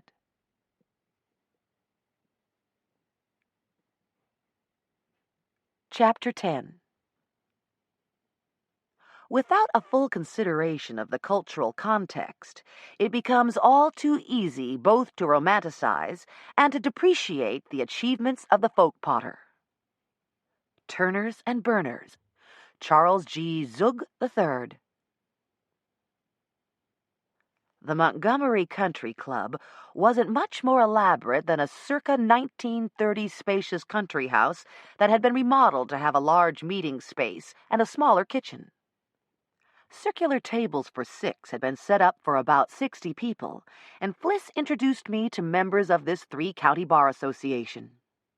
Some of the judges I'd met before, of course, but many others, especially the attorneys, were strangers. I like hanging out with lawyers. Yes, arguing both sides of the law can lead to cynicism at times, but as a rule, lawyers are smart and funny, too. Word of James Lucas Nordan's murder had already reached Troy. Not surprising, since both attorneys from the Nordan ED were there. Speculation flowed as freely as the wine. And not just about the murder. Sanderson's wife was at the opposite end of the room, and people were glancing covertly from one to the other. I guessed that neither intended to give an inch professionally, but they were making it awkward for those colleagues who wouldn't want to appear to be taking sides. Since I was still scheduled to preside over their final pretrial conference tomorrow morning, I kept to the middle of the room, after paying my respects to Bill Neely, who was the chief judge at the district court over here. Fliss seemed to have decided I needed a little diversion, and immediately introduced me to a newly appointed judge from Carthage. He looked to be about 5 years older and a couple of inches taller than I am, with curly brown hair, brown eyes, and a trimly muscular build. Amusingly, his name was William Blackstone, just like the famous 18th-century jurist. Don't laugh, he said with an infectious smile. My people were blue-collar mill hands. They never heard of Sir William. My mother named me William Cobb after the doctor that delivered me. I still don't know if it's because she'd used up all the family names on my 4 older brothers, or if she'd hoped I'd become a doctor. You have 4 older brothers, I said. I'll see your 4 and raise you 7. Really? You have 11 brothers? How many sisters? None, I admitted. Got you there, then, he smiled. I have 3. Any twins? He shook his head. 2 sets, I bragged. Deborah was there when James Lucas's body was found in the kiln, said Fliss. I heard. He shook his head sympathetically. Rough on you. And poor old Amos. This could be his death blow. Will used to be Amos Nordan's attorney, Fliss explained, as someone pulled her away with a question. I guess he wasn't too happy that you became a judge, I said. A little bit of butter never hurts. Oh, he fired me quite a while ago, Will said easily. He scooped up 2 glasses of wine from a passing tray, and we moved out of the flow of traffic. So why did he fire you? I asked. because I drew up the papers that gave James Lucas a lifetime right to Nordan Pottery. I tried my best to talk him out of it. He was hurting so bad after Donnie died, and James Lucas was talking about pulling out and moving over to Sanford. He was afraid that the pottery was going to die, too. I told him to make the trust revocable, but he thought it wouldn't be enough to hold James Lucas here. He's a real pig-headed old cuss. Wants what he wants when he wants it, and doesn't want to hear the advice he's paying you to give. So I did what he asked, and then, sure enough, it was barely a year before he wanted to retract it. When I told him it was too airtight, I thought he was going to pick up one of his pots and crown me. He's part of a dying breed, Amos is. When he's gone, a lot of Seagrove history will go with him. At the head of the room, the association's president was asking us to be seated, and Fliss waved to us that she had seats at her table. As we made our way over, I thought how much Amos Nordan reminded me of my own daddy, another facet of that dying breed. Will Blackstone must have been reading my mind, because we were no sooner seated than he said genially, "Deborah Knott, Fliss says you're over in Colleton County. Not any kin to the famous Kesey Knott, are you?" I'm sure he expected me to say no, as do most people who ask that question in that particular tone of amusement. "My father," I said austerely, and watched as he tried to rearrange his face, a very attractive face, let me stipulate, into something more appropriate to the discussion of a judge's father. Hard to do when the father in question is notorious for his bootlegging past. At least, I hope it's firmly in the past. And if it's not, I don't want to know it. A very unjudge-like giggle escaped me. "Did you mean famous or infamous?" He looked at me cautiously and then relaxed. "Are you really his daughter?" "Oh, yes. And that reminds me." He had a sly look on his face last week when I said I was coming over to Seagrove. Told me to say hey to a Miss Nina Bean if she was still alive. "Who's Nina Bean?" Will Blackstone laughed out loud, a deep rolling laugh that made others at our table smile, even though they didn't know what we were talking about. "It would take a book. Let's just say that Nina Bean, the late Nina Bean, unfortunately, was probably a colleague of your daddy's, or competitor.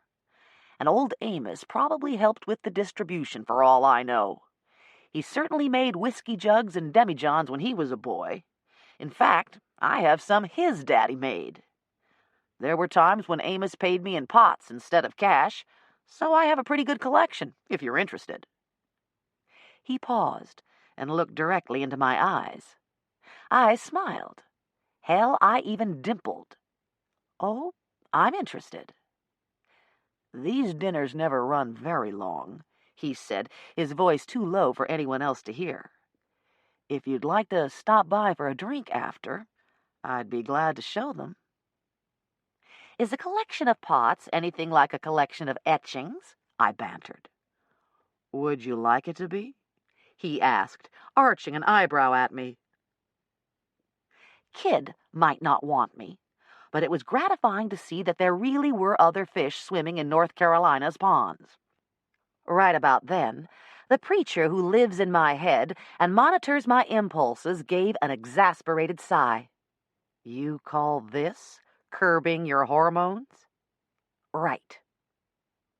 "I'll have to take a rain check tonight," I said regretfully. "Early court tomorrow.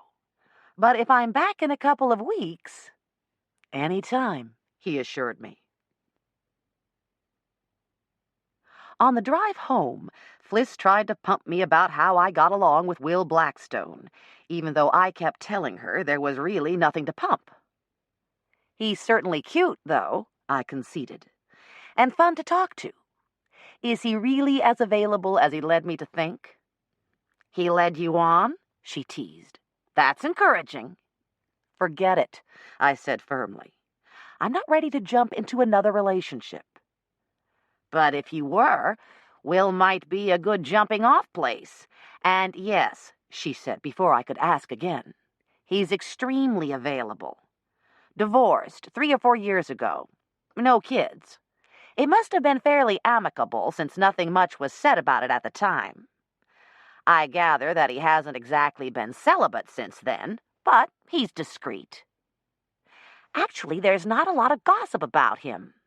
Some of the younger clerks try to get assigned to him, but he never asks for anyone in particular. Just takes whoever's in the rotation. Good judge? She shrugged. Competent. Keeps the calendar moving. A bit on the conservative side, but that's normal in these parts. What can I tell you? You don't think I'd try to fix you up with an axe murderer, do you? I grinned. Hey, good men are hard to find these days. Chapter 11.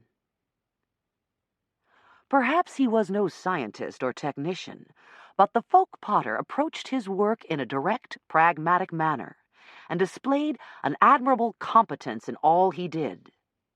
It is essential, then, to view the realities of his world with openness and understanding. Turners and Burners, Charles G. Zug III. Next morning, I carried my bag out to the car because I planned to drive on back to Colleton County directly after court.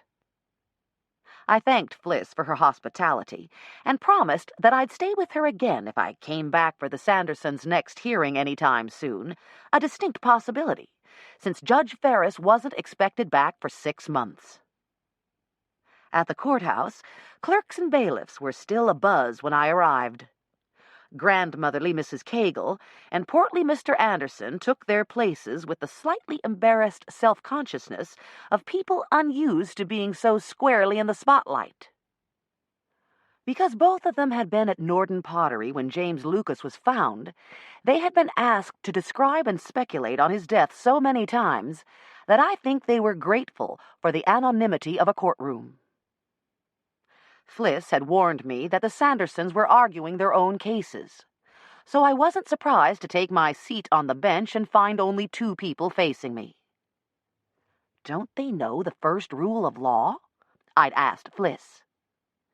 That a lawyer who represents himself has a fool for a client? Of course they do. But once the first one announced their intent, the other felt as if it were a challenge. She'd answered, carefully avoiding the use of gender-specific pronouns so as not to influence me. I take it that one of them considers himself or herself a better courtroom attorney than the other? Fliss had smiled as she shook her head. You didn't hear that from me, Your Honor. As I opened the session, dark-haired Nick Sanderson didn't presume upon his acquaintance with me from the day before, just gave me a polite smile and a "Good morning, Judge," when I nodded to him. Kelly Sanderson was small-boned and tiny and looked as Irish as her name. She had strawberry blonde hair that covered her head in short ringlets, green eyes, and an exceedingly freckled face. Her wrists and hands were also freckled. Indeed, she was probably freckled all over her body. Despite the shortness of her hair and the severity of her navy blue suit, she was such a little Orphan Annie look-alike that I almost expected her to start singing "Tomorrow, Tomorrow" when she rose to respond to her ex-husband's opening remarks. There were 2 minor children involved, and while Mrs. Sanderson still lived with them in the marital home, both parents shared equal custody. I didn't know how messy the divorce had been. That wasn't any of my business. I was here strictly to preside over the distribution of the marital property acquired during their marriage. Happily, they seemed to have opted for civility. Almost everything they owned was listed on Schedule A, marital property upon which there was complete agreement as to value and distribution. No argument over who got the silver or how much it was worth. No bickering about Granny's hand-stitched quilts or the value of a car at the date of separation. In short, no Schedule B, D, or E. Schedule C was the sticking point. marital property upon which there was agreement as to value and disagreement as to distribution. And the single item there was their law office. My eyes widened at the value they'd placed on it, but both assured me that had been the going market rate for an address on Lawyers' Row at their date of separation. I strongly advise you to try and reach a compromise, I told them. I couldn't agree more, Your Honor, Mrs. Sanderson said crisply, displaying the first bit of animus I'd seen between them. But we appear to be deadlocked. I listened to their contentions as to whether or not an equal division would be equitable, and they both expressed a desire to proceed to trial as soon as possible. We both want this settled, said Mr. Sanderson. I conferred with Mrs. Cagle and compared her calendar with mine and the Sandersons. We agreed on a court date for week after next, and I adjourned court. Lieutenant Woodall asked me to see if you'd come by and see him after you finished, said Mr. Anderson, following me into the room where I removed my robe and retrieved my jacket. It'll be easier to show you where he is than try to tell you. The bailiff hadn't exaggerated. The old courthouse was such a warren of mismatched additions that I'd have never found the sheriff's detective on my own. With renovations in full swing, I wasn't real sure I'd ever find the main entrance and the path back to my car again, since I hadn't left a trail of breadcrumbs, but I thanked Anderson and said I hoped I'd see him when I was next over. Maybe they'll have Mr. Nordan's killer in jail by then, he said, turning me over to a deputy. Connor Woodall was on the phone when I reached his doorway, and he waved me in and gestured to the chair in front of a tidy desk. One of my men with the preliminary findings from the ME's office over in Chapel Hill, he said, after hanging up.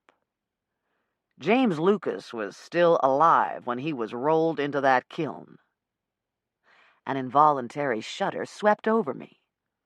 What a horrible way to die.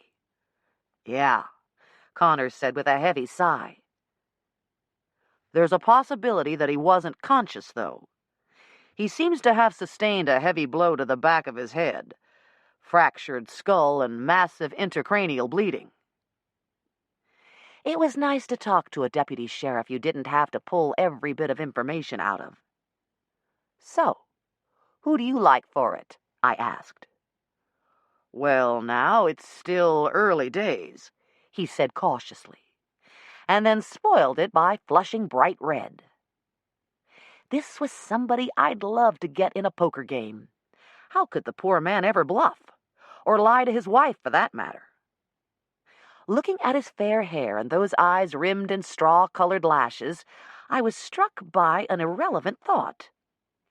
Are you any kin to Kelly Sanderson? He nodded. First cousin. Why? Oh, yeah, that's right. You're doing their property division. You didn't say anything about her Wednesday night when Fliss told you why I was here. Nothing to say. Kelly and me, we don't run in the same circles. No flushing, just a matter-of-fact statement. Watching as he queued up a tape recorder, I wondered if Cousin Kelly was a snob. You don't mind if I tape your interview, do you? He asked. Half the courtrooms I work in use tape recorders, I told him. My voice always sounds dumb on tape, but then I don't have to listen to it. So he asked his preliminary questions, and I answered as concisely as possible, then described everything pertinent I could think of from the day before. When I'd finished, he asked, "What was Mrs. Nordan's reaction when Mrs. Gregorich said she'd seen her car go through the lane past the kilns?" I didn't notice any particular reaction. Sandra Case said she'd just arrived and that she hadn't seen James Lucas since I adjourned court. Those were her specific words. Well, I wouldn't swear specific, but certainly close enough. Sandra Kay asked where James Lucas was. June said, "Didn't you see him before?" And Sandra Kay said she hadn't been there before. Then June said she thought she'd seen Sandra Kay's car earlier, but she didn't make a big deal out of it. I guess there are a lot of white cars around, though, and I myself can't tell one make from the other. I reached over and pressed the recorder's pause button. Can June? Connor shrugged. All she could tell us was that she'd caught a glimpse of a white car out of the corner of her eye, and that she'd assumed it was Mrs. Nordan, but she wouldn't want to swear to it. And what does Sandra Kay say? She says it wasn't her. Is she telling the truth? I didn't ask to see her tongue. He grinned, remembering how my brothers used to tease me. Whenever Mother doubted our words, she'd say, "Let me see your tongue." She assured us it would have a black spot if we were lying to her. We were never quite certain if she really did see black spots or not, but she nearly always knew. Once, when I was around 5 or 6, I had to put out my tongue for inspection, and there actually was a black spot on it, which Mother triumphantly showed me in the mirror. I think I'd probably eaten some blackberries a little earlier. For years afterwards, if I'd shaded the truth by even a hair, I wouldn't show my tongue, and the boys rode me unmercifully. I laughed, and, hoping that the shared memory had relaxed his own tongue, asked, "Was Sandra Kay Nordan sleeping with her brother-in-law before he died?" His face turned bright red. "You heard about that? I didn't think Fliss was that big a gossip." I was delighted to have tricked him into confirming my guess as to why Amos Nordan had cursed his ex-daughter-in-law. She didn't tell me. I asked, but she didn't know. "I don't think anybody does," Connor said. "Amos got it in his head that something was going on between them. I questioned Mrs. Nordan when Donnie died, and she denied it. But she would, wouldn't she? And then she and James Lucas split up right after that." So, he'd asked questions after Donnie Nordan's death, had he? A verdict of suicide that had been changed to accidental death? A death no Nordan wanted to talk about? I had a theory about that, too. "Another thing Fliss doesn't know," I said meaningfully, "is the precise nature of Donnie Nordan's so-called accidental death." I thought I'd seen Connor's whole range, but even his ears turned red on that one. Bullseye.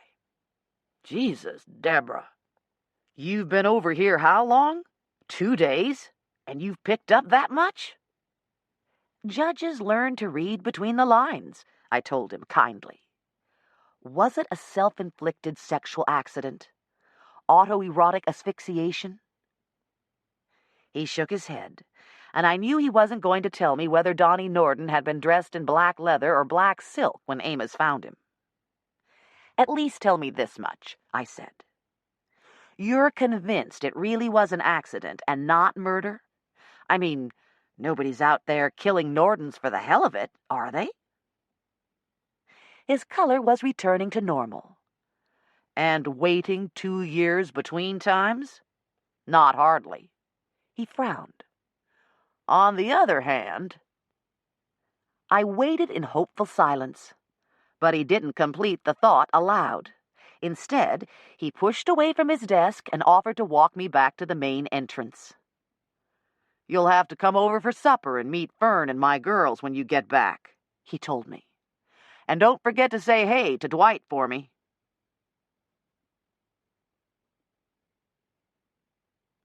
Chapter 12.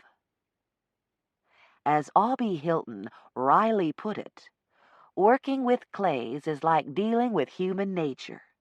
You have to work them as they are. For trying to force them beyond their nature, you make a failure. Turners and Burners, Charles G. Zug III. When I got home early Friday afternoon, the first message on my answering machine was from my brother Herman's wife, Nadine, reminding me that I'd promised to attend church services and then take dinner with them on Sunday. The second was from Kid Chapin. I've UPS'd your stuff. And, Deborah, I'm sure sorry it ended like this. Yeah, right. My brother Andrew was third, telling me that if I didn't get a load of gravel to put around the drip lines of my house, the rain was going to wash gullies there this fall. Gravel don't cost all that much if you do the raking yourself, and you can probably use the exercise. Thanks, Andrew. I really needed to hear that you think I put on weight. Next came Dwight Bryant. They didn't have that video you wanted, but it's just as well. I'm off to stay with Cal this weekend while Jonna goes to Virginia Beach with some of her friends. There went my Saturday night. Dwight's not seeing anybody special these days either, and we both like old movies. But he's crazy about his son and hops up to Virginia any time Jonna offers him extra time with Cal. After 4 downers, it was a relief to get Portland Brewer's voice. Portland's Uncle Ash is married to my Aunt Zell, but our long friendship began with a mutual loathing of a tattletale in our junior girls' Sunday school class. In fact, we've been sworn best friends ever since we got kicked out of the class for hiding all the yellow crayons so that a tearful Carolyn Atherton had to color Jesus' halo orange. Nevertheless, I didn't much trust the excitement that bubbled in Portland's voice as she commanded me to come by her office no later than 5 o'clock. I told her all about my breakup with Kid within hours of the incident, and I had a feeling she'd been beating the bushes all week looking for someone to distract me. I wasn't anywhere near ready for that yet, but the only way to keep Poor off my back was to go take a look. Accordingly, I slipped into an all-purpose black pantsuit, wound some gold and turquoise beads around my neck, took a few pains with my makeup, and drove over to Dobbs. The sun was still halfway up the sky, but the grandfather clock in the outer office of Brewer and Brewer, attorneys at law, was just striking 5 as I stepped inside the door. "Well, hello, gorgeous," said Avery Brewer, who seemed to be rummaging beneath the receptionist's deserted counter for manila folders. He gave me a huge smile, then came around the counter and gave me a kiss on the cheek together with a warm hug. And I'd only been gone 2 days. "Seen Poor yet?" he asked, still beaming at me. "Just got here. She in her office?"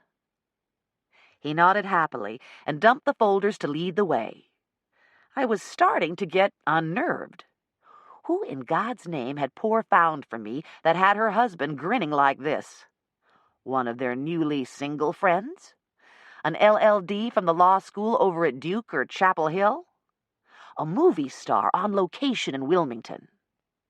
"Deborah." Portland rose from her desk and embraced me with a similar goofy smile. She has tight black curls and a little round face. Today her face seemed a tiny bit rounder, and her hair looked like Julia Lee's poodle when Coco's in need of a good clipping. Her white jeans and lime green sweatshirt didn't spell an evening at La Résidence. "What's up?" I asked, sinking down on the leather chair adjacent to a matching couch and glass-topped coffee table that comprised an informal setting designed to put nervous clients at ease. It wasn't doing a thing to help me, other than reminding me of James Lucas's comment on the furniture Sandra Kay had taken from their house. Real high quality, like what you'd find in a lawyer's office. But we seemed to be alone here in the office, so I was safe for the moment. They sat down, too, side by side on the couch, holding hands like a pair of excited teenagers. "We wanted you to be the first to know," Portland said. "We're going to have a baby." I was stunned. They've been married 9 years, but when she stopped taking her birth control pills 4 years ago and nothing happened, she hadn't acted like it was a big deal. "A child would be great," she'd told me only 6 months ago. "But we aren't going to jump through any fertility hoops. If it happens, it happens." Looking at their blissed-out grins, I knew it was a very big deal. Not about me at all. About them. I moved over to sit on the coffee table so I could hug them both. That's so abso-freaking wonderful! When? Poor's birthday, Avery said. That bottle of champagne you gave her. Portland giggled and punched him in the ribs. Idiot! She wasn't asking when the baby was conceived. She's asking when's the due date. Not that I wouldn't be totally fascinated with a blow-by-blow account of your technique, Avery, I laughed, already counting on my fingers from her early March birthday. December? A Christmas baby? Definitely before the first of the year, said Avery. We might as well get the deduction. Once a tax lawyer, always a tax lawyer, Poor said happily. Well, why are we sitting here? I asked. We need another bottle of champagne to celebrate. No champagne, Avery warned me. No alcohol of any kind for the next 8 months. Everything she eats or drinks goes right across the umbilical cord. 1 month pregnant, and now he was an expert. Poor made a face. I couldn't drink anything anyhow. You wouldn't believe the morning sickness. If I don't eat a couple of soda crackers before I lift my head off the pillow, I wind up barfing my head off. And I stay so damn sleepy, I actually dozed off during Ed Whitbread's summing up this morning. Ed's summations always put me to sleep, too, I said. And I've never had your excuse. But I'm serious about celebrating. Let me take you guys to dinner. Avery and I can drink your share of the champagne. Sorry, he said. We're on our way down to Wilmington to tell my mom and dad. They're beginning to think they're never going to have any grandchildren, and we want to see their faces when they hear. So, there I was, all dressed up and nowhere to go. Nowhere in Dobbs, anyhow. It's a real Noah's Ark town. Everything from McDonald's to the country club is on a 2-by-2 basis. But I hadn't stopped in at Miss Molly's in a while, so I headed on over, knowing I'd probably catch the after-work crowd. Miss Molly's is on Raleigh's South Wilmington Street, and is the watering hole of choice for many state and local law enforcement agents on their way home from work or as an interlude before dinner. As I pulled into the parking lot a little after 6, the car in the next space cranked up to leave. I gave the white-haired driver a cursory glance. Then we both did double takes, and he had a wide grin on his weather-beaten face as he let his window down. What are you doing this far inland? I asked him. I thought you were going to retire and write position papers from a laptop on the beach. When I first met him, Quigg Smith was a detective with the Carteret County Sheriff's Department down in Beaufort, just counting the days till he could retire and become a full-time watchdog for the Clean Water Act. Didn't change your mind, did you? Nah, he said. I'm up here trying to lobby the legislature out of some more relief money. Last fall, down east suffered a major hurricane disaster. There was unprecedented flooding that swept away whole towns and communities, businesses and churches, crops and livestock. Hog lagoons overflowed into the rivers. Dead pigs and poultry floated across the flat land. Buildings and houses weren't just underwater. They were under filthy, nasty, polluted water. Damages ran into the 100 millions. In what everybody agreed was a 100-year storm, the poorest section of the state was devastated. So, how did Raleigh react to this emergency? As politicians, not statesmen.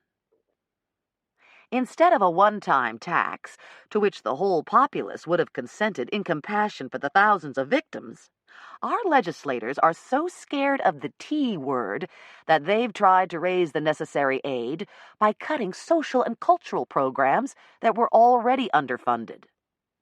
Down east should have gotten the economic equivalent of hospitals and ambulances. Instead, they got a handful of Band-Aids, while overstressed programs all across the state now go begging too. It has not been North Carolina's finest moment. You really think you're going to pry loose another nickel for cleaning up waterways? I asked him.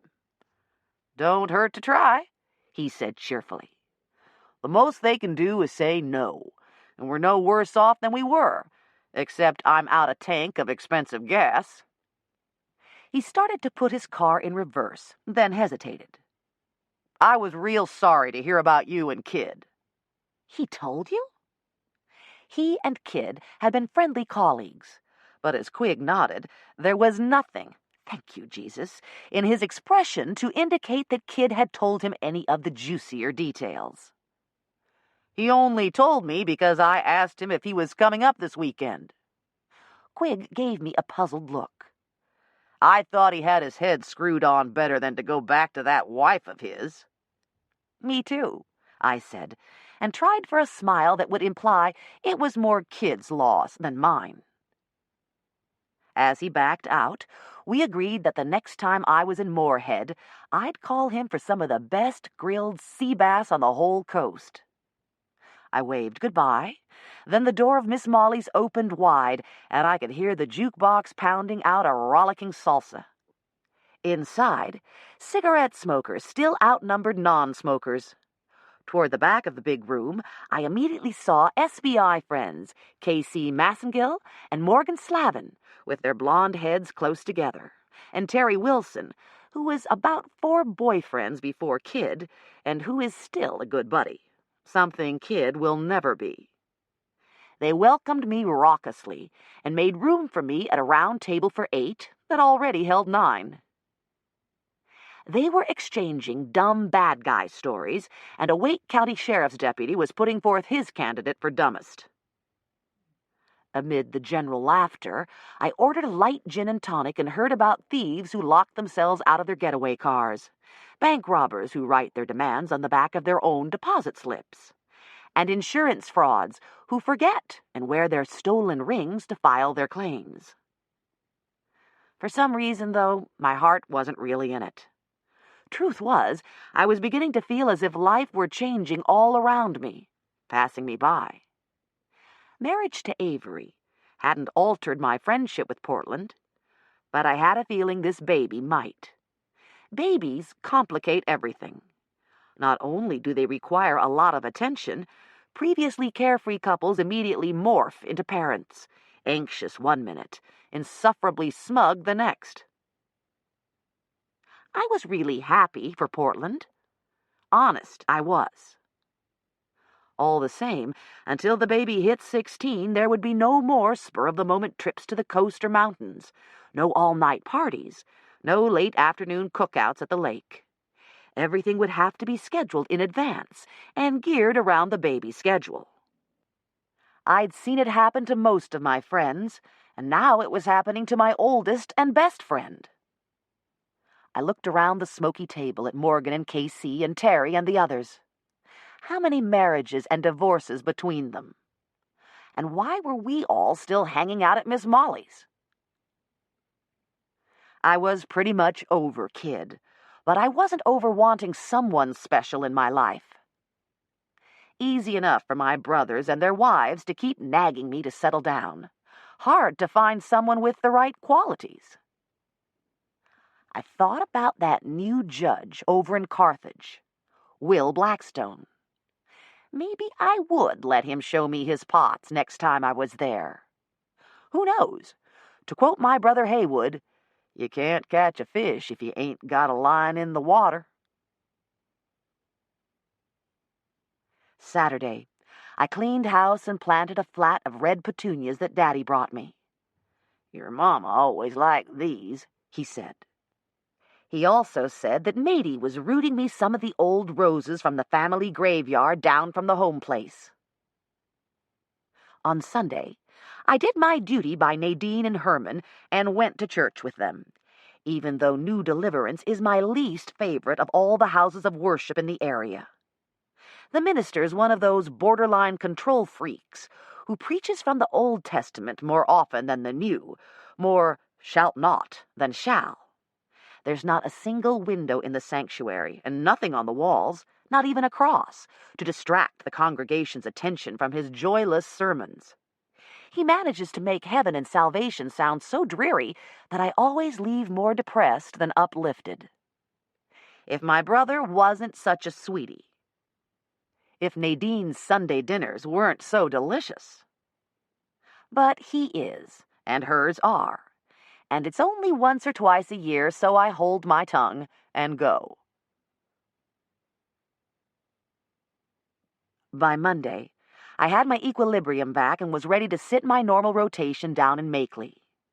It was the usual calendar of petty crimes and misdemeanors, traffic violations and such, until the middle of the week when we got to the State versus Allie Johnson. Briefly, it was alleged that Ms. Johnson, 19, blonde, blue-eyed, blue jeans, and many silver bracelets, had taken her car to the local car wash, and there at the entrance of the Tunnel of Suds, she discovered that the car ahead of her was that of her not-then ex-boyfriend, Carl Judd. In the car ahead of Mr. Judd was his newest girlfriend, a Ms. Stouffer. Enraged by the sight of them, Ms. Johnson drove around to the car wash exit, blocked Ms. Stouffer's car, jumped out, and started trying to choke her rival. Mr. Judd tried to intervene, at which point Ms. Johnson pulled a knife and tried to cut him. She was charged with assault on Ms. Stouffer with a deadly weapon, and she was the picture of outraged innocence on the stand. "I did not assault that bitch with a deadly weapon," she said. I cautioned her about language suitable to the courtroom. "Well, I didn't," she said stubbornly. "I only tried to choke her with my hands. He's the one I wanted to cut." Amid barely concealed snickers from bailiff and attorneys, Mr. Judd, early 20s, flat black hair, chinos, and a red knit shirt, took the stand, and my clerk chanted the formula. "Place your left hand on the Bible and raise your right hand. Do you solemnly swear that the testimony you're about to give shall be the truth, the whole truth, and nothing but the truth, so help you God?" "No." "Be seated," the clerk said automatically. "Excuse me?" I said to the witness. "What did you say?" Like a well-brought-up son of the South, Mr. Judd immediately corrected himself. "No, ma'am." "Did you just say you would not tell the truth?" "Yes, ma'am."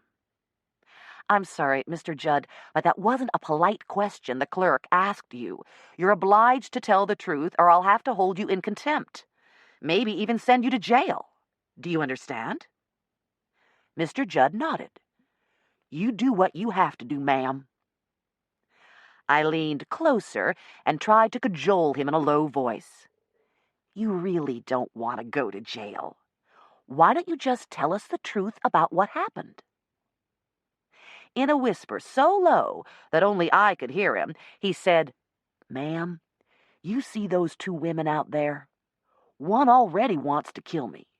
If I tell everything that happened that morning, both of them will want to. I believe right now I'd rather go to jail, if it's all the same to you." I had to agree it was probably safer, and had the bailiff place him under arrest for contempt. I dismissed the assault with a deadly weapon since Ms. Johnson had been erroneously charged for the wrong person, and I fined her for simple assault, along with 24 hours in jail, suspended on the usual conditions. Well, at least I hadn't tried to throttle Kid's wife. Chapter 13.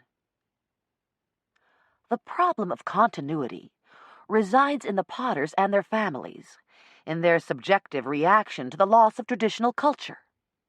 The craft may continue to be handed down within a family, or younger generations may decide to enter a different career, although others are realizing the rewards of making pottery and are taking it up as their heritage. Raised in Clay, Nancy Sweezy. Services for James Lucas Nordan were at 4 o'clock on Tuesday afternoon at the funeral home. The casket was closed, of course, which had made the viewing the night before more awkward than normal. After the interment, his extended family gathered at Amos Nordan's house, while June Gregorich put together a buffet supper comprised of leftovers from all the food various neighbors had brought in during the last 3 days. "Times are changing," said a friend of Betty Hitchcock, who had come by to help in the kitchen and who'd brought a basket of freshly baked yeast rolls and 3 plastic milk jugs full of iced tea. In what way? Asked June, as she assembled one large platter of fried chicken from several Bojangles, Food Lion, and KFC boxes. Another platter held sliced ham. 2 years ago, I'd never heard of green bean casseroles. Yet here's 4 different ones. Nothing molded in Jell-O, though, is there? June smiled. Not that I've seen. And time was nobody'd bring store-bought fast food. Or if they did, they'd put it in their own bowls and pretend like they'd made it themselves. I think it's nice, however they do it, said June, looking around the comfortably shabby old kitchen. Her unruly hair was neatly tamed this evening by a black ribbon at the nape of her neck. A white-bibbed chef's apron protected her dark green dress. It shows a sense of community, how people care about each other. More than you'd ever get in California. Don't forget to write down your rolls in the food register there by the door. Betty asked me to make sure I got all the names so she can write thank you notes. If that's one of Amos's bread baskets on top of the refrigerator, I'll go ahead and put my rolls in that, and it'll be one less thing you have to return. Thanks. I've tried to keep track, but there's no name tape on the bottom of that cut glass deviled egg plate, and nobody wrote it in the register. Don't you worry, the neighbor said comfortably as she began to fill disposable cups with ice from a cooler chest. Pretty as it is, someone'll come asking for it. In addition to his father and his sister Betty's Hitchcock clan, James Lucas Nordan's 3 aunts and their assorted spouses and descendants overflowed the living and dining rooms and spilled onto the porch, where swings and rockers accommodated those who wanted to sit outside and smoke as the sun went down and darkness fell. Bobby Gerard, completely sober and wearing a clean white shirt, sat on the steps with a cigarette in his hands, listening to all the speculation going on. No one paid much attention to the itinerant kiln worker, nor did he seem to seek any. He nodded to those who greeted him perfunctorily, but didn't try to engage them in conversation. Over 30 relatives were there, along with a half-dozen close family friends, and they ranged from a baby, who was just starting to pull up on rubbery legs, to its great-grandmother, who needed a walker. As is usual at such times, emotions bubbled near the surface and went from tears to laughter to tears again. To this was added the baffled sorrow and anger over the way death had come to James Lucas. Everyone kept going over and over the known facts, and there was endless theorizing. "If the blow came from above," said one cousin's husband, "there's no way Sandra Kay could have done it, short as she is." His brother-in-law nodded, and the two cast furtive looks at Tom Hitchcock and his older brother Edward, both of whom had inherited the Nordan height. "Besides, it takes a lot of strength to shift that car." "I don't know about that," sniffed his sister, who'd never liked Sandra Kay. "She could have stood on a bucket or something to hit him. And don't forget, she was the one pulled it out." "Adrenaline'll do that," said the first man. "I know a guy, when his house caught on fire, he picked up their refrigerator and carried it outside all by himself, and he won't as big as me." Across the room, a trio of nieces were working on a different scenario. "Besides," said one, who'd always rather admired Sandra Kay's independent spirit, "what reason did she have to do him in? They were divorced, and they'd just finished settling up their stuff." "Well, I heard they had a big fight about Donnie Wednesday night," said the second niece. "Was it Donnie?" asked the third. "I heard it was something secret about his pottery stamp." "No, it was over their collection," said the first. "Maybe she wanted something real bad that she knew he wouldn't give up." "Dumb," said her sister. She has to know that Uncle Amos or Aunt Betty'd be picking for Uncle James Lucas, and they'd know the collection almost as good as he did. The first niece leaned in close and dropped her voice almost to a whisper. I heard it wasn't Sandra Kay's car at all. Tom's car is white, too, you know. They say Tom broke up with Brittany and ditched school Thursday morning, and nobody knows where he was from then till bedtime. He and Brittany made up last night, said her cousin. I saw them kissing in a back hall at the funeral home.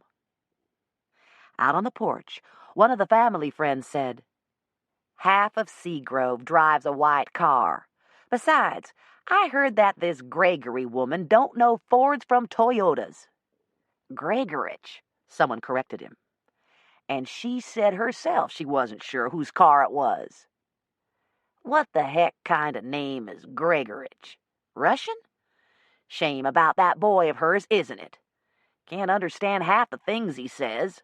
It'd drive me crazy being around a dummy like that all day. Doesn't seem to bother Amos, though. Oh, Jeffy's not so bad, said a good-hearted cousin.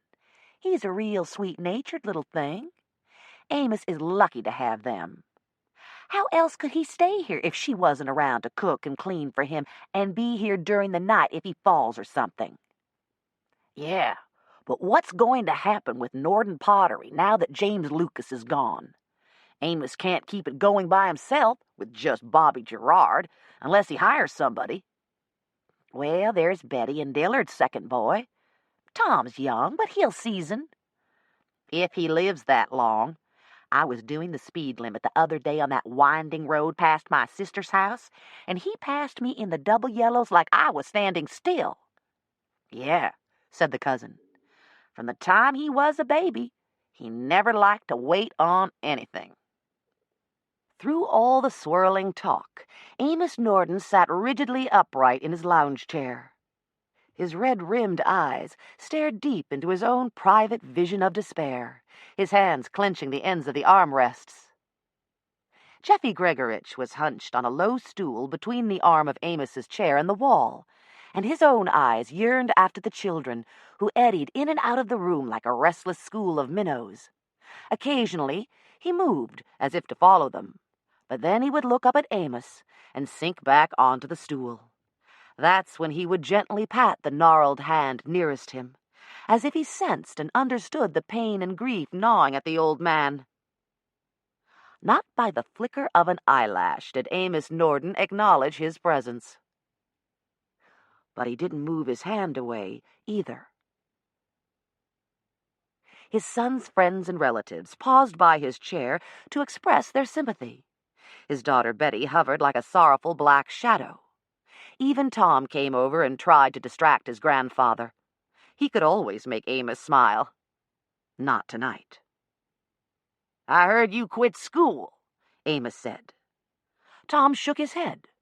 No, I'm going back. Good. I don't like quitters. You finish and I'll... He broke off. Well, no point talking about lawyers yet. You graduate, and then we'll talk. A general shuffling toward the dining room indicated that supper was finally ready. The smell of hot bread and freshly brewed coffee drifted through the open kitchen door beyond. A hush fell as the husband of one of the elderly aunts asked the blessing. Then the reverent silence was replaced by the clink of tableware against serving dishes. June cut through the line and got Jeffy and took him out to the kitchen for his supper. He could feed himself, but he was such a messy eater that he couldn't be trusted with a plate and glass except at a table. Slowly, stiffly, Amos Nordan came to his feet. Oh, Dad, you don't have to get up, said Betty. Let me fix you a plate. I'm not hungry. He fumbled in the pocket of his jacket for his cigarettes. Too damn hot and stuffy in here anyhow. I'm going out on the porch a while. At first, it was like trying to swim upstream, but as those outside realized who wanted to come through, they all stepped back respectfully and let him pass out into the cool spring night. As the others went inside to eat, he walked down to the shadowy end of the porch away from the single low-watt light by the door, pausing to light a cigarette before easing his long length down on the swing. He'd thought he was alone, but as his eyes adjusted to the darkness, he sourly realized that a skinny young man sat on the edge of the porch, his back against the post, his left knee drawn up, his right foot on the ground. Although they were now facing each other, Amos studiously avoided eye contact. He'd come out here to be by himself for a minute, and by damn he wasn't going to make small talk with one of his sisters-in-law's grandsons. If that's who he was. Didn't look like a Godwin. More like a Nordan, with those long arms and legs. Well, didn't matter who he was as long as he kept his mouth shut. The swing moved slowly back and forth as gently as a rocking chair. Amos smoked in silence except for a faint creak as the swing chains ground against the two metal hooks in the ceiling. He thought about his sons. First Donnie, now James Lucas. And such pain shot through him that an involuntary groan escaped his lips. Embarrassed, he tried to pretend it was only the opening of an extended cough. He darted a glance at the silent youth, but that one had his head back against the post now and seemed to be counting the stars. The screen door banged, and here came Libet down the long porch with a plate of food and a plastic cup. "Mom says you really need to eat something, Granddaddy." Anger churned like bile in his stomach. Women never left you alone one damn minute. They always thought that if they could feed you, you'd get over it. That food would make it easier, help you get past it. "Dump it in them bushes if it'll keep her quiet," he said harshly. "I ain't eating it." She moved toward the edge of the porch and almost tripped over the young man sitting in the shadows. "Sorry, I didn't see you there." "That's all right," he said. "Aren't you eating either?" He turned his head away. "No, thank you." "You sure?" She leaned closer, trying to see his features. "What about some tea?" "Yes, please, if he doesn't want it." "Granddaddy?" "Quit yapping and just give it to him." She handed him the plastic cup, and he drank thirstily. "Thank you." The timbre of his voice stirred in Amos's memory. His granddaughter sat down in the swing beside him. "I'm Libet Hitchcock, Betty and Dillard's daughter. Who are you?" "Glad to meet you, Libet. I appreciate this tea." He drank again, and ice rattled against the side of the cup. Uneasily, Amos tried to remember how many grandsons his sister Miriam had. "You one of Clyde's boys?" "No, sir." He finished his cigarette and threw it in a glowing arc over the boy's head and out onto the gravel path. "Burls, then?" "No, sir." "I see," he said heavily, and leaned back in the swing, waiting for the iron bands that gripped his heart to ease up a little. Libet looked curiously from one to the other. "Who, then?" "He's your cousin," said her grandfather. There was such a roaring in his head that his voice was almost inaudible to his own ear. "He's Donnie's boy."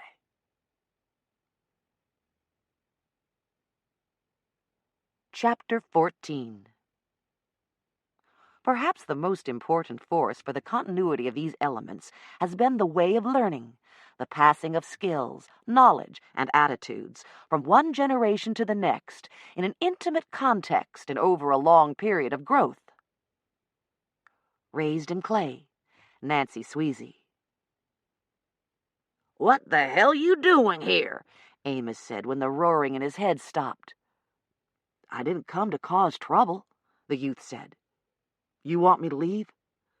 "Yes," said Libet, catching at Amos's good hand and squeezing it protectively. He jerked it away. "I asked you a question, boy." "I heard about your son, my uncle. It was in the paper. I thought the funeral would give me a chance to see this side of my family." "We ain't your family," Amos said flatly. "That's not what the blood test said." the boy went back to watching the stars. The lift of his chin, his voice. There hadn't been any need of any fancy test.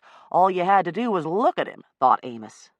He was Donnie all over again. Didn't make him his grandson by a damn sight, though. Tom and Edward, they were his grandsons. He'd held them in his arms when they were babies, made them little glazed animals to play with, watched them turn their first bowls. Takes more than a squirt of jism up someone else's wife to make a person my grandson, he thought resentfully. "What's your name?" Libet asked. "Davis. Davis Richmond." "He said we're cousins. How?" "My mom and your—" She hesitated, unwilling to grant him family status. "Uncle Donnie and Mom were brother and sister." "There were 3 children?" "And now there's just one," Amos rasped. His mind shied away from the image of James Lucas lying all red and burned on the kiln car, his clothes blackened, his hair singed off. Donnie's death was bad, but this one was worse. Worse for how it was, and worse for an end to his unvoiced dreams. After Donnie died, he had almost reconciled himself to the bitter knowledge that Betty was the conduit through which Nordan blood would flow into the future, and he had pinned all his hopes on her son Tom, even though people in Seagrove were already taking bets on whether or not he'd make it to 20, since he'd already wrecked 2 cars by the time he was 17. Then, when James Lucas and Sandra Kay busted up, Amos suddenly realized that James Lucas was barely 50. He could still marry again, and if he picked a younger woman, he might even make a new batch of Nordan boy babies. Now James Lucas was dead.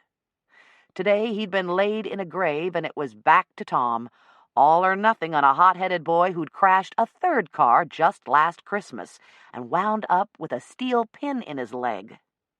It was almost like God was dealing off the bottom of the deck, he thought, getting ready to call in all the chips and shut Nordan Pottery down for good. God? Or the devil? Somebody, for whatever reason, had killed James Lucas. And ever since that hellacious moment, one son's death had made him think more and more on the others. What if somebody'd killed Donnie, too? Donnie'd never had cause to do like how it looked. He had all the women a normal man could want, from this boy's mama to Sandra Kay, and God knows how many in between. Won't no way he'd have dressed up like that or been doing what they said. But why would somebody kill both his boys? They were so different. Different likes, different friends. Same enemy. Sandra Kay had no reason to kill Donnie, even if she'd been sleeping with him.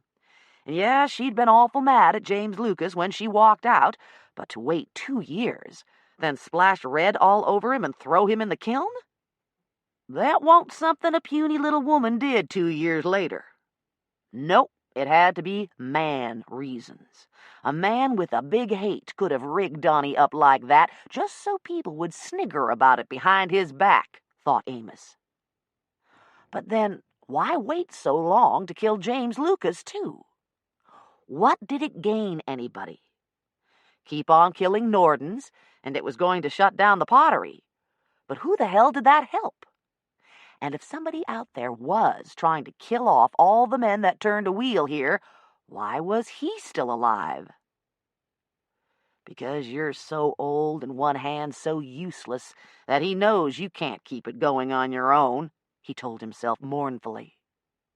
All the same, maybe God slipped up when he dealt you this wild card. Fear and rebellion stirred within him. He might be old, but he still knew how to run a bluff. He'd have to play his cards close to his chest, though, not give anybody a peek. Craftily, he looked at the boy seated on the edge of the porch, this Davis Richmond, this bait that would do to save his true grandson from a killer. "You ever do any turning?" Amos asked. "Not really. My mother used to have a wheel, and she'd let me mess with it once in a while." You want to learn? You saying you'd teach me? The boy tried to sound casual, but Amos sensed an eagerness beneath his words. How old are you? 19. When can you start? Friday? Bring your things with you. You can sleep in Donnie's old place. Granddaddy? Till then, Libet had tried to keep quiet, but this was too much. What about Tom? Tom already knows how to turn, the old man said mildly. But he's ready to take hold and come work here. Ain't no reason he can't still come work here after school. Help teach Davis. Hell, you can come too if you want. We got an order I'm not going to meet if I don't get more help than June and Bobby can give me. Half the stuff got smashed when James Lucas...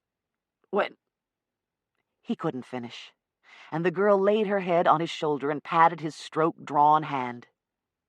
Don't worry, Granddaddy. We'll help you catch up. Mom's already said we would. You don't need any outsiders coming in.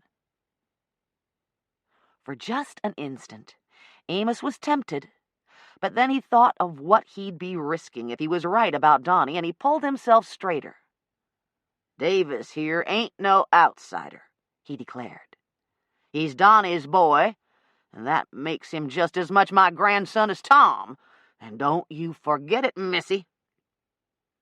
Libet drew back as if he'd slapped her. She and Tom were often at odds, but he was still her brother, and it looked as if Granddaddy was getting ready to set this bastard in his place, when Tom had been promised. The boy stood up. Friday, then, with my stuff. The door at the other end of the porch opened, and his daughter called down their way. Dad, can I get you anything? Yeah, Betty, I reckon you can. He tried to make his voice sound cheerful. You can get yourself down here and meet your nephew. Nephew? Betty Hitchcock faltered, peering nearsightedly through the darkness. As she came closer, she saw him standing there and caught her breath. You're Donnie's son? Yes, ma'am. She shook her head at his likeness to her younger brother. Why didn't you tell me he was coming, Dad? Didn't rightly know it myself, Amos said dryly. He'd never understand women. Here was Libet, acting like he was taking a snake to his bosom, and there was her mother, hurrying past Bobby, who was back on the steps again, to shake the boy's hand, then give him a hug like he was her long-lost son. I've always felt so bad that we couldn't come find you after Donnie died, but we didn't know your name or where you lived except Raleigh. I guess he felt like he ought not to say anything till... She hesitated. Till he knew for sure I was his? Davis asked. Till he found out if you wanted to know us, she said. You're not going to run off so quick, are you? He's coming back Friday, Libet told her. Really? Oh, that will be so much better. Give us a chance to get to know you without so many people around. Can you stay for supper? Before Davis could answer, Libet said, Even better, Mom. Guess what? Granddaddy's going to teach him how to pot. He's going to live in Uncle Donnie's place. Betty finally became aware of the tension that thrummed the cool night air. Oh? She looked from her daughter to her newly discovered nephew, back to her father.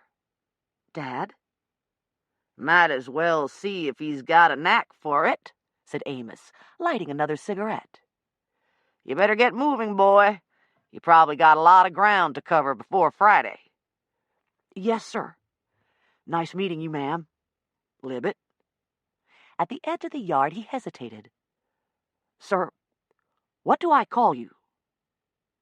That was a question Amos hadn't expected, but in for a pig, in whole hog. Your cousins call me Granddaddy. You might as well, too. Thanks. Well, see y'all soon. He threaded his way past all the parked cars and disappeared into the dark parking area out by the shop.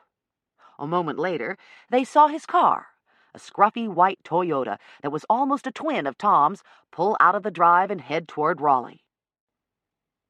"That's good of you, Dad," Betty said. "The way you talked after Donnie died. There now, I knew you'd be glad if you ever met him. You can't go against your own blood, can you?" Amos leaned back in the swing and blew a thin stream of smoke toward the porch ceiling. "You never said a truer word, honey." "What about Tom's blood?" his granddaughter asked angrily. "Doesn't his count any more?" Betty looked puzzled. Behind her mother, people were beginning to drift back out to the porch, some with plastic cups of tea, others with their cigarettes already out and lighters in hand. Among them was her father, but Libet Hitchcock didn't care. With all the harshness that only a teenager who knows herself in the right can voice, she asked, "What are you going to do? Make Davis change his name to Nordan when you give him the place?" "Don't you speak to your grandfather in that tone," said Betty. "And what are you talking about? Everybody knows Tom's to have Nordan Pottery. Right, Dad?" "Ain't nothing in writing yet," Amos said mildly. Chapter 15. While Southerners seek and enjoy the boons of progress, they are also reluctant to abandon old ways. Raised in Clay, Nancy Sweezy. Thursday was my brother Seth's birthday, so Minnie invited the whole family and a few friends over that night for cake and homemade ice cream. Seth is 5 brothers up from me, and I've always felt closer to him than to some of the others, probably because he cuts me more slack than they do. He doesn't spend half his life criticizing me or giving advice or acting like I'm still the baby sister, with emphasis on the baby part. This makes birthday and Christmas gifts something of a problem. I always want to give him the moon with the silver string around it, but I can't get too fancy for Seth, or my other 10 brothers will get their feelings hurt if the difference between his presents and theirs is too great. Not that most of them would notice, but their wives tend to keep score. This year, I got sneaky and enlisted Haywood's son, Stevie, who's in school over at Carolina. Seth's a huge Carolina fan, and I'd scored a couple of tickets to the last home game of the basketball season from a fellow judge who's another Carolina alum.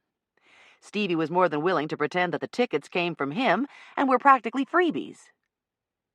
"How the hell do you do that?" asked Will, who's 3 up from me. "I've been trying to get tickets all season." Stevie just grinned and murmured about friends in high places. Haywood, Robert, Zach, Andrew, and Daddy had chipped in to get Seth a photocopier for his home office. Since Seth does all the bookkeeping for the farm, it struck me as a rather pragmatic, not to mention tax-deductible, gift. Will gave him a gift certificate for dinner for 2 at a steakhouse in Dobbs, and Herman, who's an electrician, gave him a paddle fan for the porch. Annie Sue, Herman's daughter, promised to install it before summer. My official present, reservations at the Carolina Inn for the night of the game with a buffet breakfast next morning, slid right in among the others without sticking out too far, and Stevie gave me a thumbs up as he went out on the porch to help turn the crank on one of the 2 ice cream churns that Minnie had going. In a family this big, it's impossible to get everyone here at the same time. Adam, Ben, Jack, and Frank live out of state, and many of my nieces and nephews are married and off on their own. But that still left a lot of enthusiastic voices to sing happy birthday to Seth when Minnie brought in the cake, aglow with so many candles that Zach asked her if she had a permit from the fire marshal. Through it all, Daddy sat beaming. He's not much for speech-making, but as he's gotten older, these times are precious to him. "Means a lot to me to see the family sticking together, prospering," he said, savoring the dish of strawberry ice cream I brought him. "Just wish the others lived closer to home." "I'm working on Adam," said Karen, who was back east this week to look after her mother. Mrs. Buffkin was recovering from a mastectomy, and her operation had suddenly made Karen realize just how far away she and Adam were from family out there in California. Frank and May came up to see us last month. Janie's husband is being transferred to New Jersey, and you know how crazy they are about those grandchildren. Wouldn't surprise me a bit to see them come too. Frank's my next to oldest brother, and the one I know the least because he joined the Navy before I was born. He'd been stationed out in San Diego when his children started marrying, so that's where he and May retired. They get back every other year when Jack and Ben come, so they're certainly not strangers. But Daddy won't be completely happy till all his chicks are back under his wing spread. I hate to think that my funeral's the only time y'all will all be together, he grumbles. So Karen's words brightened his day. I couldn't help thinking of Amos Nordan, a man who seemed even more patriarchal about his male descendants than Daddy. He'd begun with only 2 sons, and now both were gone. For good. At least Daddy's missing sons were all alive. The boys had brought their instruments. I had my guitar. Daddy picked up his fiddle, and those who felt like it sang along for over an hour. When we paused to retune, Karen's eyes were shining. "This is what I've missed out there," she said. "It's what our boys are missing." With Karen tripping down memory lane, nobody had the heart to tell her that it's probably too late for her boys. She and Adam may not have gotten above their raising, but their sons have absolutely no interest in the life we live here. Too much money, too many expensive toys, too much private school snobbery, too little sweaty work. These things have made them very uncomfortable the few times they've visited Colleton County. As they've grown older, they've gotten more polite about it when Adam and Karen bring them south. But what roots they have are firmly attached to Silicon Valley's golden vistas, and I see rough roads ahead if she tries to move them back. We finished up with the favorite song of Robert's 3-year-old grandson, the one about the preacher chased up a tree by a bear. He can carry a good tune now, and he joined in lustily on the chorus. "Oh, Lord, you delivered Daniel from the lion's den. And, Lord, you delivered Jonah from the whale, and then 3 Hebrew children from the fiery furnace, so the good book do declare. But, Lord, Lord, if you can't help me, for goodness sake, don't help that bear." We broke for coffee around 10, and some of the kids who had school the next day left with their parents.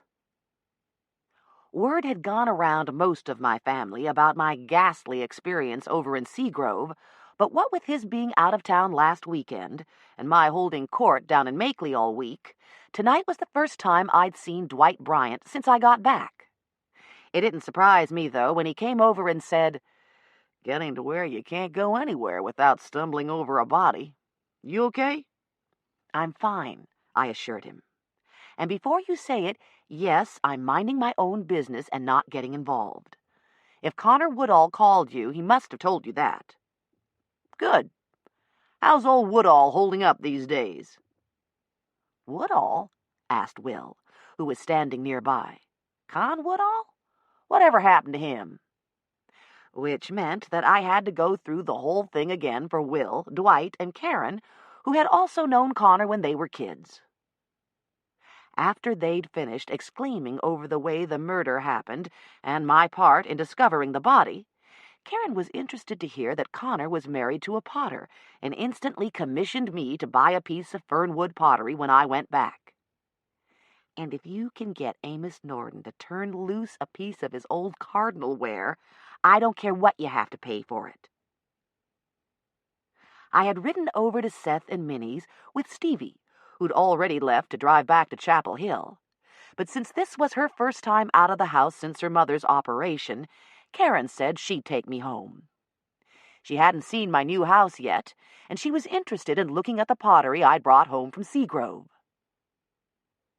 We hugged the birthday boy good night, and got more hugs from those still there, then cut across through the rutted back lanes that were a shortcut from Seth's house to mine.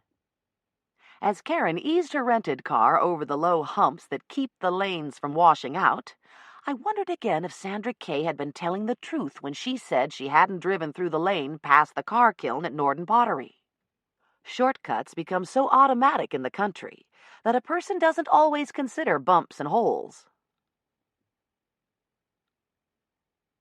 My face jug didn't much interest Karen.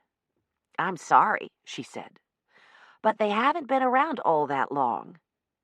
They aren't really part of the true folk tradition, and anyhow, I can't help thinking that they started out as racist caricatures. Those thick lips, bulging eyes, broad noses. She conceded that mine didn't have any of those elements, that its expression of mild surprise was even charming.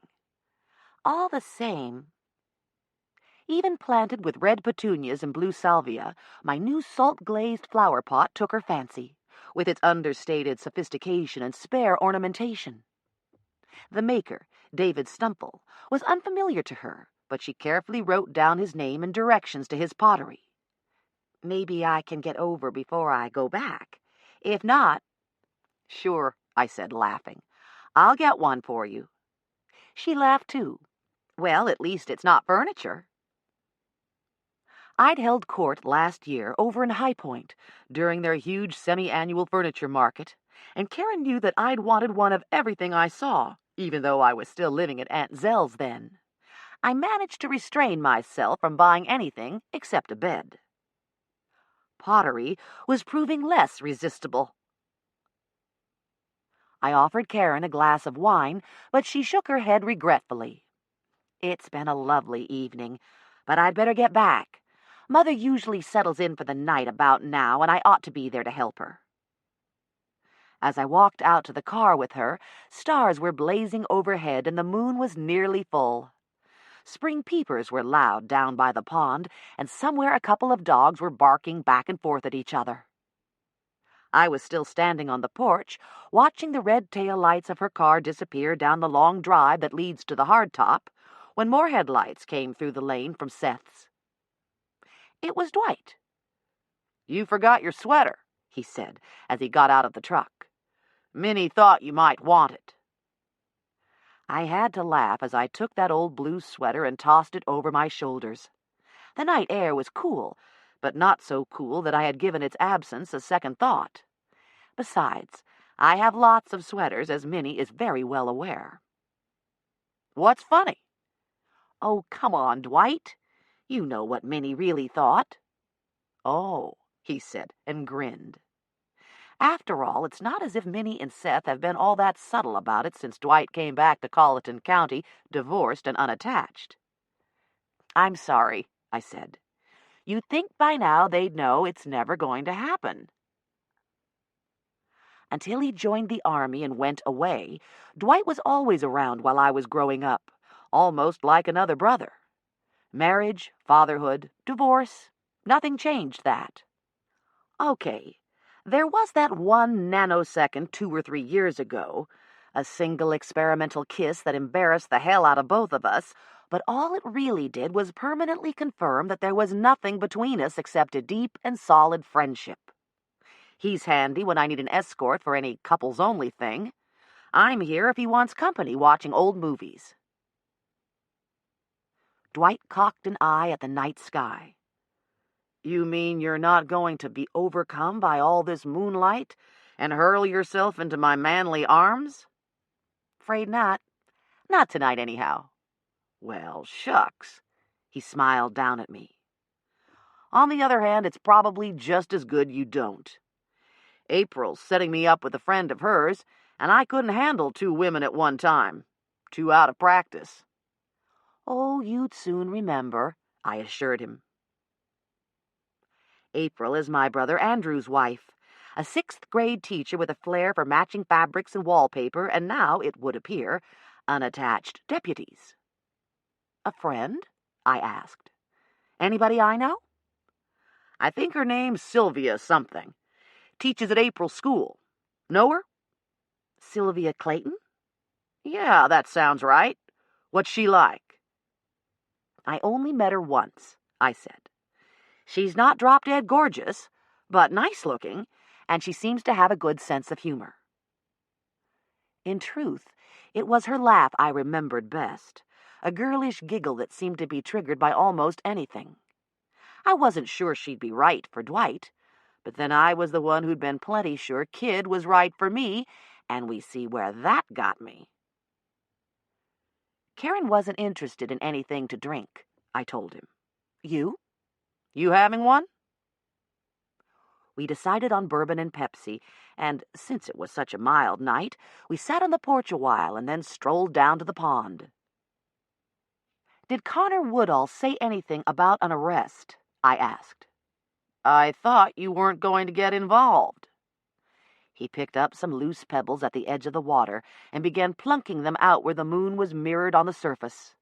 Around us, the little spring peepers went silent. I'm not. But I've met some of those people now, and I can't help being curious. I told him a little more about Amos Nordan and the Pottery's long history as we walked out on the pier my nephews and nieces built for me.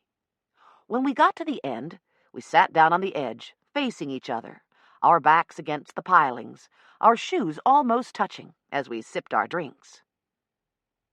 "How's Cal?" I asked. "I don't know, Deborah."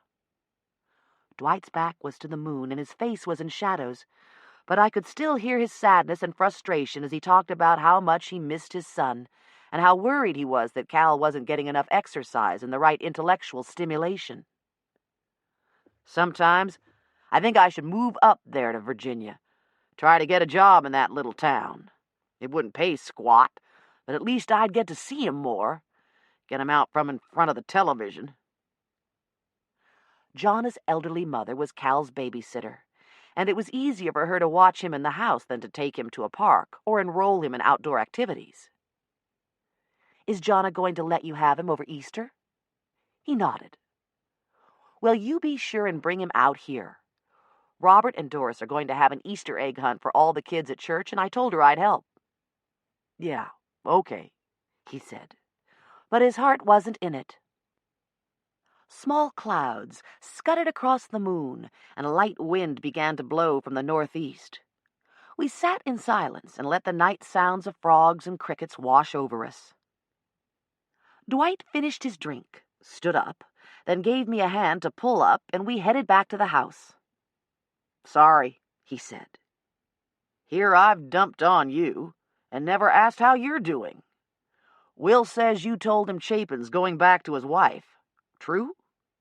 "Oh, yes," I said wearily. "Story of my life. But don't worry, it's no big deal." "You sure?" "Pretty sure." "You never liked him, did you?" Dwight shrugged.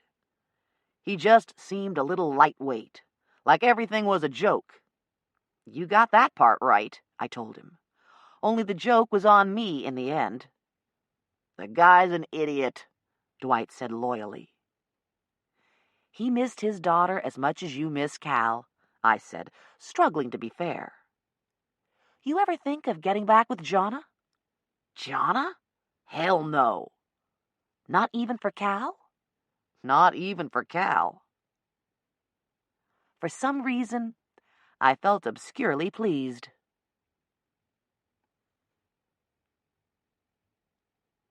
Chapter 16. Most assuredly, memory can be a fickle ally, subject to all types of distortions. Turners and Burners, Charles G. Zug III. It was Friday morning.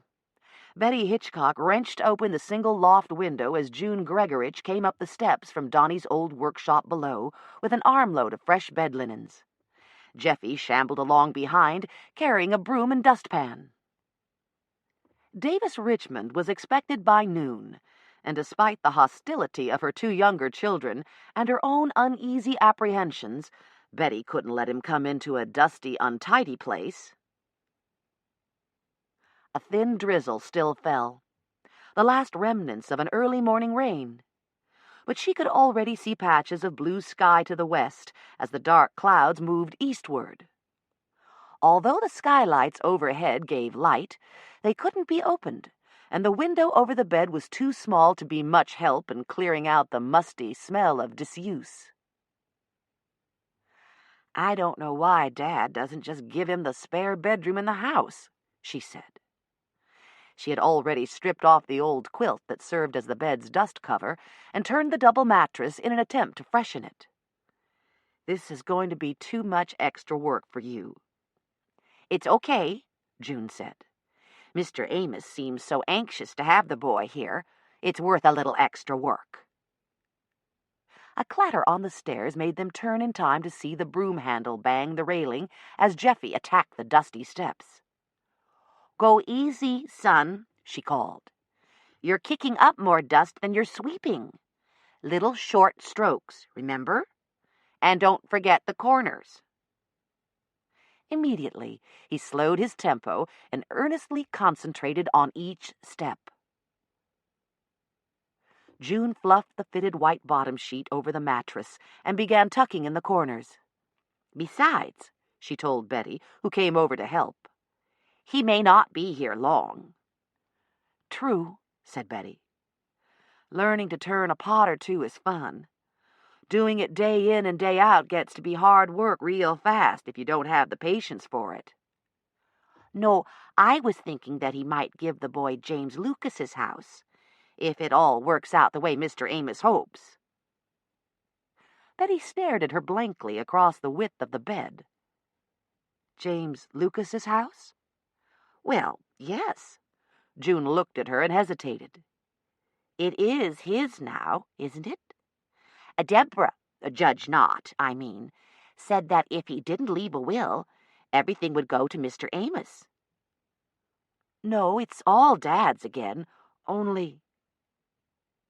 Despite the years, the graying hair, the fine wrinkles around her mouth and eyes, Betty Hitchcock was still beautiful, but now her formerly serene face was troubled.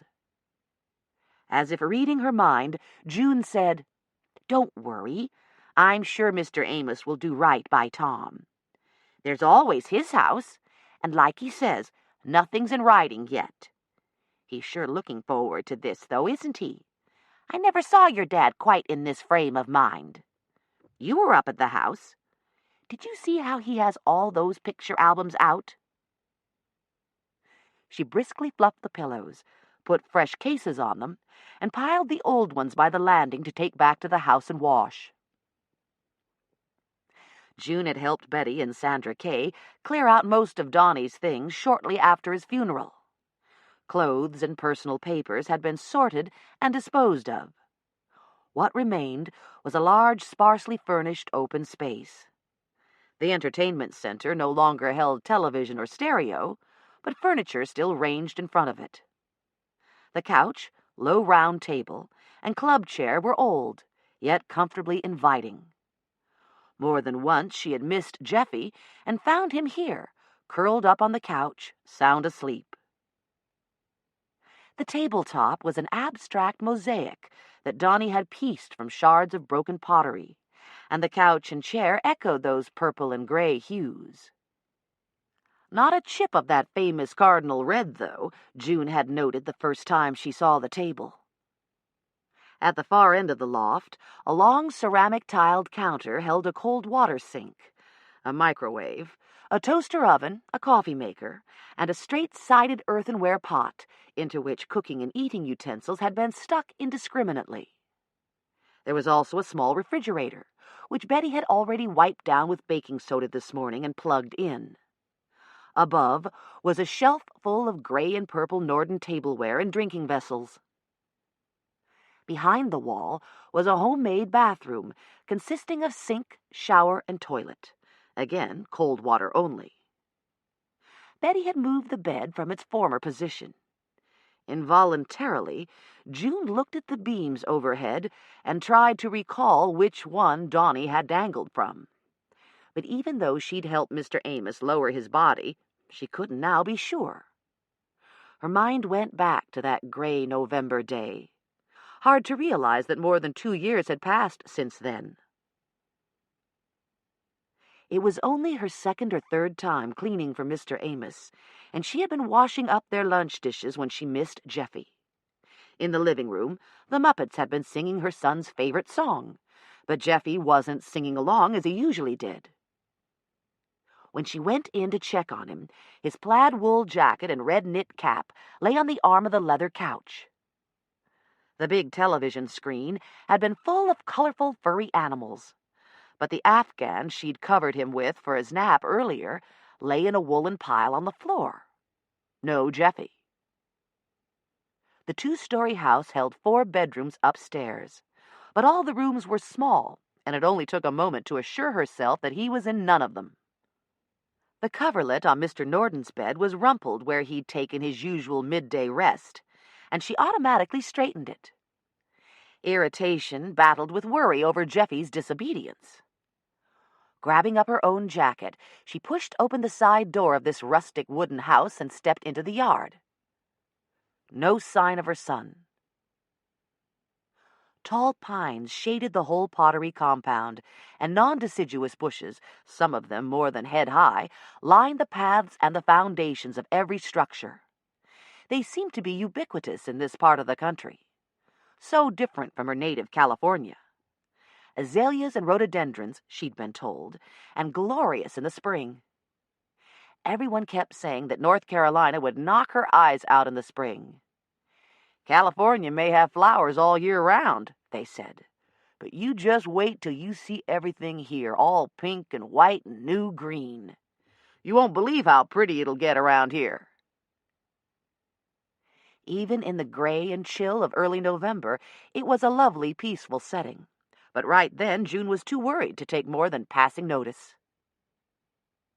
Had Jeffy gone into the showroom? He wouldn't mean to break anything, but he was so clumsy and uncoordinated. He'd gotten her fired from the Pottery that first hired her when they came to Seagrove, and she certainly didn't want him to upset the people here before she'd had a chance to make herself indispensable to the Nordans.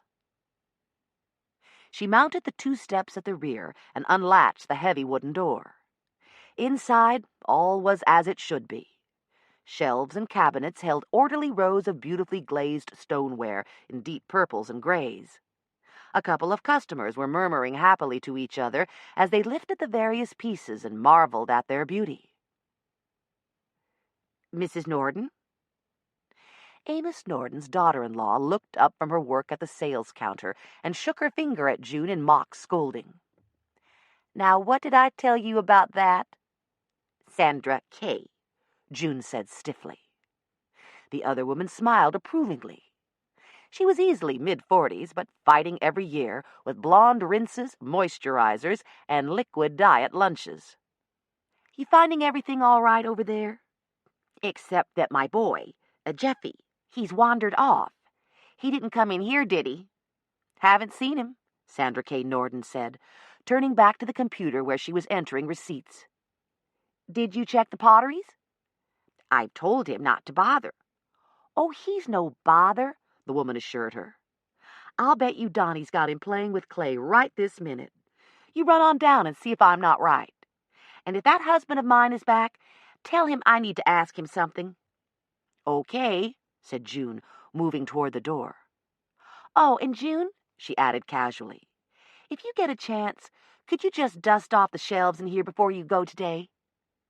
"Sure," June said, even though they both knew quite well that Mr. Amos was only paying her to clean his house once a week, not the shop.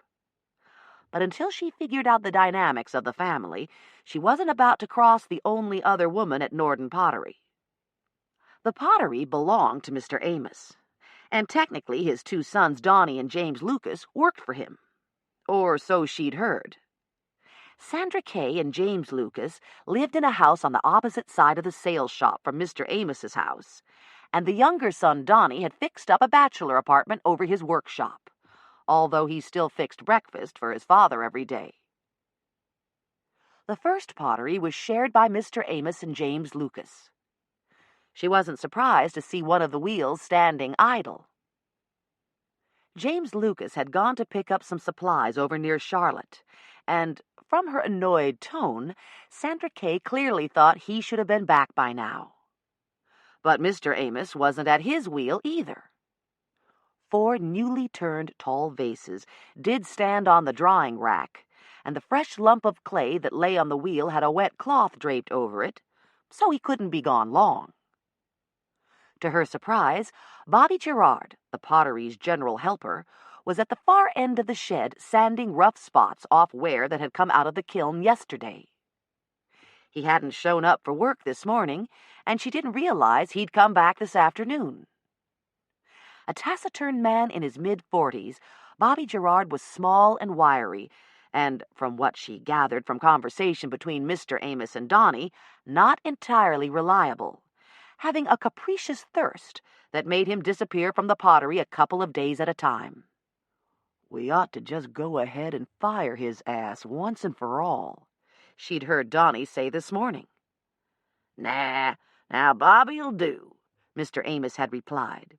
He may not work steady, but he does work cheap. And when he does work, he works hard, James Lucas had added. Have you seen my son? June asked him now. Bobby shook his head and kept working. Apprehensively, she moved on to the second structure. It, too, seemed empty when she first opened the door and came out of the cold into the earthy warmth of the workroom. A powdery film of clay dust lay over everything, except the dozen or more candlesticks Donnie must have turned this morning, and the leather-bottomed bar stool where he'd half-propped, half-sat as he worked. Then she heard Mr. Amos's voice raised in anger, and a frightened note in her own son's voice. A surge of protective maternal instinct carried her across the room and up a set of crude wooden steps to an open door on the landing.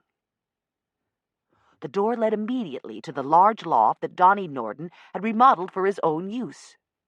Despite the gray day, the place was brightly lit from skylights set in the roof. Jeffy cowered beyond the doorway. Just get the hell out, Amos Nordan snarled. Get, before I knock the living bejesus out of you. You hear me, you dumbass idiot? June's own temper flared at the sight of the enraged man's uplifted hand.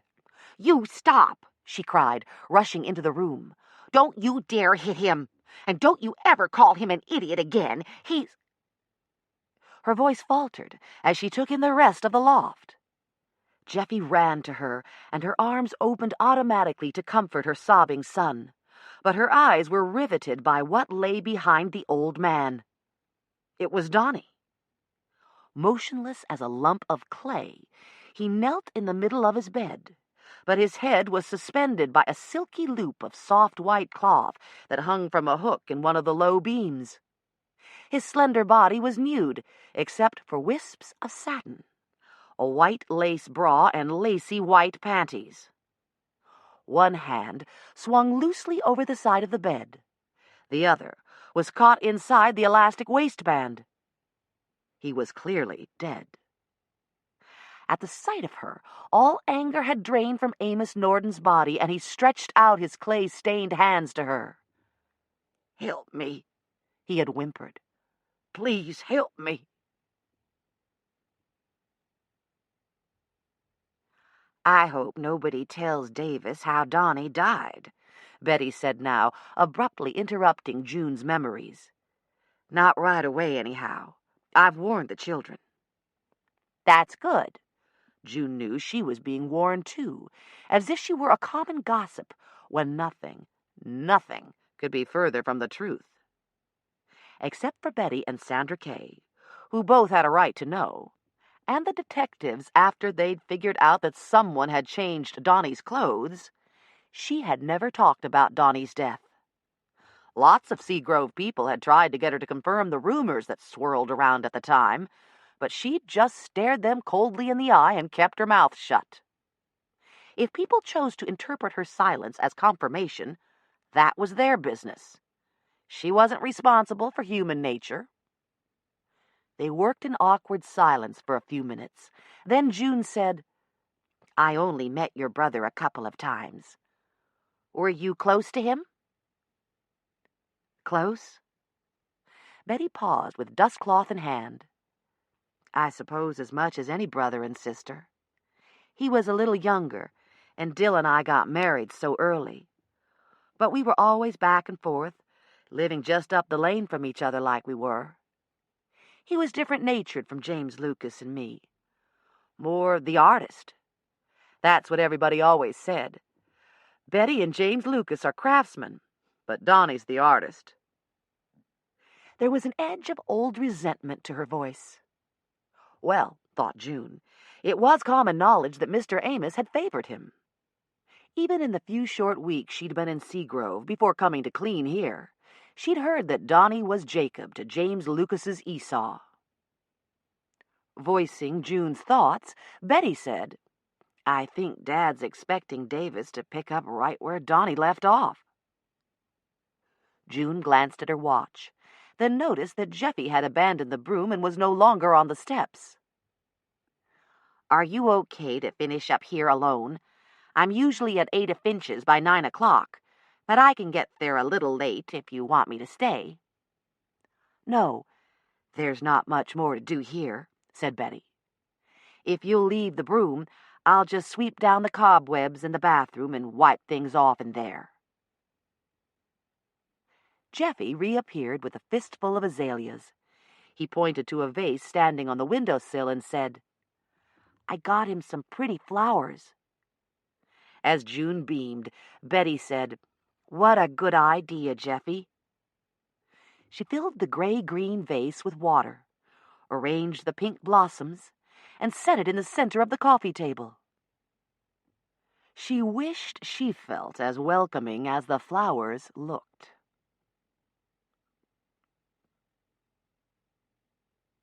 Look, Davis said for the 10th time in 2 days, it's not like I'm going for good. I'm leaving most of my notebooks and stuff. He opened his duffel bag wide to show only jeans, sweatshirts, socks, several sets of underwear, and a small black case. See? I'm only taking my portable CD player. I wish I'd never told you. The woman was in her late 50s.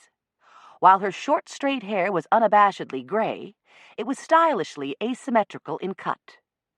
She hadn't been conventionally pretty in her youth, but good bones and a level, penetrating gaze were proving better assets than dimples and fluttery lashes. I'm glad you did, Davis said vehemently. I'm glad I wasn't that asshole's son. Keep a civil tongue. For all you know, Donald Nordan was a bigger asshole. She sat on his unmade bed and patted the various pockets of her blue twill coverall till she found a crumpled pack of unfiltered cigarettes. Hey, Davis protested. You swore you'd quit. I have, his mother said. But you make me so crazy I need to hold one once in a while. Smelling it settles me down a little. My nicotine pacifier. She rolled the cigarette between her strong fingers. Craftsman's fingers. Flecks of dry tobacco spilled from the ends onto her knee, and she brushed them carelessly onto the floor. Was he? Davis asked. Was who what? He added a pair of thick-soled sneakers to the duffel and turned to face her. My biological father. Was he an asshole, too? She sighed and pushed back the hair that had slipped from behind her ear to follow the line of her strong chin. Don't ask questions you don't want to hear the answers to. He continued to stare at her relentlessly, one hand on his hip. Nurture over nature, she thought. He'd picked that trick up from the despicable man who had not sired him. When you do that, you look just like Jeremy, she said with deliberate malice. He threw up his hands. And you say I drive you crazy? Okay, she laughed. The answer is that I really don't know. I'm sorry, baby. I wish I could say that he was the love of my life, that we had an affair that blazed across my skies like the afterburners of an Apollo rocket. Bottom line, I barely remember him. He was an attractive man in a pair of mud-stained jeans, and he had magic in his fingers when he touched clay. He came over to do a demonstration class at the museum. There was another, younger woman in the class that could have been a clone of the student that Jeremy was sleeping with at the moment, and she was all over Donald. Somehow it got muddled in my mind that if I could whisk him out from under her nose, It would be getting some of my own back from Jeremy and his flavor of the week. I felt I needed to prove something. She held the dried-up cigarette to her nose, then tossed it into his overflowing wastebasket. So I did. Where? Here? Yes. It was a rainy spring day. Not unlike today, in fact, she said, glancing toward the splattered window overlooking a quiet street in Raleigh's Cameron Park.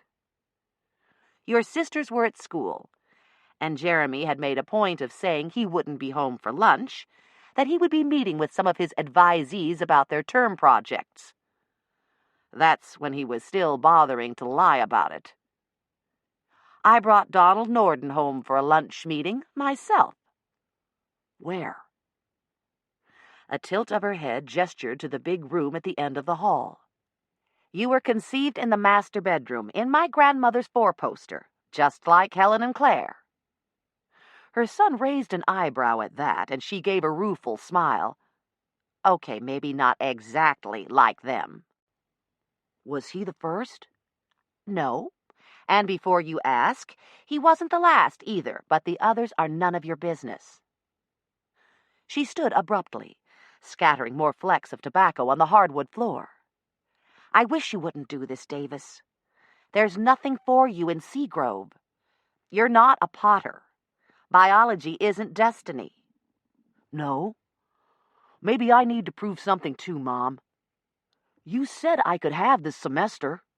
I know, but I thought you'd go to New York or Europe. I sure as hell didn't think you'd go to Seagrove.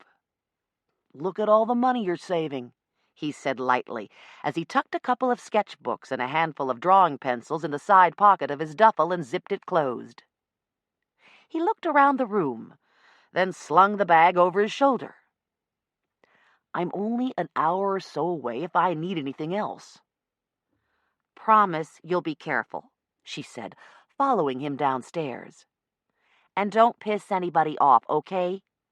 Just remember that somebody killed Donald's brother.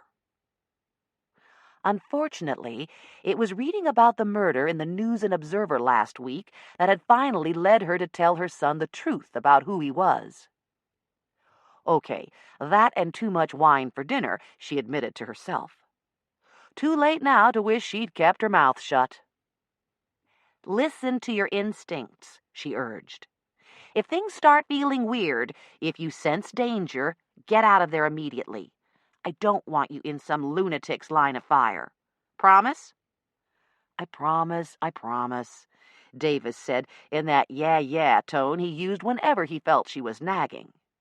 And I'll call you as soon as I have a phone number. He leaned in to kiss her cheek, but she pulled him down to her level and gave him a fierce hug, and when he was gone, she went looking for the newspaper article she had clipped exactly a week ago. Someone you knew? Davis had asked, casually, not really interested. If only she'd answered yes, just as casually.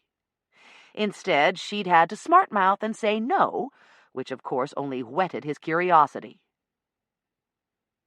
The article was still lying on the dining room table. She picked it up and looked again for the name of the detective in charge of the investigation. There it was, Lieutenant Connor Woodall of the Randolph County Sheriff's Department. She frowned in concentration. Now, who did she know that might know Lieutenant Connor Woodall? Chapter 17.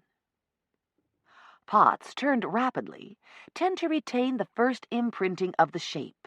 The evidence of deft fingers on the malleable clay remains. Raised in clay. Nancy Sweezy. I was finishing up the leftovers down at Makeley Friday morning in a session as dreary as the rain I'd driven down in.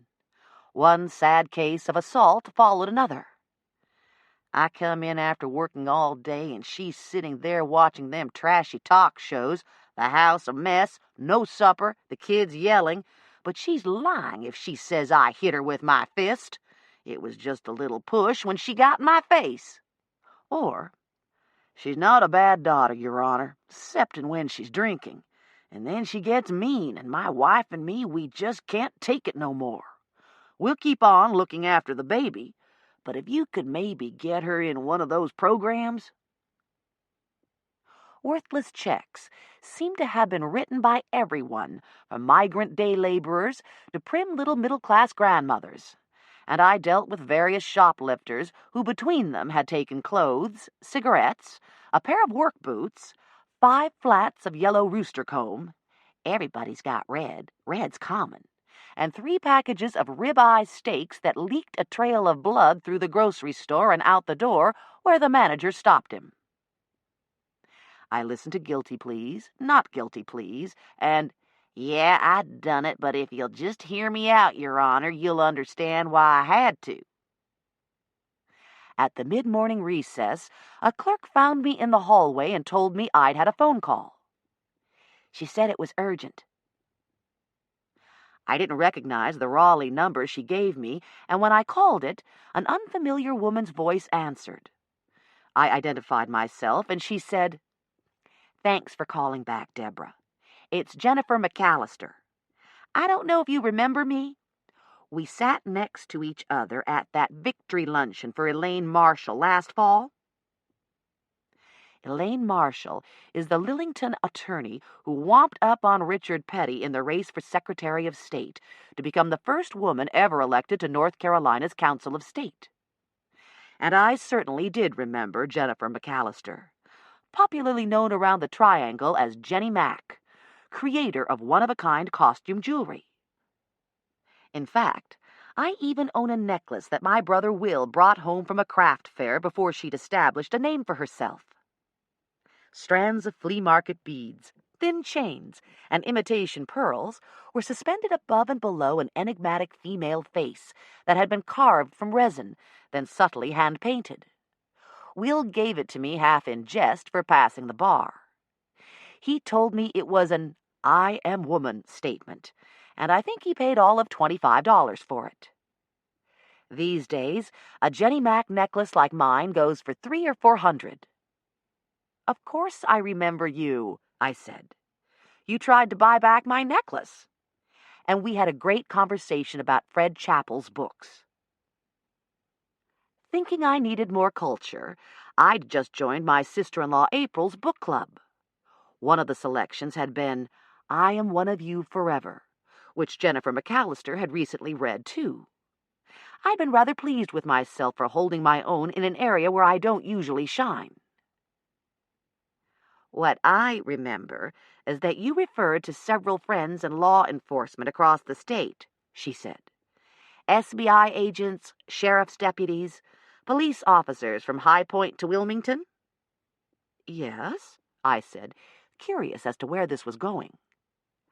"What I was wondering is, do you by any chance know a Lieutenant Connor Woodall over in Randolph County?" I admitted that I did. "Why do you ask?" "Look, it's too complicated to talk about over the phone. Could I meet you somewhere? Take you to lunch?" I explained that I was down in Makeley and wouldn't be finished till mid-afternoon. We arranged to meet for an early supper at a cantina just off I-40. It was a little closer to my house in the western part of Colleton County than to hers in Raleigh, but hey, she was the one who sounded in need of a favor.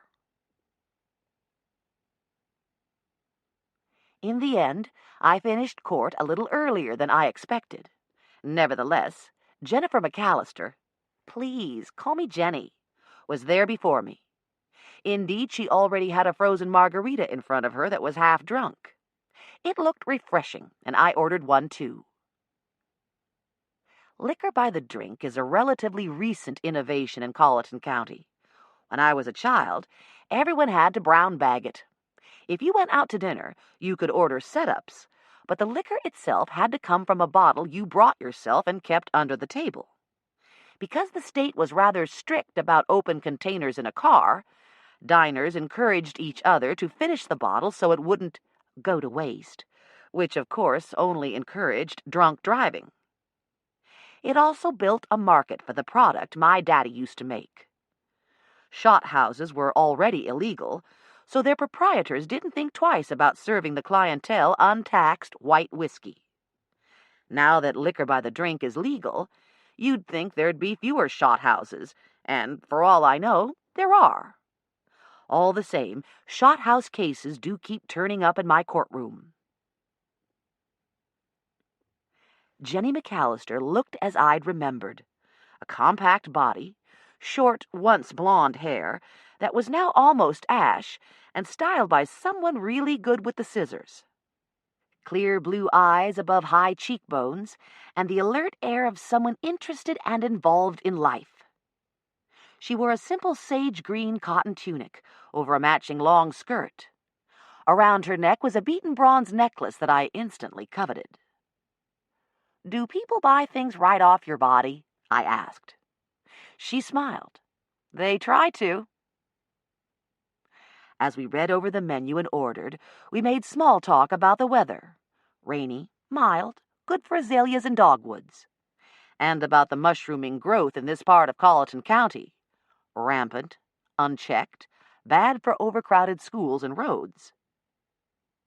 When the waitress had gone away with our order, Jenny leaned forward and said, "I don't know if you saw it in last week's paper, but a potter was killed over in Seagrove last week." "James Lucas Nordan," I said. She sat back in surprise. "You knew him?" "Not very well," I said neutrally. "Was he a friend of yours?" "No, I never met him." With a wry smile on her lips, she shook her head ruefully. "Sorry, a little moment of déjà vu. This is practically the same conversation I had with my son when I first read about the murder." "Oh?" "He was my son's uncle," she said bluntly. "Oh, I am sorry," I told her. "Don't be. Not on my account, anyhow. As I said, I never met him. Didn't even know he existed till I read about it." Again, she leaned forward and the lower rung of her necklace clanged softly against the table. "Look, judges and lawyers, you're both discreet, right? Can I speak to you in confidence?" I nodded, suddenly realizing that if James Lucas was her son's uncle, then her son must be the illegitimate child Donnie Nordan had fathered. 20 years ago, I had what amounted to a one-night stand with Nordan's brother, Donald. I never had any reason to tell Donald or my son either until a couple of years ago when my husband finally died. We'd lived separately for years, but never bothered to divorce. He didn't want to be free to remarry, and I didn't want to have to give him half of what I was starting to make. Anyhow, my son was nearly grown, and I decided maybe they both had a right to know. I drove over to Seagrove one day, found Donald, and told him. If he'd been unreceptive, I'd have dropped it right there. "But he was happy about it?" I said. "Yes. How did you know?" "A mutual friend told me about his death and how unlikely it was that he'd killed himself when he was looking forward to meeting his son." "Suicide?" She looked puzzled. "I heard it was an accident, that he got tangled in a cord or something. I never knew it was supposed to be suicide." No way was I going to be the one to tell her how her one-time lover had died, especially since it was only a guess on my part, a guess with no more confirmation than Connor Woodall's bright red embarrassment when I tried to get him to talk. "Only at first," I said quickly. "But they soon got it right." Her face cleared. "We were waiting for the blood tests to come back before telling Davis. Donald didn't see the need. He said my word was good enough, but I wanted them both to have scientific proof from the beginning. But before I got the results—" She broke off as our food arrived. Taco salad for me, a chicken burrito for her. Much as I hate seeing the building explosion here, the influx of migrant workers has certainly brought in great Mexican food. "So, before you got the results?" I encouraged, when our waitress finally assured herself that we had everything we needed and went away. Donald was dead. I called to let him know the tests were back, and that they did confirm his paternity. I never got a chance to speak to him, though. Whoever answered the phone said he'd been buried 2 weeks before. Must have been quite a shock for you. She shrugged. Well, it's not as if we'd had a real relationship. Nevertheless. With a sigh, she nodded. As you say, nevertheless.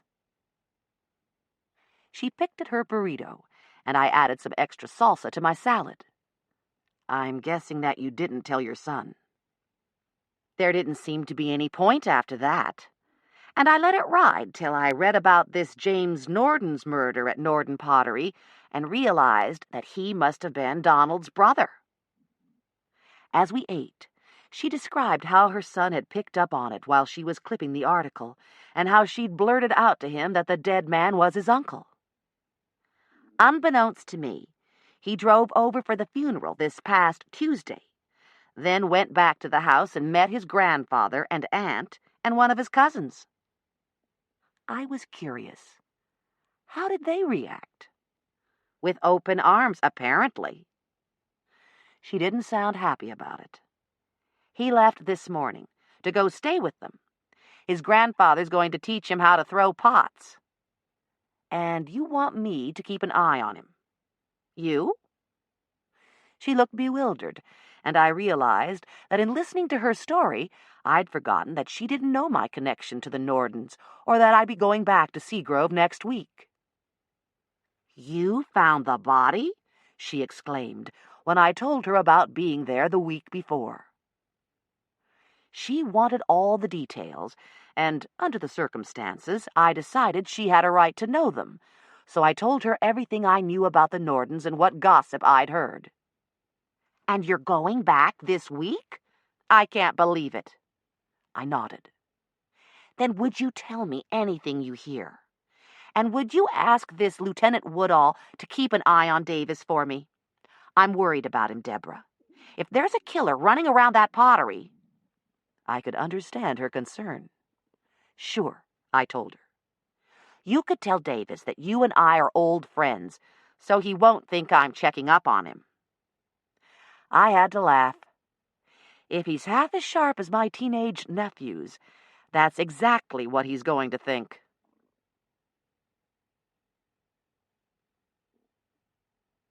Chapter 18. It is most important to realize that the central perception of the traditional potter is that his craft is a trade. This attitude governs the making of shapes and multiples without concern about repetition. Raised in Clay, Nancy Sweezy. It wasn't that he'd expected a brass band standing on the front porch to welcome him, Davis Richmond told himself, looking at the closed sign on the shop door. But he'd certainly expected someone to be there. He peered through the window. All was dark inside. He'd already knocked on the front and back doors of his grandfather's house with no results. He'd even walked over to the second house, home of his recently buried uncle, and found no one there either. Baffled, Davis folded his lanky frame into his old Toyota and drove back toward town. At least it had quit raining, and from the way the sun was shining, the day was going to be another warm one, a sample of summer to come. Samples of summer's pests were already around. As he gassed up his car at a service station in Seagrove, 2 dog flies circled his head. Inside the air-conditioned coolness, he bought a ham and cheese sandwich and a bottle of tomato juice, which he ate in his hot car, then drove over to the Pottery Center to kill a little time before going back and trying again. The modern building was light and airy, all blonde oak floors and cases, and completely deserted except for a couple of women at the front desk, who collected his entrance fee and told him they'd be happy to answer any questions. He wandered through the display area, following the sound of recorded fiddle music and voices. At the far end of the hall, a television set was showing a tape about Seagrove's history, and some of its more prominent potters.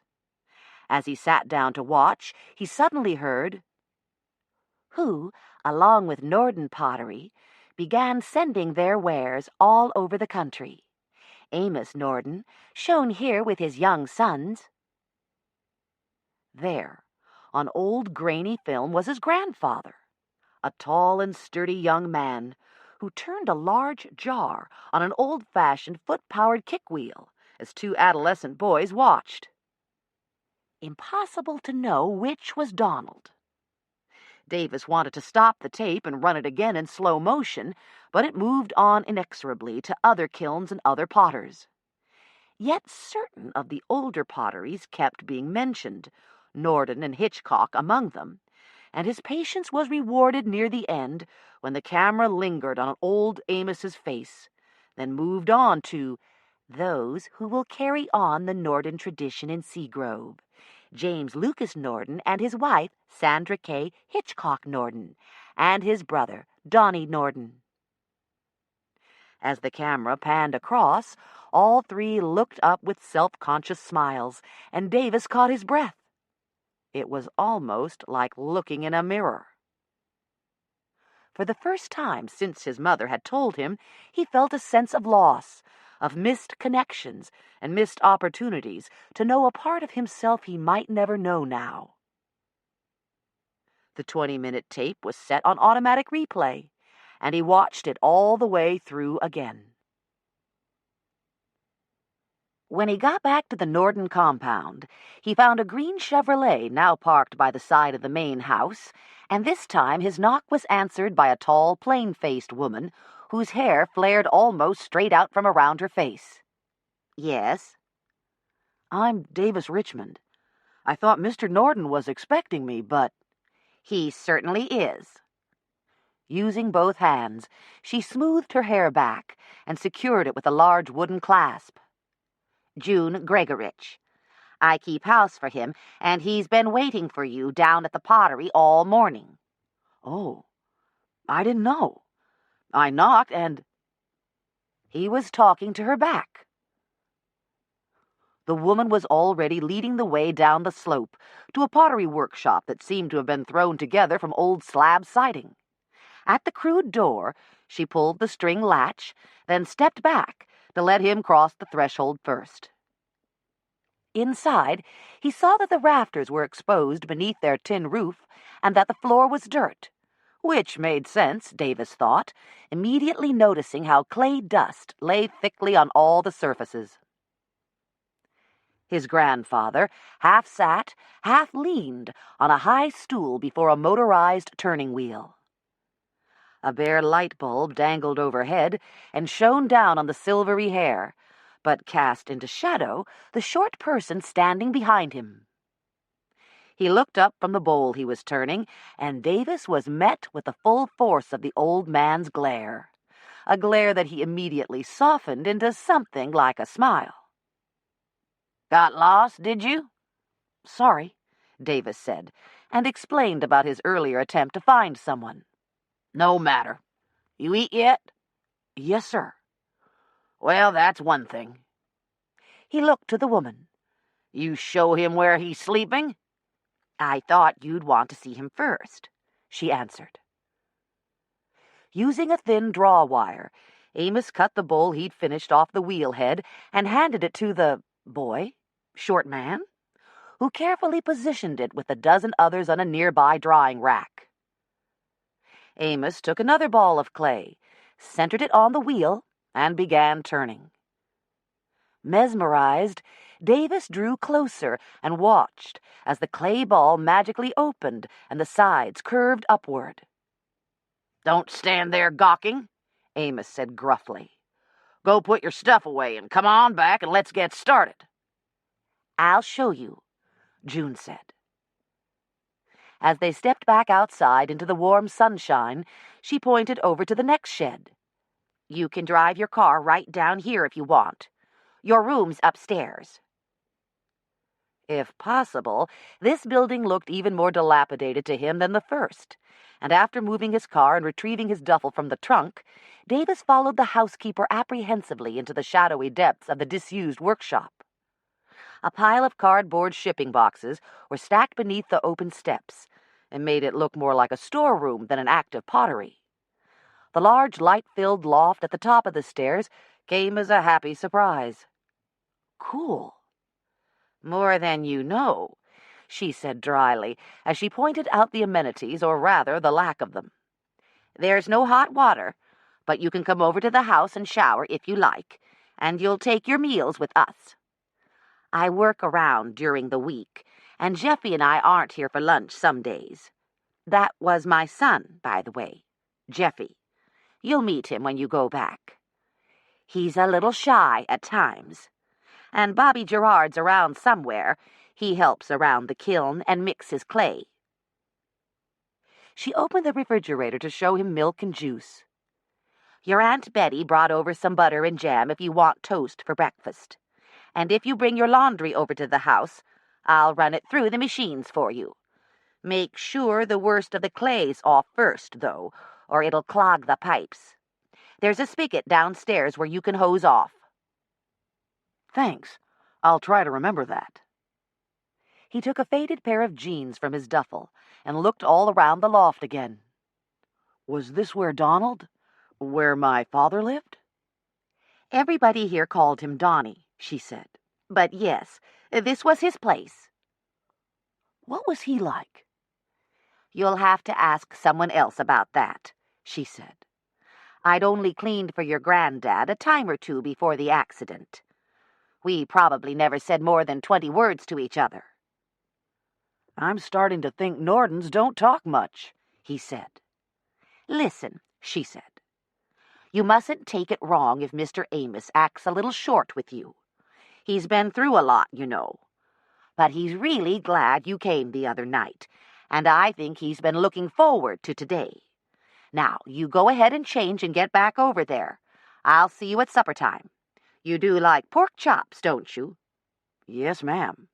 Good. 10 minutes later, wearing a heavy plastic bibbed apron, Davis stood at the wheel that had belonged to James Lucas. He had been introduced both to Jeffy Gregorich and Bobby Gerard, neither of whom had much to say. Indeed, Gerard soon disappeared out the back door, busy with chores Davis couldn't begin to name. Amos began by showing him how to start and stop the wheel, and how to adjust its speed. Jeffy watched, too, and smiled back shyly when Davis smiled at him. Grab that bucket over there and go fill it with water, said Amos. Jeffy, show 'em where the hose pipe is. Obediently, the little man led Davis through a side door and pointed to the hose. I can turn it on, he said, eager to help. And when the bucket was full, he carefully turned off the tap. When Davis was back inside with the water, Amos had him wet the wheel head and his hands, then took a ball of clay about the size of a big orange and plopped it on the wheel as it turned at about half speed. Cup your hands around it and make it into a round. That's right, he encouraged. Now try to center it. No, just give it a little push with the edge of your hands. Remember that you're the boss. The clay's got to do what you tell it. Here, watch me again. Davis watched, wet his hands again, and this time succeeded in centering the ball of cool, smooth clay. It felt oddly sensuous as it turned beneath his hands. Now put your thumbs in like this and open it up. Davis pressed in with his wet thumbs, but instead of opening up into a bowl shape, the center immediately rose up from a circular channel like a small tube cake pan. Amos pulled his draw wire across the wheel head to free the misshapen clay and dropped it into another bucket where scrap pieces of clay waited till enough had accumulated to be reworked and wedged again. Waste not, want not, Amos grunted. Clay don't come free for the digging no more. On his fourth try, Davis managed to open the ball, but the sides collapsed before they were an inch high. The sides stayed up on his fifth try. Unfortunately, when he drew the wire across the wheel, he discovered his bowl was all sides, no bottom. Even Jeffy saw the humor of that one. It took Davis nearly 2 hours to achieve a passable cereal bowl shape. "That one'll do," said Amos. "Now all you got to do is practice till it feels natural. Jeffy, run up to the house and tell your ma we need some drinks down here." Davis straightened up and flexed himself. The muscles in his hands and thumbs were sore and cramped, as were his neck and shoulders from hunching over the wheel with such intense concentration. Amos had gone back to his own wheel, and Davis watched with a new appreciation for the craft that went into such seeming effortlessness. As Amos cut the bowl free, Davis took it and added it to the drawing rack. There had to be nearly 100 bowls sitting there. "You did all these today?" "Ain't nothing to making cereal bowls. I used to like doing jars the best, but I just can't manage 'em any more."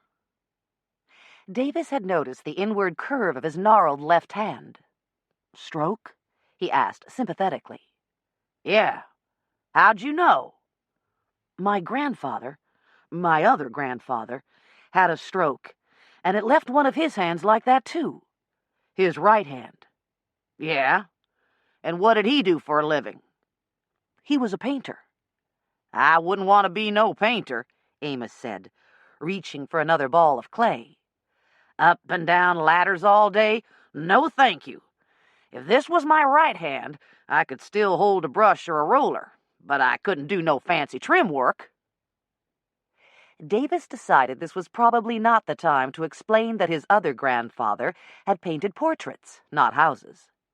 Instead, noticing that Amos was down to a single ball, he said, "If you'll tell me where it is, I'll get you more clay."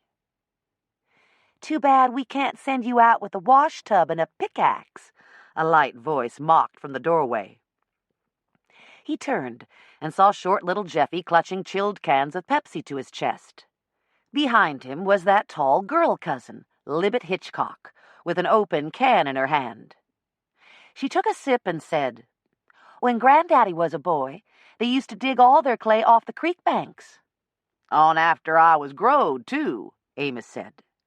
"We'd take off a couple of weeks, dig out a few tons, enough to last us all year." "A few tons?"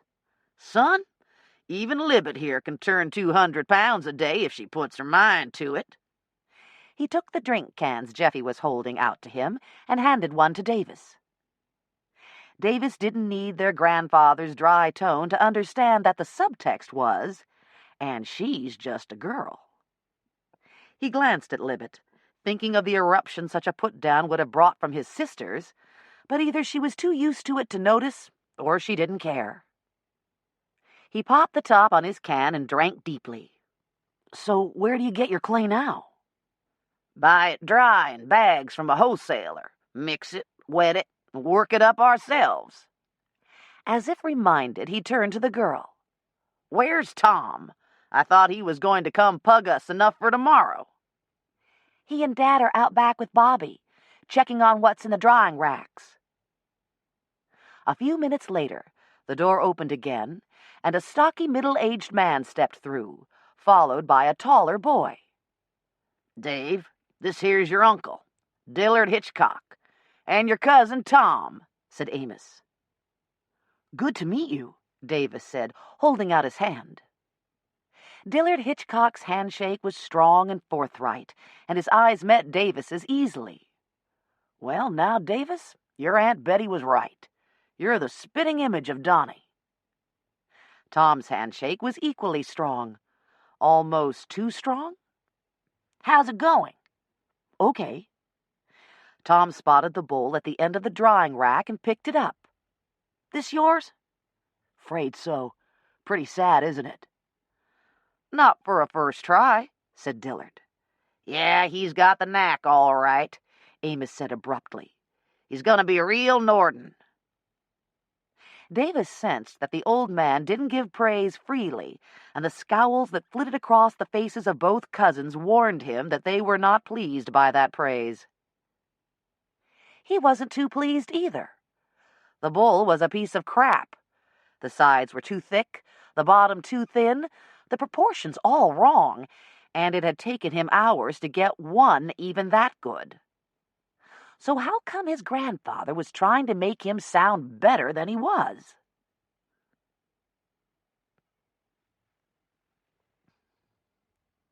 Chapter 19. Whole communities, including Potters, are interlocked by kinship, close or distant, direct or by marriage. Wayman Cole says, "They told me they wouldn't let nobody marry into the family in the old days unless they promised to make pots." Raised in Clay, Nancy Sweezy. Dill Hitchcock went back to the buffet for another helping of the Crock-Pot's vegetable lasagna. He wasn't crazy about broccoli, but layered in their homemade sauce like this, he found it real tasty. "Get anybody anything?" he asked. "Betty?" His wife shook her head. She'd hardly eaten a bite. "I believe I'll have some more of those barbecued ribs," Edward said. "But I'll get them, Dad." "What about you, Dave?" Amos asked. "Maybe a piece of pie?" Davis said. Nancy Olson said pie sounded like a good idea, and Amos agreed. "Coconut if they got it. If they don't, just bring me some of that lemon meringue." The waitress was at their table when they returned. "Everything all right here?" she chirped as she refilled their tea glasses all around. "Everything's just fine," Amos Nordan told her. Like hell, thought Dill as he sat back down with his plate. He was acutely aware that Betty was strung tighter than a fiddle string. She had really wanted today to be a family event, a coming together to welcome the addition of a nephew after the loss of her brother, and he thought he'd made it clear to the kids that they were to behave themselves and go along with her plans. Tom and Libet hadn't said or done anything yet that he could jump on them about, but they certainly weren't little beams of sunshine either. Only Edward was himself, speaking easily to Davis, who sat on the other side of Nancy, next to Amos. Dill had a feeling that Edward's fiancée was picking up on the tension, too, but she was doing her part to keep it light. Nice girl, he thought approvingly. Of course, she was probably counting on the fact that she and Edward could leave as soon as this midday meal was over. They were keeping the sales shop open at the Rooster Clay Works today, while the rest of his family helped old Amos catch up and had only met them here for lunch. And that was another thing, thought Dill. Usually, Amos was tight with his money. But today, he'd insisted on taking the whole family out to the Crock-Pot and treating them to lunch instead of having June fix sandwiches. He'd even had June call ahead and tell them to save him a table for 8 for 12 noon, the busiest part of the day. "You mean a table for 10, Betty had said. Although it didn't occur to anyone to invite Bobby, she was always thoughtful about including June and Jeffy. June, however, had shaken her head. "Thanks, Betty, but not this time. I'll stay and keep the shop open. Today's a special family occasion for you folks." Except that Amos was making it more like a political fundraiser than a private family party. As soon as they stepped into the place, he started introducing Davis to everybody. "This is Donnie's boy. Don't he look just like Donnie? Got Donnie's talent, too. A new Nordan for Nordan Pottery's new millennium."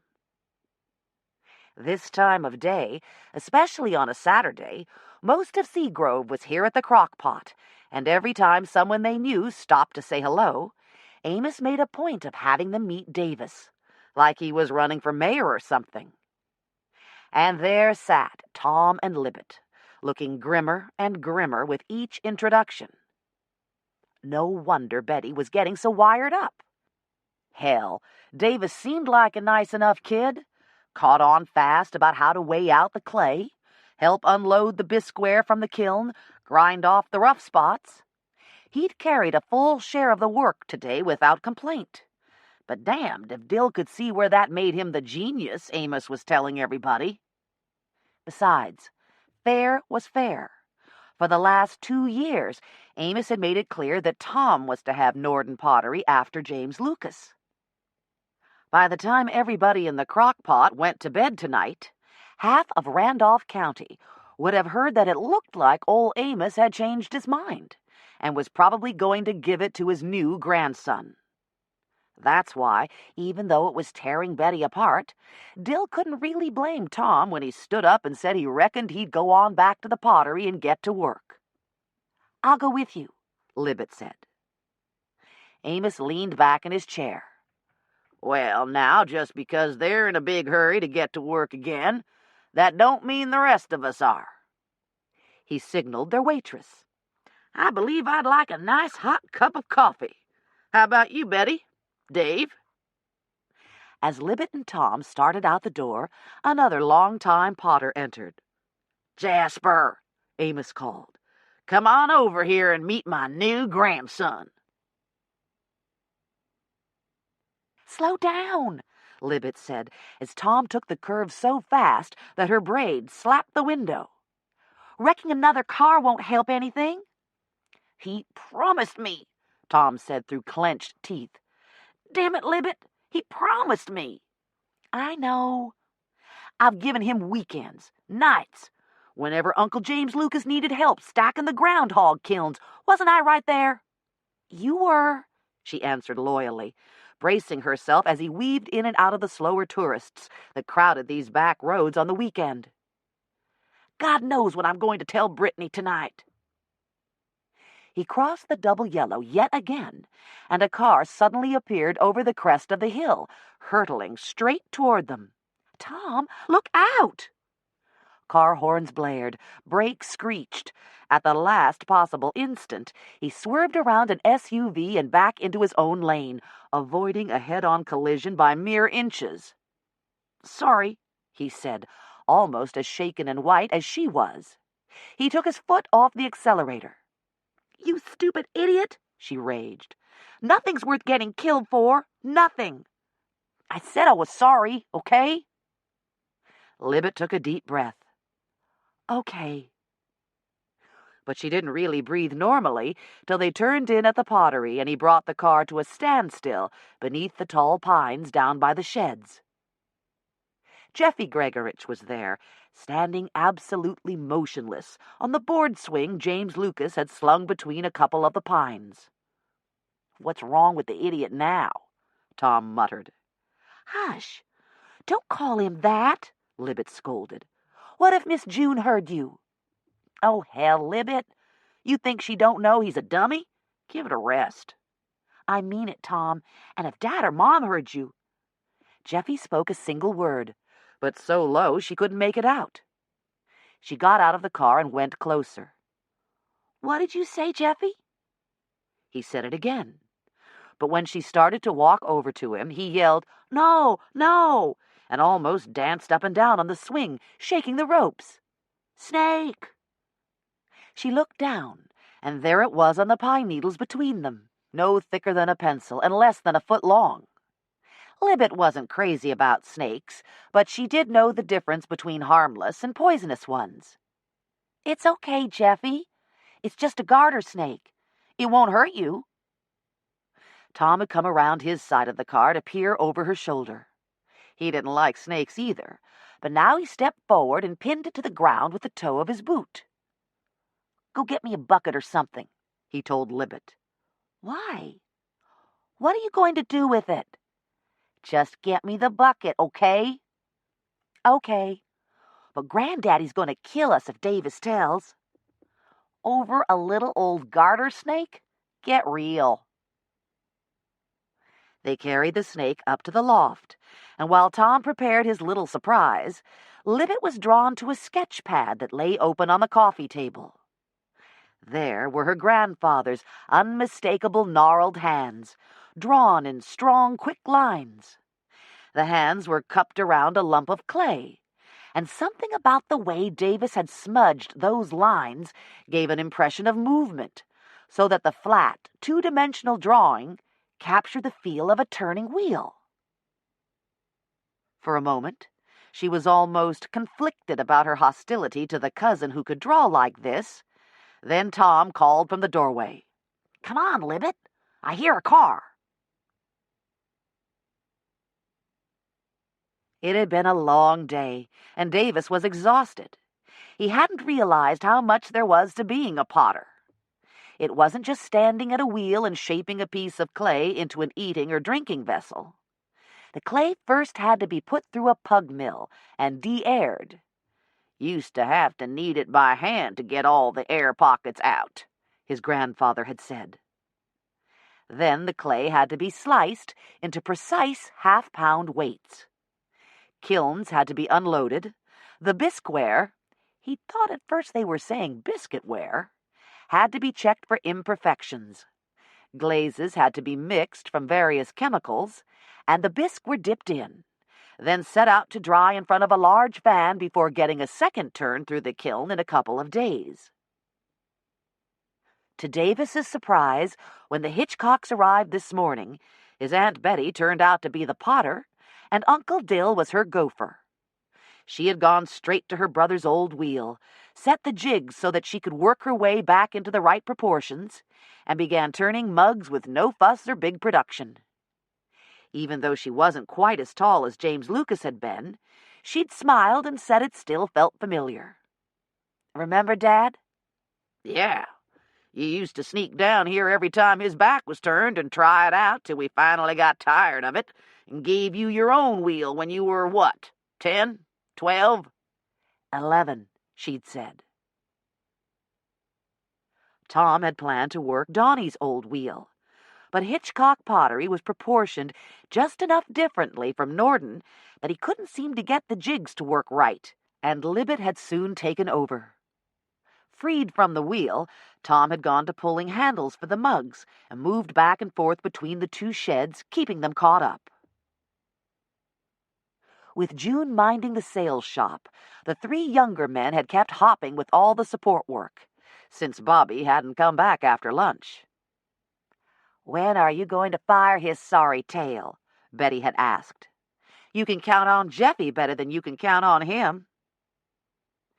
Davis knew he should call his mother, let her know everything was okay and that nobody had taken any real shots at him. Although, he told himself, thinking of Libet and her brother, if looks could kill. But he was too tired to go back to the main house. He stripped off to shower, remembered that there was only cold water, hesitated, and then said to hell with it and stepped in. The night was so warm that it wasn't too bad, but he certainly didn't linger beneath the spray. He dried off, hung the towel over the curtain rod, then padded barefooted over to the bed, which was looking better and better to him even though it was only 9 o'clock. Sliding a CD into his portable player, he pulled back the covers and got under. Just as he reached over to turn off the light, something moved under his bare leg, and before he could react, he felt it wrap around his ankle. Davis yelped and jerked back his legs. Player and covers went flying, and the lamp and table beside the bed crashed over as involuntary primeval survival instincts kicked in. He fell to the floor in time to see the snake wriggle under the sheet at the foot of the bed, leaving just a tail tip exposed. "Bastard!" he snarled out loud. "You asshole bastard!" Almost immediately, he was struck by the wry humor in his choice of terms. Whatever else he might be, Tom Hitchcock wasn't exactly the real bastard of the week. Thank God he wasn't here. As Davis righted the table and lamp, he ruefully admitted that his reaction to the snake must have been everything Tom had hoped for. Which was ironic, considering that he'd had pet garter snakes from the time he was 6 till he went away to summer camp, where, Warned by his sisters, he disappointed his cabin mates by making friends with the one they'd put in his bunk. He hauled the frightened snake out from its hiding place and held it up for closer inspection. It wrapped around his wrist and flicked its small tongue impotently. "Sorry, little guy," he said softly, "but I've got another job for you."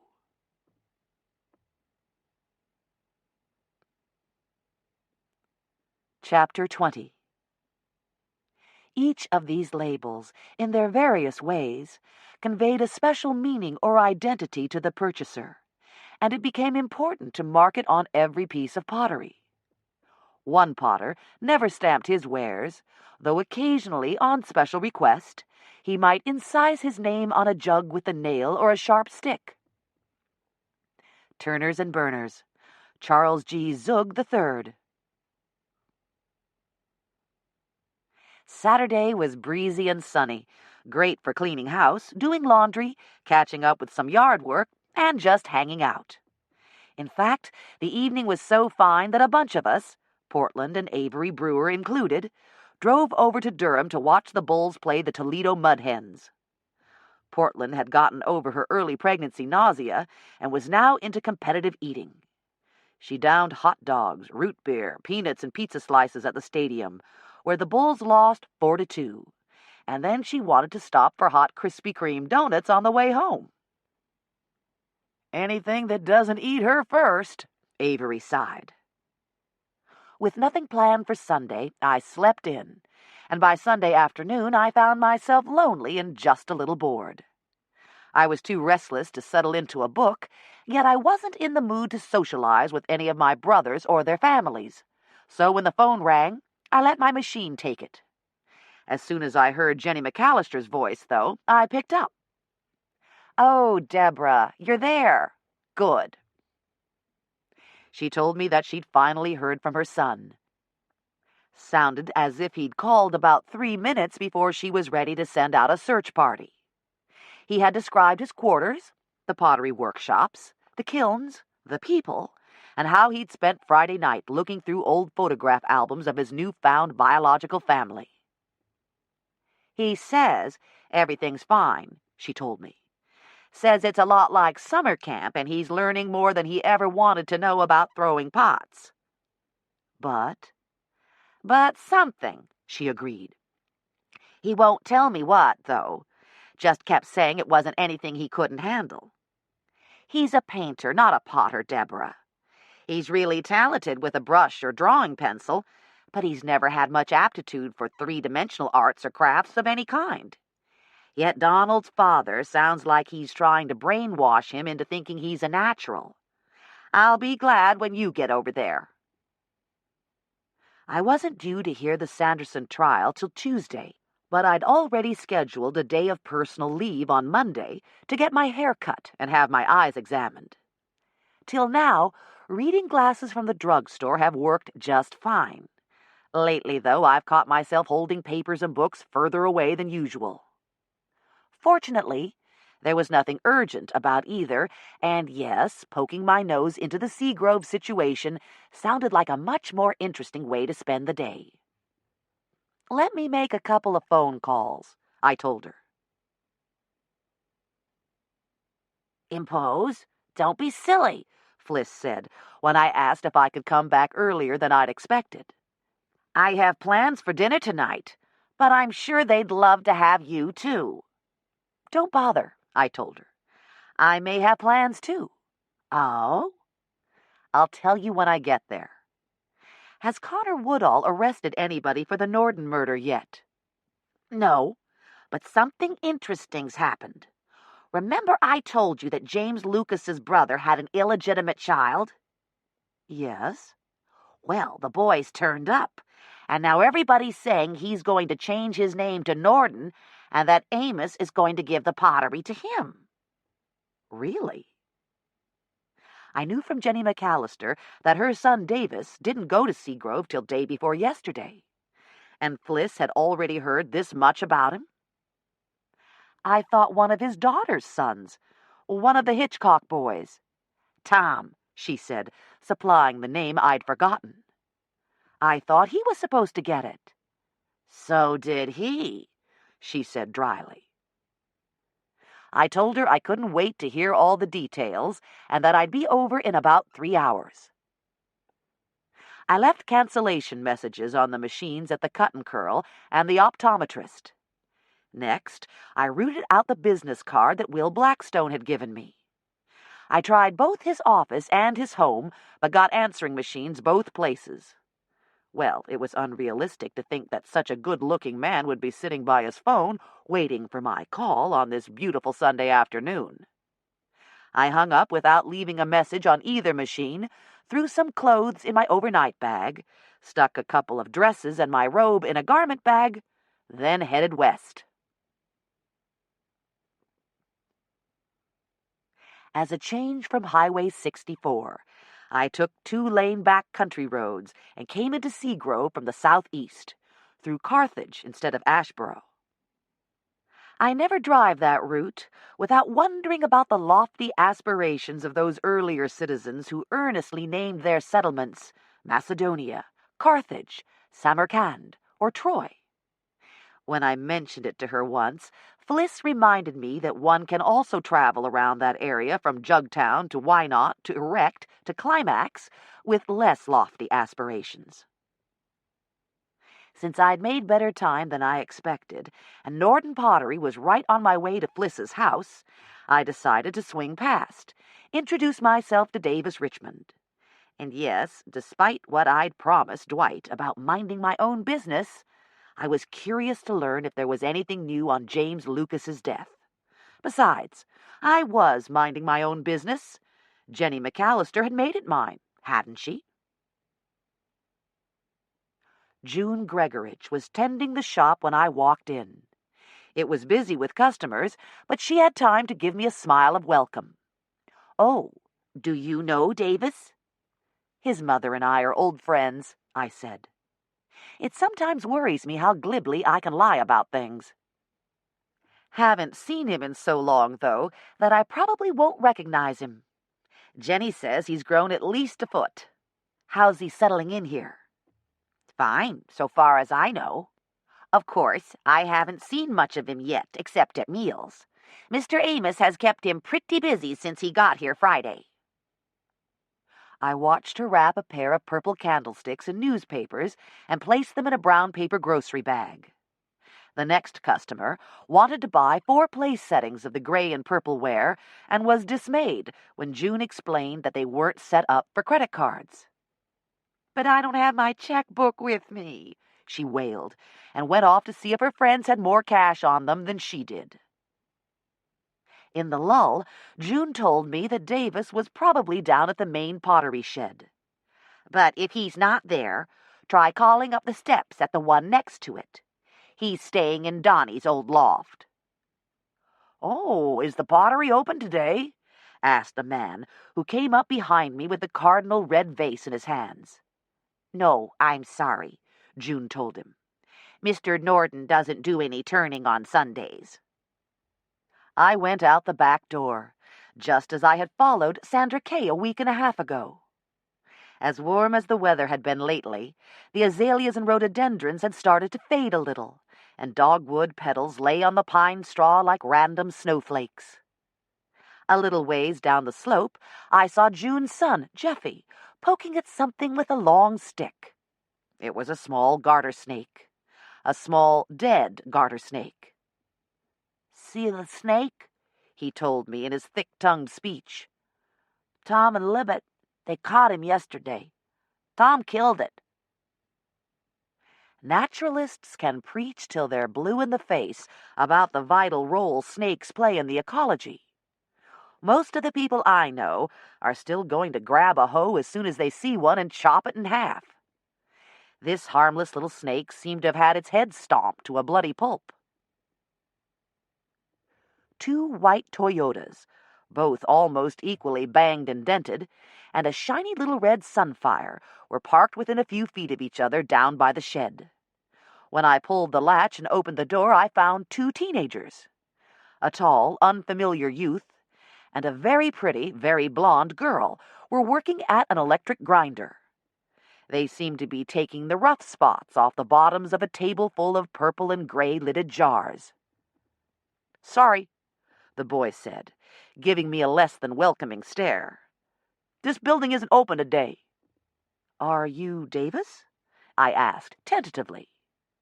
For some reason, that seemed to make him scowl even more.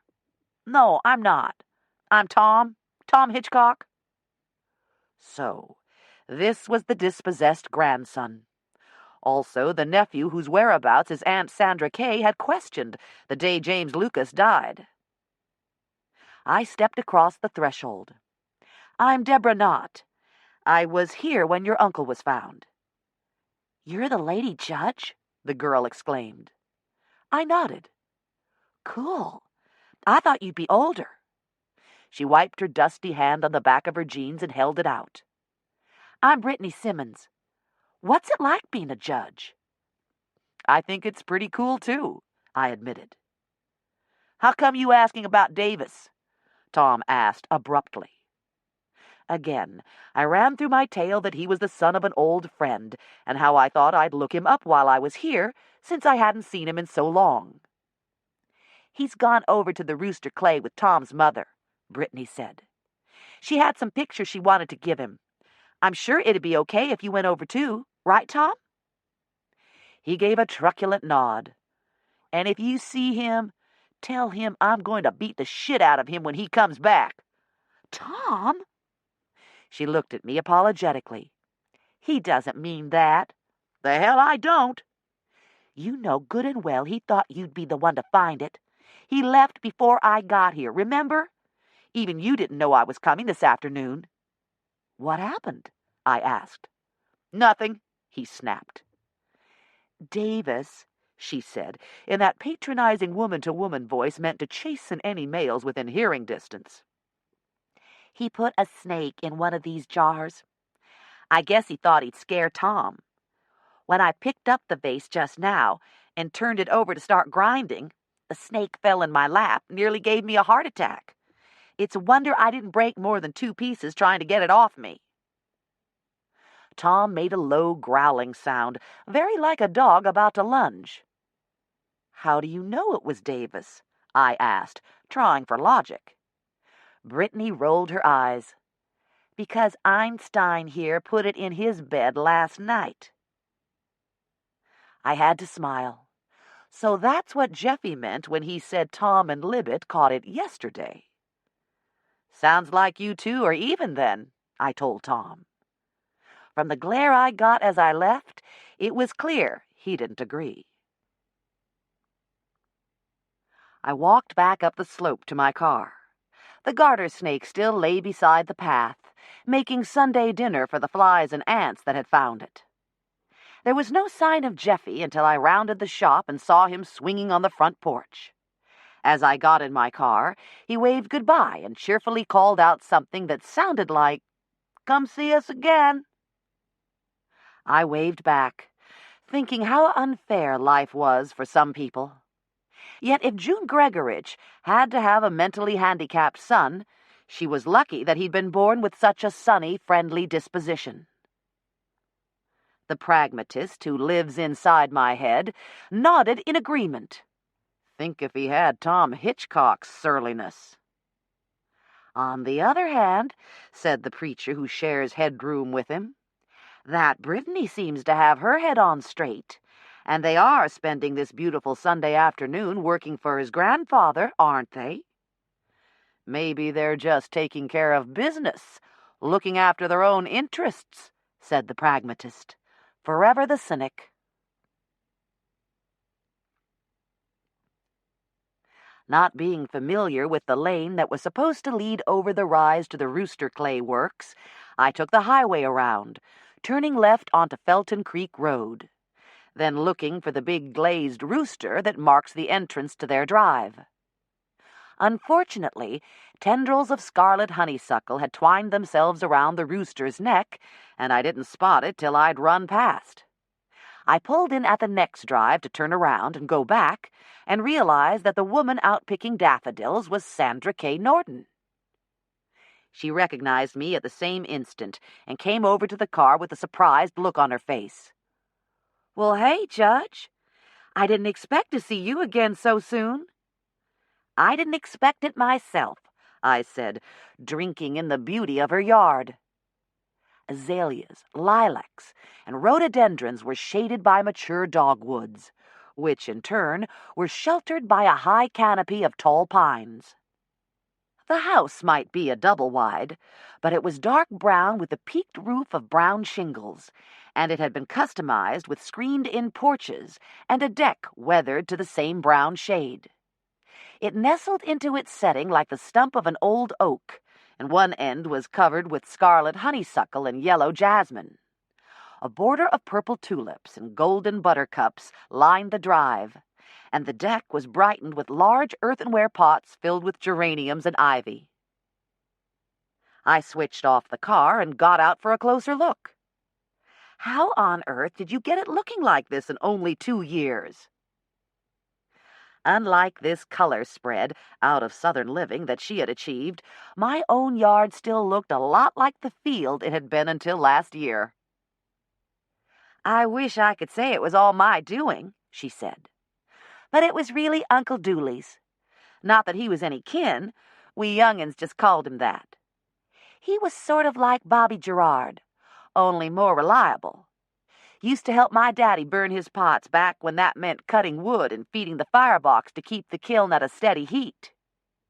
That was right after the war, when cash money was so hard to come by around these parts. Daddy put him a little house here and let him live in it free.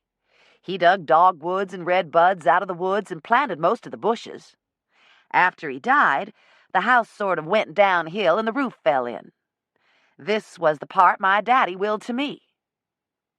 The sweep of her hand took in a couple of acres surrounding the house. "When I left James Lucas, I got the old house cleared away and pulled my trailer right in where it had been. Only had to cut 1 pine and 2 redbuds.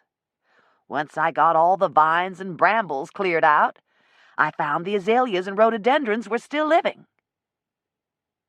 Up close, I saw that her eyes were bloodshot, and her nose was red as if she'd been crying. "But we don't need to stand out here in the sun," she said. "Come on in and let me get you something to drink." "Actually, I was on my way to find a friend at your brother's place," I said. "Oh, surely you have time for a glass of lemonade," she insisted. "Besides, I want to show you what I've done with our collection." "Collection?" Back at Nordan Pottery, I hadn't noticed the disputed collection or even thought to check whether it was still there. I sat down and had a good talk with Betty, James Lucas's sister. She's also my brother's wife, I guess you know. I nodded. Sandra Kay opened the screen door, then led me across the porch and into the house. Inside was a little too dark and too consciously rustic for my tastes. The brown leather furniture she and James Lucas had fought over, dark oak chests, iron tools as wall ornaments, and lots of baskets and earth-toned pots as accent pieces. Water was waiting in the one on the coffee table, and she filled it with the daffodils she'd picked. Betty admitted that Amos didn't care a dogged bit about collecting, and she doesn't either, really, she said, ushering me down a short hallway hung with black and white photographs from the 20s and 30s of area potters at their wheels or kilns. They just didn't want me getting it all. "Well," I told her, "who do you think's going to get my part after I die?" I don't think Betty'd ever really thought about how everything I have will go to her children. So she talked to Amos, and they're going to give the Pottery Center the pieces that came from his family, and I've signed a paper that when I'm dead, all the rest of it will go there too. They're going to call it the Hitchcock-Nordan Collection.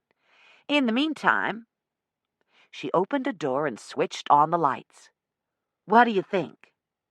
"Wow," I said, impressed.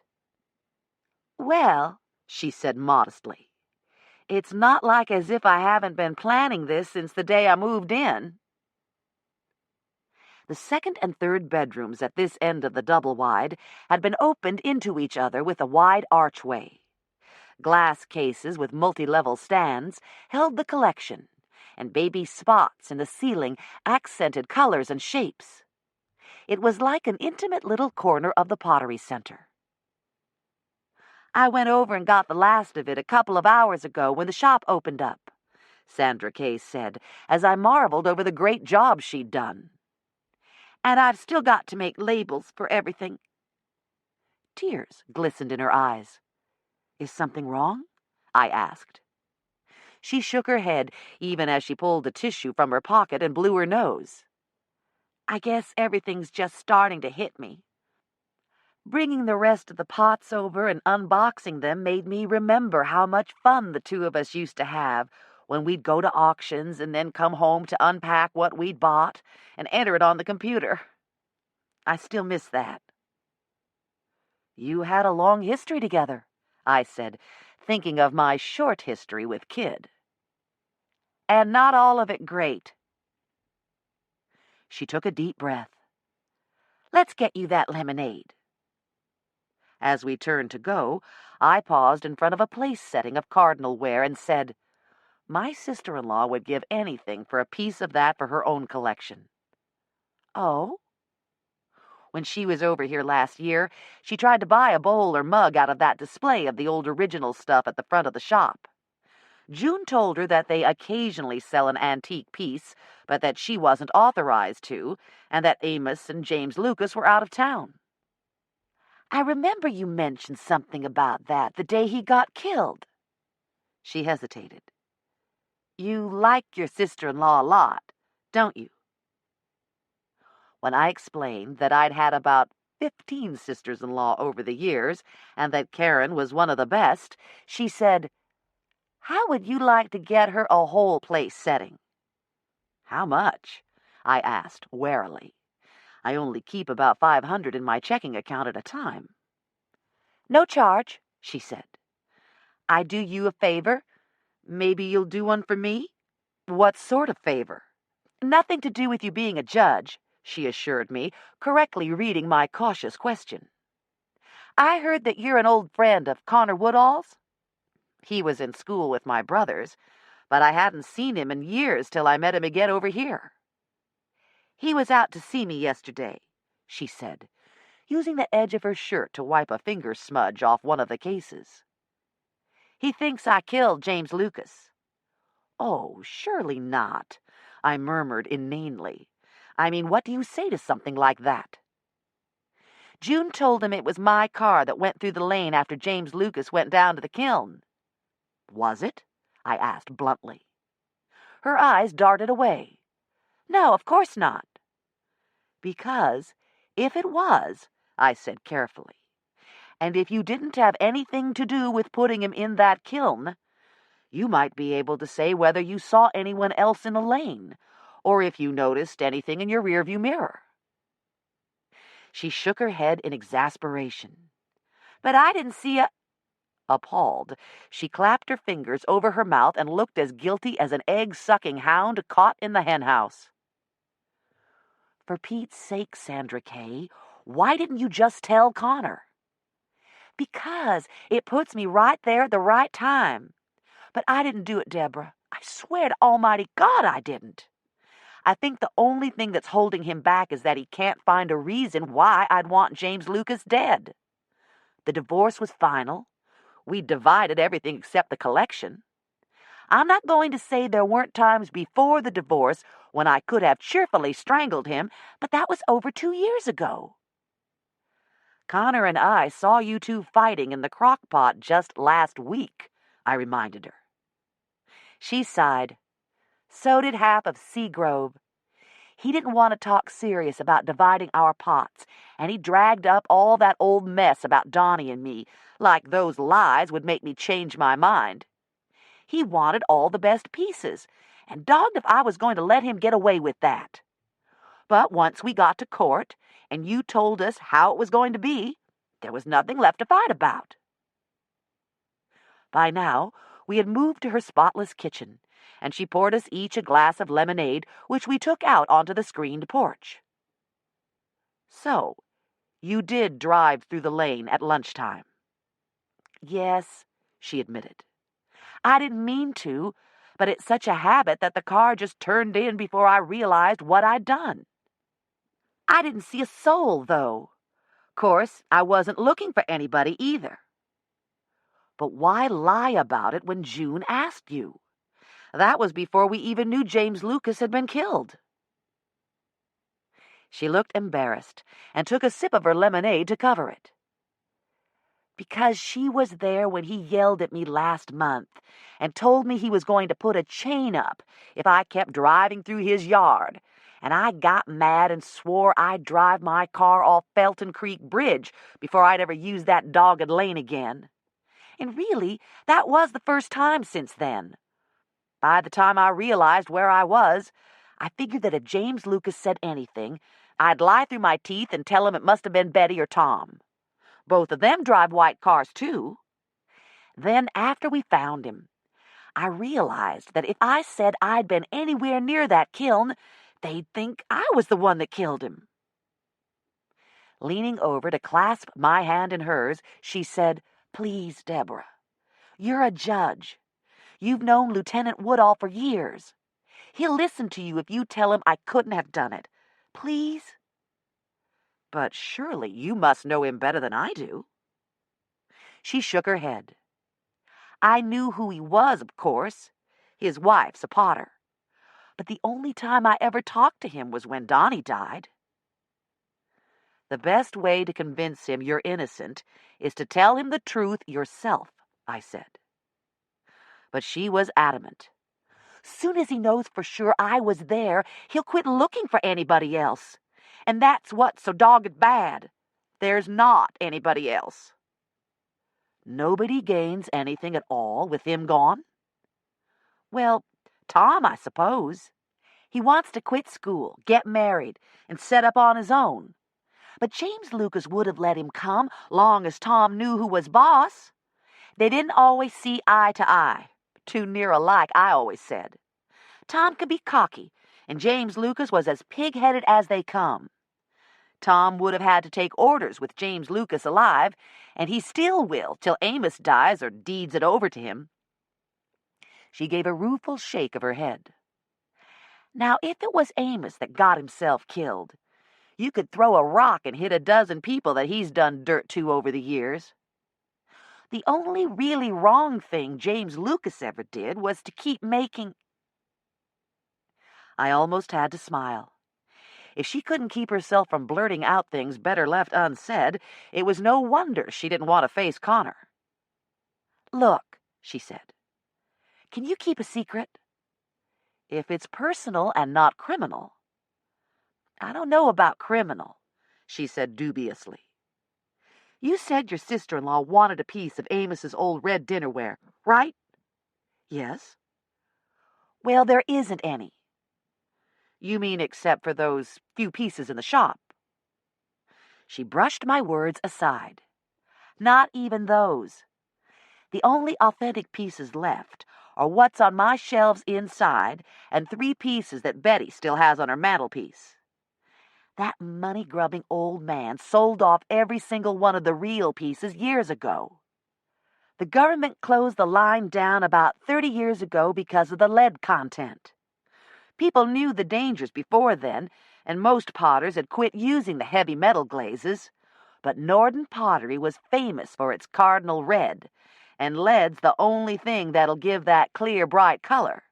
So he and the boys kept on making coffee cups and soup mugs right up till the end, even though studies had shown that things like juice and soup or tea or coffee can leach the lead out even faster.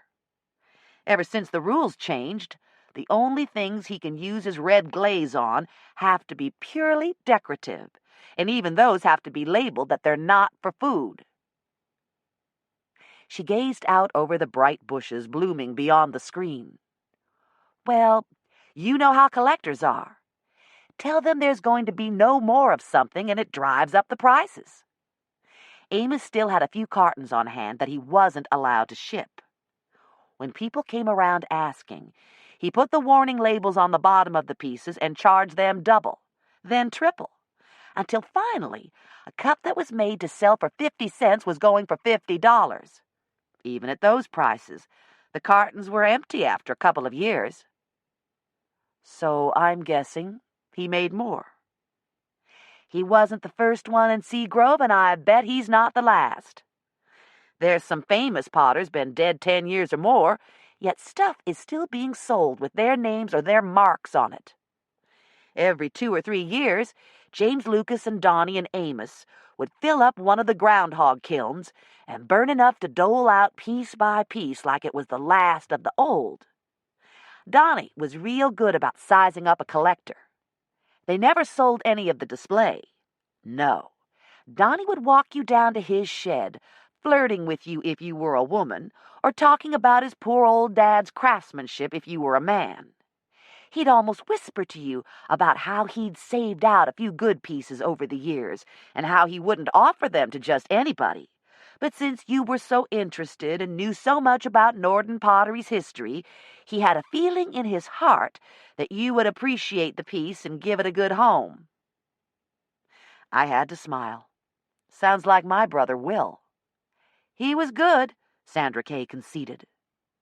He once sold a platter for $1,200 that was so fresh out of the kiln, it was still almost warm. I glanced at my watch. Her mention of Donnie reminded me that I'd been on my way to find Davis Richmond nearly an hour ago. Anyhow, Sandra Kay said, unless you tell your sister-in-law, there's no reason she couldn't be happy with some of the counterfeit pieces. There's no way to tell the new from the old? Sandra Kay's lips quirked in a wry smile. Actually, there is. Amos's father had made a metal stamp for stamping the bottom of all their ware. Wait a minute, I'll show you. She darted inside and soon returned with one of the red plates. There on the back was a small triangle with an NP incised in the middle. When the FDA people told Amos he couldn't make any more cardinal ware, he got so mad he stomped on the stamp and said that was the end of Nordan pottery. After that, they just scratched an NP on the bottom. But when they sneaked and started making more of the cardinal ware, they had to have the stamp. Donnie and James Lucas straightened it out the best they could, but if you look real close, the left corner of the triangle is squeezed a little. She made a pinching motion with her thumb and index finger over the mark. And that makes the left side tilt just a hair off center. So, this was the secret she'd threatened James Lucas with at the crock pot that first evening? Unethical and dishonest, yes, but filthy? I think Karen would be suspicious with a whole place setting, I said. Maybe just a plate or mug. Then you'll talk to Connor Woodall for me? I was planning to see him tomorrow anyhow, but I really think he needs to hear the truth. Okay, she said finally. Only could you do it for me? Make him understand why I lied about it? That was something I could agree to, and we left it that I'd call her the next day. Chapter 21. The potter then wedged the clean clay to beat air out of it. Each half is thrown down hard, one on top the other, onto the board. Cutting and slamming is repeated in a rapid, rhythmical way, a dozen or more times, forcing tiny air pockets to break.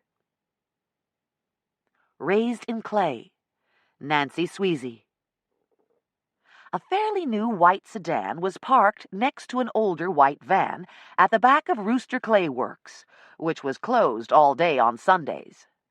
The Hitchcocks were sitting on their deck when I drove up, and there were open boxes of photographs on a glass-top table.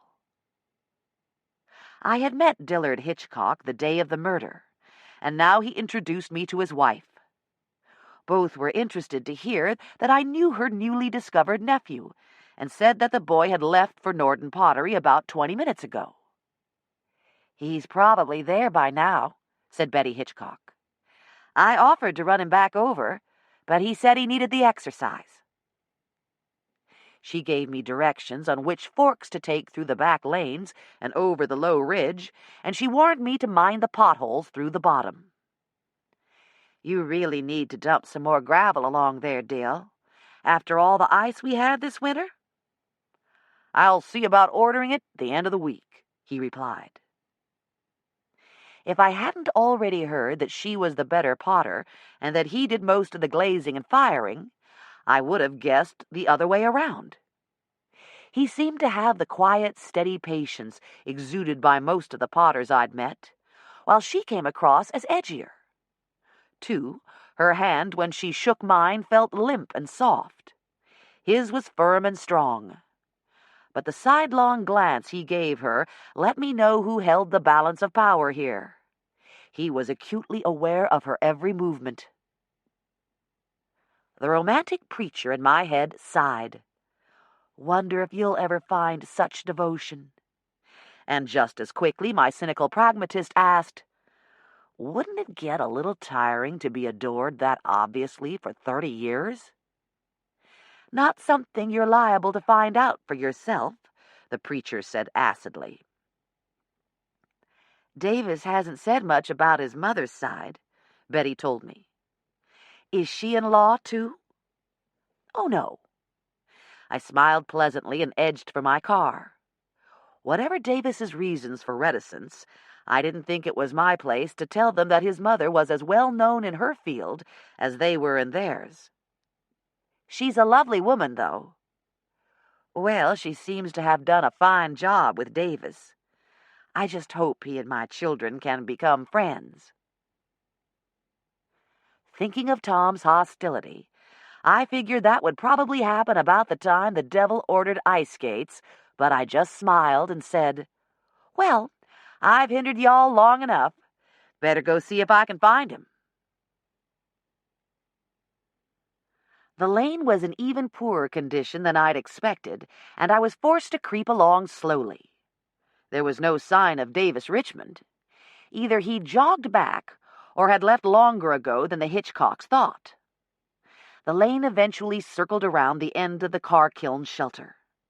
As I passed the bushes, I was startled to see Davis and Tom rolling on the ground in front of the workshop. Fists were flying, and bright red blood stained both torn shirts as they pummeled each other. As I jumped out of my car, I could hear Brittany screaming, "Stop it! Stop it!" But her screams were almost drowned out by Jeffy's loud, sustained squall.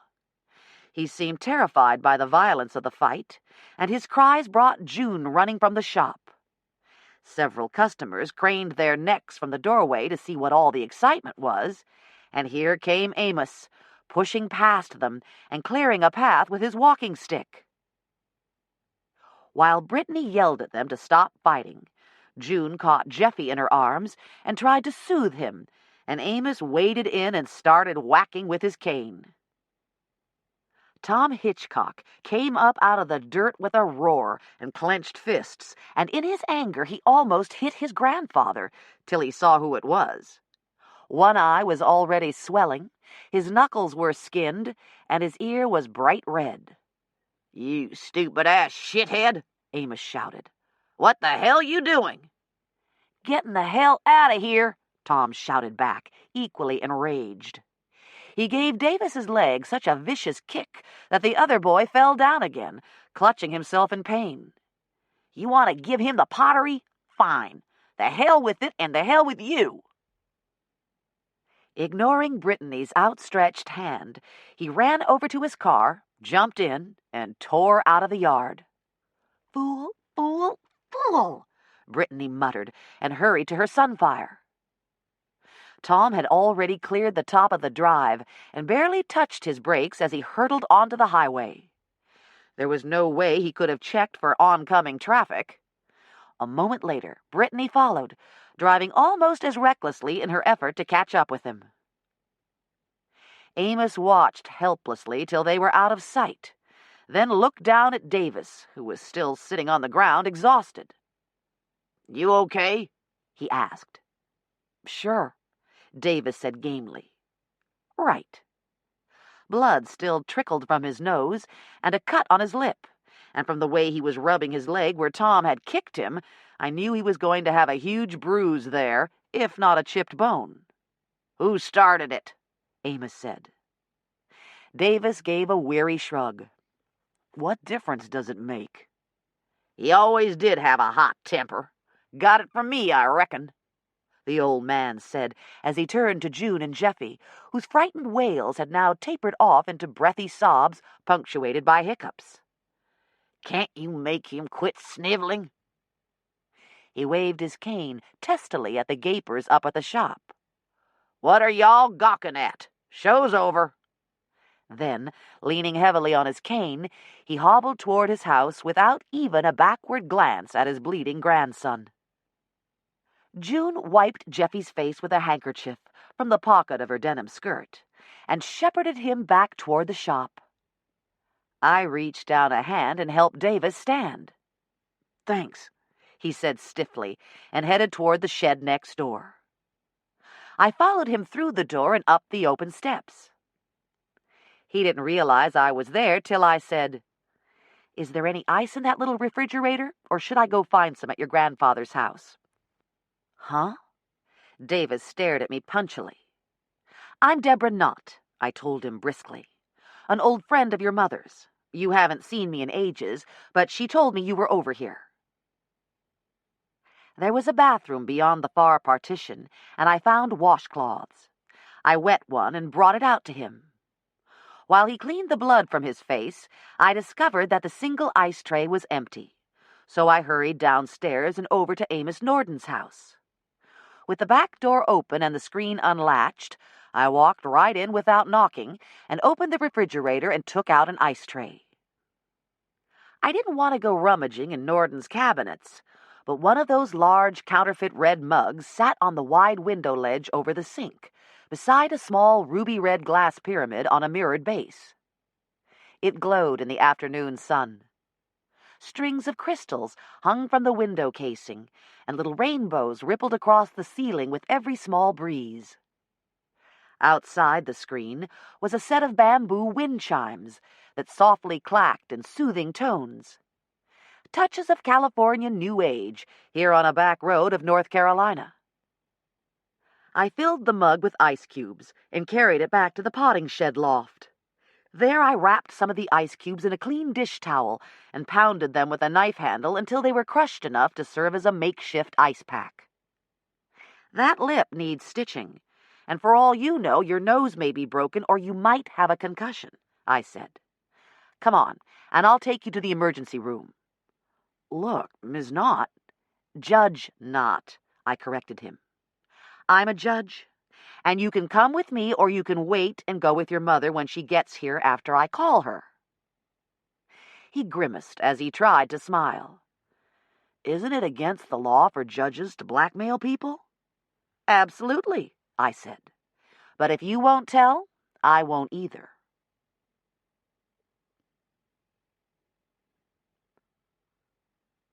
Chapter 22. The cemetery seems an unlikely home for the works of the potter, but there remains solid evidence that he produced a variety of grave markers. This was an inexpensive but relatively permanent method of marking a grave. Turners and Burners, Charles G. Zug III.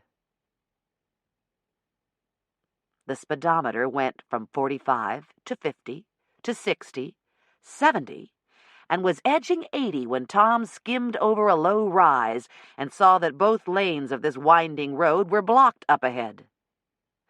No room to pass on the left, and no time to slow down enough to avoid rear-ending the Crown Victoria in front of him. He floored the accelerator and cut sharply to the right to squeeze by on the shoulder. He was dimly aware of some object shifting on the floor beneath his seat, but adrenaline instantly washed it away as his front right fender clipped a mailbox before he could whip the car back into the now empty lane. From behind him now, the Crown Victoria's horn blared in futile protest, and Tom raised his fist in reply, his third finger doing all the talking as he zoomed forward.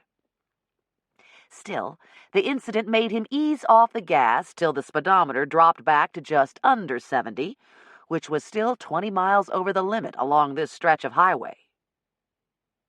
Rage churned through his body in physical waves that twisted his guts and shortened his breath to ragged gasps for air. His head and eye throbbed from the pounding they'd taken. Confused thoughts raced through his mind faster than his speeding wheels. Bastard was asking for it, scaring Brittany like that. Arrogant prick. Who does he think he is coming in, acting like he already owns the place? And Jesus, but it hurt like hell when that lucky blow landed on my ear. And who'd have thought a wimpy-looking faggot like him could give it back like that? While Granddad, my own Granddad... That was it, of course. Beneath his conscious thoughts, over and over, like an endless loop, his anger and pain circled back to its roots. He promised. God damn it, he promised. The speedometer began to creep up again as he took a curve dangerously fast. And what is it that keeps shifting down there? An unmarked highway patrol car met and passed him in the other lane, registered the Toyota's speed, and started looking for a turnaround spot. But Tom never noticed, because he'd leaned over to feel around on the floor beneath him. His groping fingers felt something rope-like and flexible, and... holy shit! He jerked his hand back, but it was too late. His prodding had so disturbed the black snake hiding there that it oozed away from his hand and came up between the two seats. Its body was half as thick as Tom's wrist, and its blunt head swayed back and forth as it searched for escape. Fighting panic, Tom jerked away from it in an automatic reflex, and the steering wheel followed his motion straight into the path of an 18-wheeler. The truck jackknifed as the driver slammed on his brakes and swerved to avoid the head-on collision. The Toyota crashed into the truck's right bumper and was flipped end over end into a stand of cedars on the other side of the ditch. Pulled off balance by the weight of its load, the cab of the rig tottered, swayed, almost fell over, then slammed down foursquare on its tires. The driver immediately snapped the release on his seatbelt, swung down from the door, then raced for the smashed Toyota just as the patrol car pulled onto the shoulder, siren wailing, blue lights flashing. "I swear to God he turned right in front of me," the driver cried hoarsely. "He must have been doing 70. I couldn't miss him." "More like 80, the trooper said, realizing the man was almost in shock. "I was clocking him." Just as they reached the smashed car, they saw something move inside. Then the black snake began to crawl through the broken window. It bled from a ragged gash in its side. "God damn!" the trucker yelped and jumped back. Almost automatically, the trooper pulled his pistol and dispatched the creature with one shot. "I hate snakes," he said, and kicked its carcass into the ditch.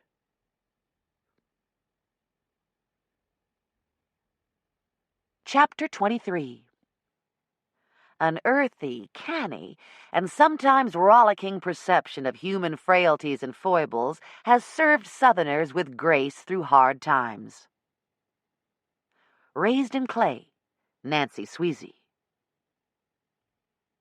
Driving Davis Richmond to Randolph Hospital was like driving one of my nephews someplace they didn't want to go, only he had to be more polite about it since we're not kin. That means he sulked a little, but because he thought I was his mom's good friend, he couldn't tell me to butt out. We brought along the extra ice cubes, and I made him keep the cold pack on his nose and lips. The backs of his knuckles were also skinned, but those were minor abrasions compared to his face. A rather nice-looking face, too, now that the blood was all washed off. From practice with my nephews, I've become rather good at asking questions that require more than a yes or no answer. As a rule, my nieces are easier to get talking. The trouble with girls, though, is if they don't want you to know something, they'll overwhelm you with more verbiage than you can easily process. It wasn't long before Davis had told me all about the garter snake, how it first appeared in his bed, and how he'd put it in one of the jars he knew Tom would be grinding today. I wouldn't have done it if I'd known his girlfriend was going to be the one to find it, he assured me. You don't find all this just a little adolescent? If I was going to be his surrogate aunt, I felt obliged to point out the error of his ways. You guys are what? 18? 19? 19, he muttered. This is the sort of thing I see in juvenile court all the time, and it just keeps escalating. He disses you, you diss him, and the next thing you know, one of you will be standing in front of a judge trying to explain how the other deserved to get shot or stabbed. He glowered. So it's okay for him to try and scare me, but not vice versa? I'm not saying what he did was okay, but you should have been the adult there. Besides, I said with a grin, if you hadn't said or done a thing, it would have driven him crazy not knowing if he'd got you. I let him think about that a minute, then asked how the other family members were responding to him. He allowed as how his aunt and uncle seemed nice. And Edward and his girl Nancy are okay with me being here. But Tom and Libet act like I'm doing something wrong just by breathing the same air. Well, you can't really blame them. Rumors are going round that your grandfather had promised to leave the pottery to Tom, but that now he's thinking of leaving it to you. Me? That's crazy. I'm no potter, he said, echoing Jenny McAllister's own assessment. That's not what Amos Nordan's telling everybody. Yeah? Well, have any of those rumors going round said that he might be senile? His question was so grumpy that I had to smile. No, and he seems pretty sharp to me.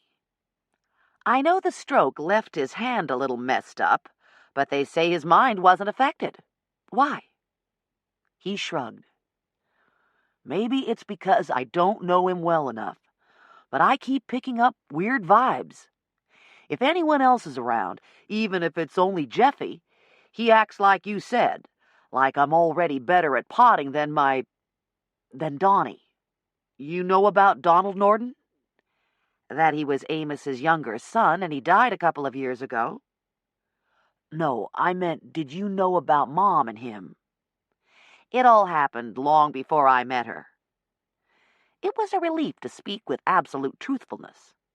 She only told me about it Friday.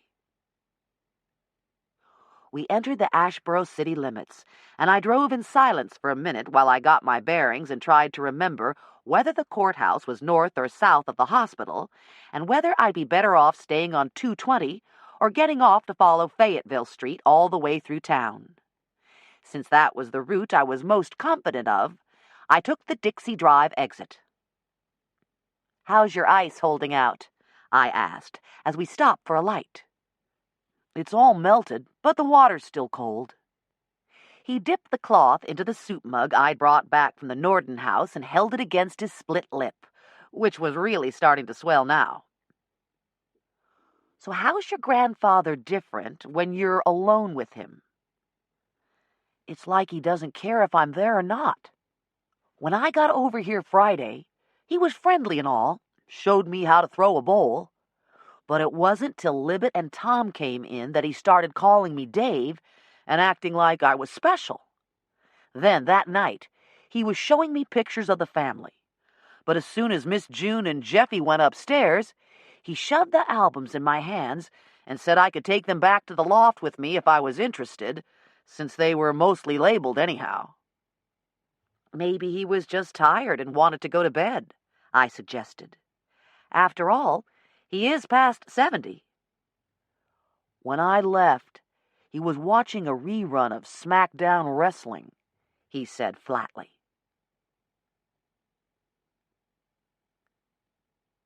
The hospital's ER was like most ERs these days, overcrowded and understaffed. I got Davis checked in, then called Fliss and told her why I was going to be delayed. "You sneaky woman. Why didn't you tell me you knew Donnie's son?" At the time the subject first came up, I didn't know they were the same boy, honest. "I'll be home by 10, she said. "And I want to hear the whole story, okay? I'm putting a bottle of wine in the refrigerator right now, and I'll leave the glasses and corkscrew on the counter in case you get back here first." She told me where the spare door key was hidden. Then she left for her supper date, and I went back to Davis, who had found an old issue of the Smithsonian Magazine and was absorbed in an article on Oscar Naumann, an American artist I'd never heard of. We waited almost 2 hours before a doctor could see him. I offered to go in with him, but he said he'd be fine alone. 40 minutes later, he finally returned. There had been more waiting in the examination room, he said, but eventually it was determined that he didn't have a concussion and he didn't have a broken nose. His lip required only 6 stitches. And the doctor said that everything would have been worse if I hadn't put ice on it right away. So, thanks. On our way out of town, I stopped at a drugstore. Davis bought some over-the-counter painkillers and immediately took 2 tablets. By now it was well after dark, and we also stopped for hamburgers and big cups of iced drinks. Lights were on all over Amos's house when we got back about 9, and a patrol car was parked down by the shed. As we drove up, Connor Woodall got out to meet us. "Hey, Connor," I said. "What's up?" "Good to see you, Your Honor," he said formally. "Davis Richmond? Could we go upstairs and talk?" His manner instantly reminded me of Dwight when Dwight gets official, and that made me apprehensive. "What's up?" "Tom Hitchcock was killed in a car wreck a few hours ago." Chapter 24. In a cultural sense, those persons were outsiders, foreigners, mediators with the larger world, and not surprisingly, they were greeted with curiosity and suspicion. Turners and Burners, Charles G. Zug III. "Judges aren't supposed to give legal advice," nattered my internal preacher. "Remember? That's one of the first things they told you at new judges' school." I assured him that I was not going to give advice. But given that Connor must have been told that Davis and Tom Hitchcock had fought, he obviously thought the fight had contributed to the wreck. I didn't plan to act as the boy's attorney. I was just going to be there as a friend while Connor talked to him. And then, depending on where the talk went, I'd probably call Jenny McAllister and let her know what was happening with her son. "And if she asks your advice, you'll tell her she'll have to ask her own attorney." "Perfectly ethical," the pragmatist agreed. "I understand you and Tom had a fight this afternoon," Connor said, as we settled ourselves on couch and chairs around a colorful mosaic table at the front of the loft. Davis nodded. He still seemed shaken by the news that his cousin was dead. Hell, I was shaken too, although today was the first time I'd ever seen or spoken to Tom Hitchcock, and he wasn't even tenuous kin to me.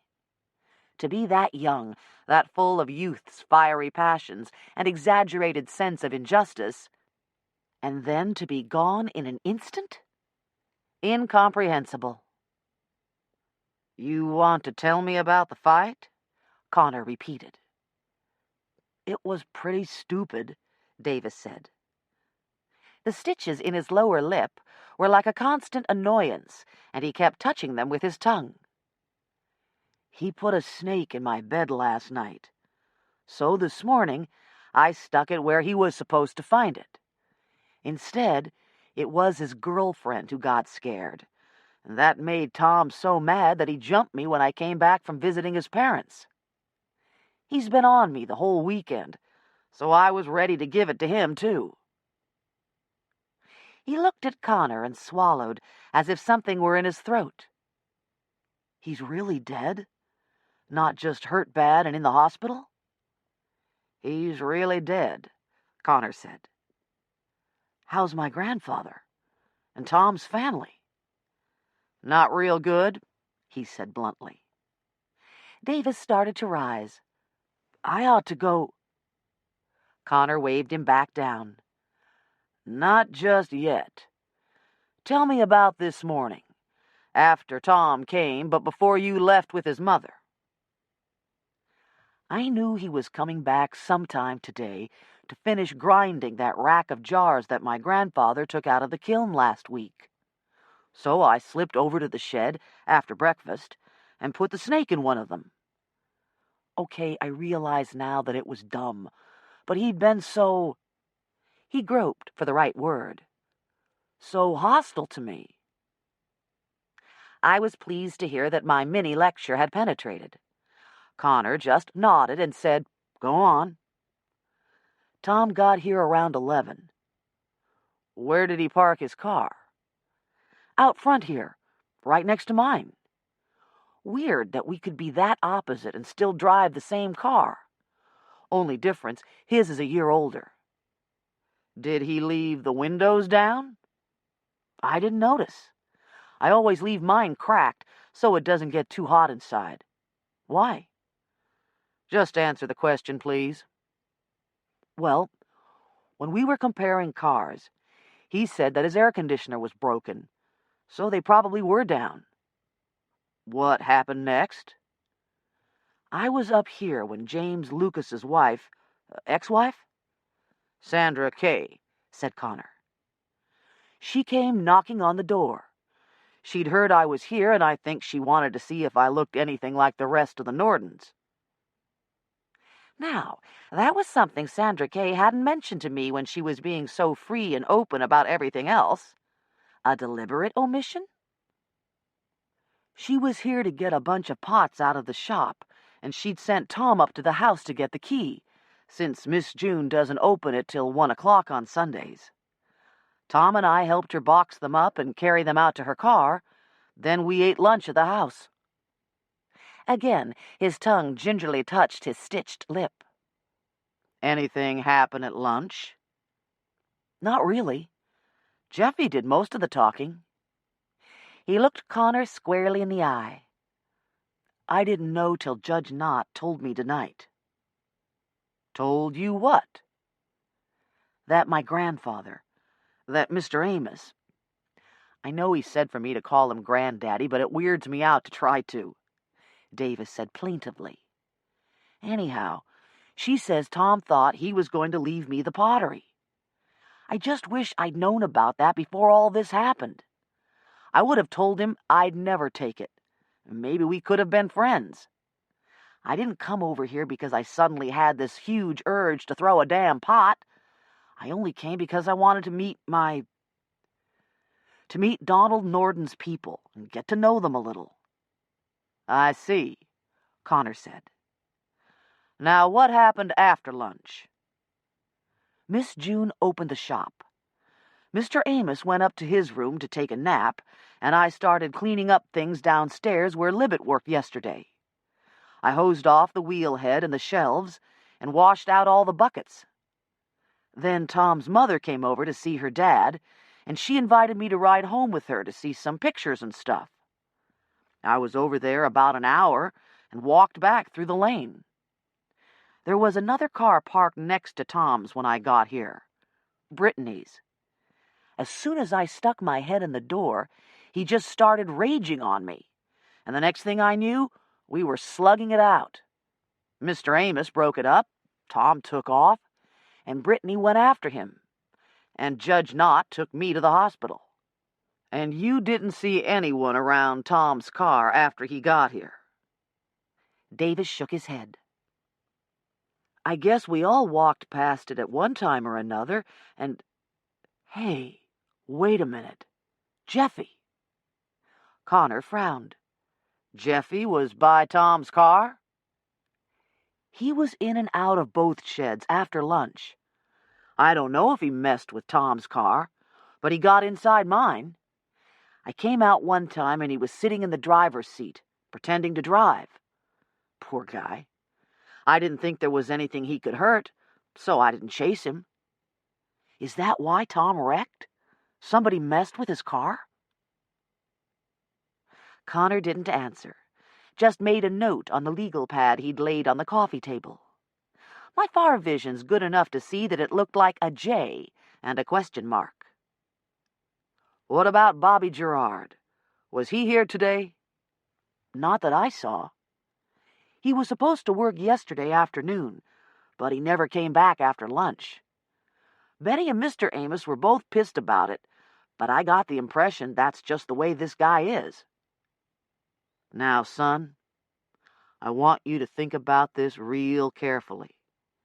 Did you see anybody put a snake in Tom's car? Jesus! Another snake? That's why he crashed? Connor nodded. A big black rat snake about 4 feet long. You didn't see anyone do it? Davis shook his head emphatically. No, sir. Did you put it there? Me? He jumped to his feet and shook his head even harder. No, I didn't. See, the thing is, said Connor, if you just did it for another joke... But I didn't. He was getting more and more agitated.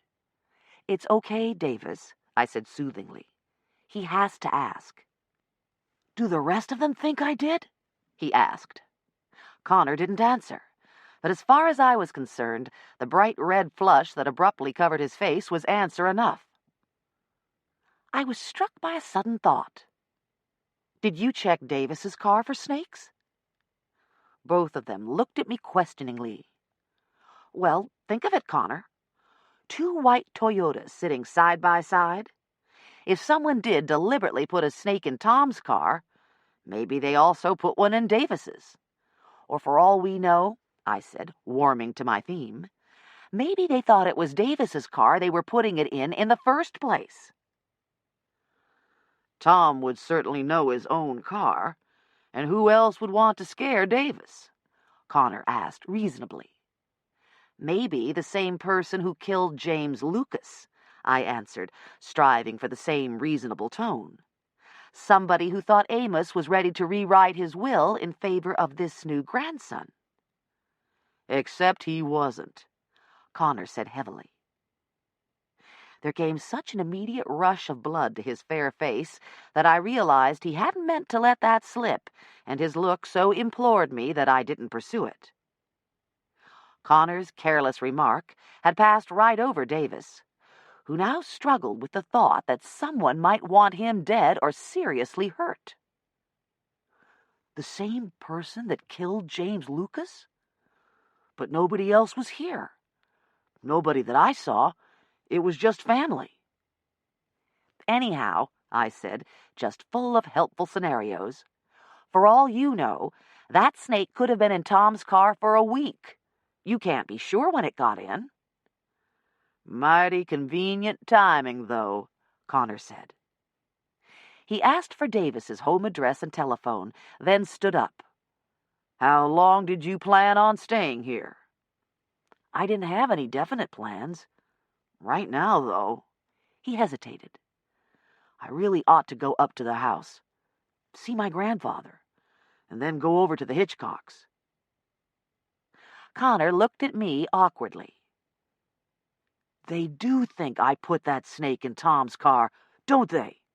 Davis demanded. Connor nodded. I'm afraid they do.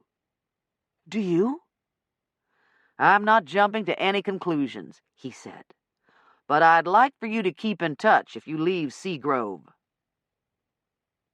I walked Connor downstairs. We need to talk, I said, when we were outside under the starry April sky. I was afraid you were going to say that. He took a flashlight from his cruiser and examined every cranny of Davis's car. You going to be in court tomorrow? No, not till Tuesday.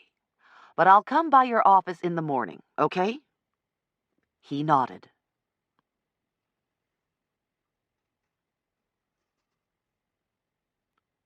Back upstairs, Davis was wandering restlessly around the loft. I wish I'd never come over to Seagrove. I wish Mom had never told me. Really? He thought about it a long moment, then sighed. No, I guess not. There was only one small window up here, and he'd thrown it open and switched on the overhead exhaust fan to freshen the air. He looked so miserable that there was only one thing to do. "Get your things together," I said. "You're coming with me. My friend's got an extra bedroom, and I know she won't mind if you crash there tonight.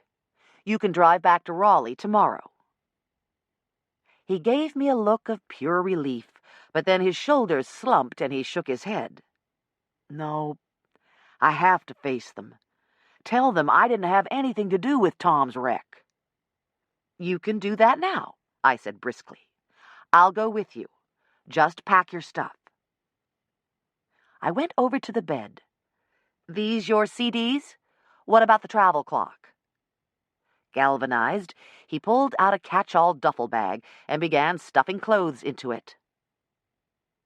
10 minutes later, we switched off the fan, closed the window, turned off the lights, closed the upstairs door, and latched the workshop door. Davis slung his duffel into the trunk of his car. Then we both took a deep breath and walked up the slope to his grandfather's house.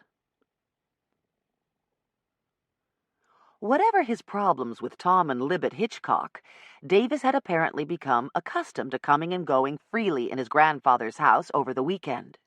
He rapped lightly on the side door of the house, then opened it and stepped inside.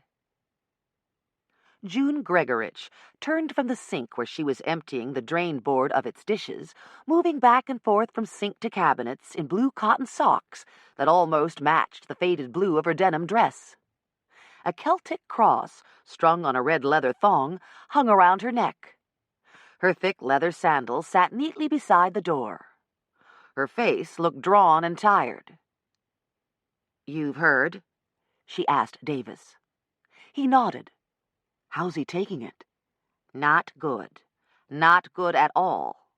He made Betty and Dillard leave about an hour ago. She's just falling apart, and Mr. Amos is almost catatonic. He said he was going to bed, but he just keeps sitting there. Maybe you can get him to go on upstairs."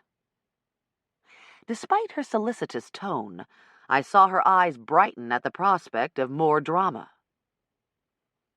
I followed Davis into the den. Amos Nordan's recliner was locked in its upright position, and the old man sat just as erectly. It seemed to take him a moment to focus on who Davis was. "So you came back, did you?" "I just heard.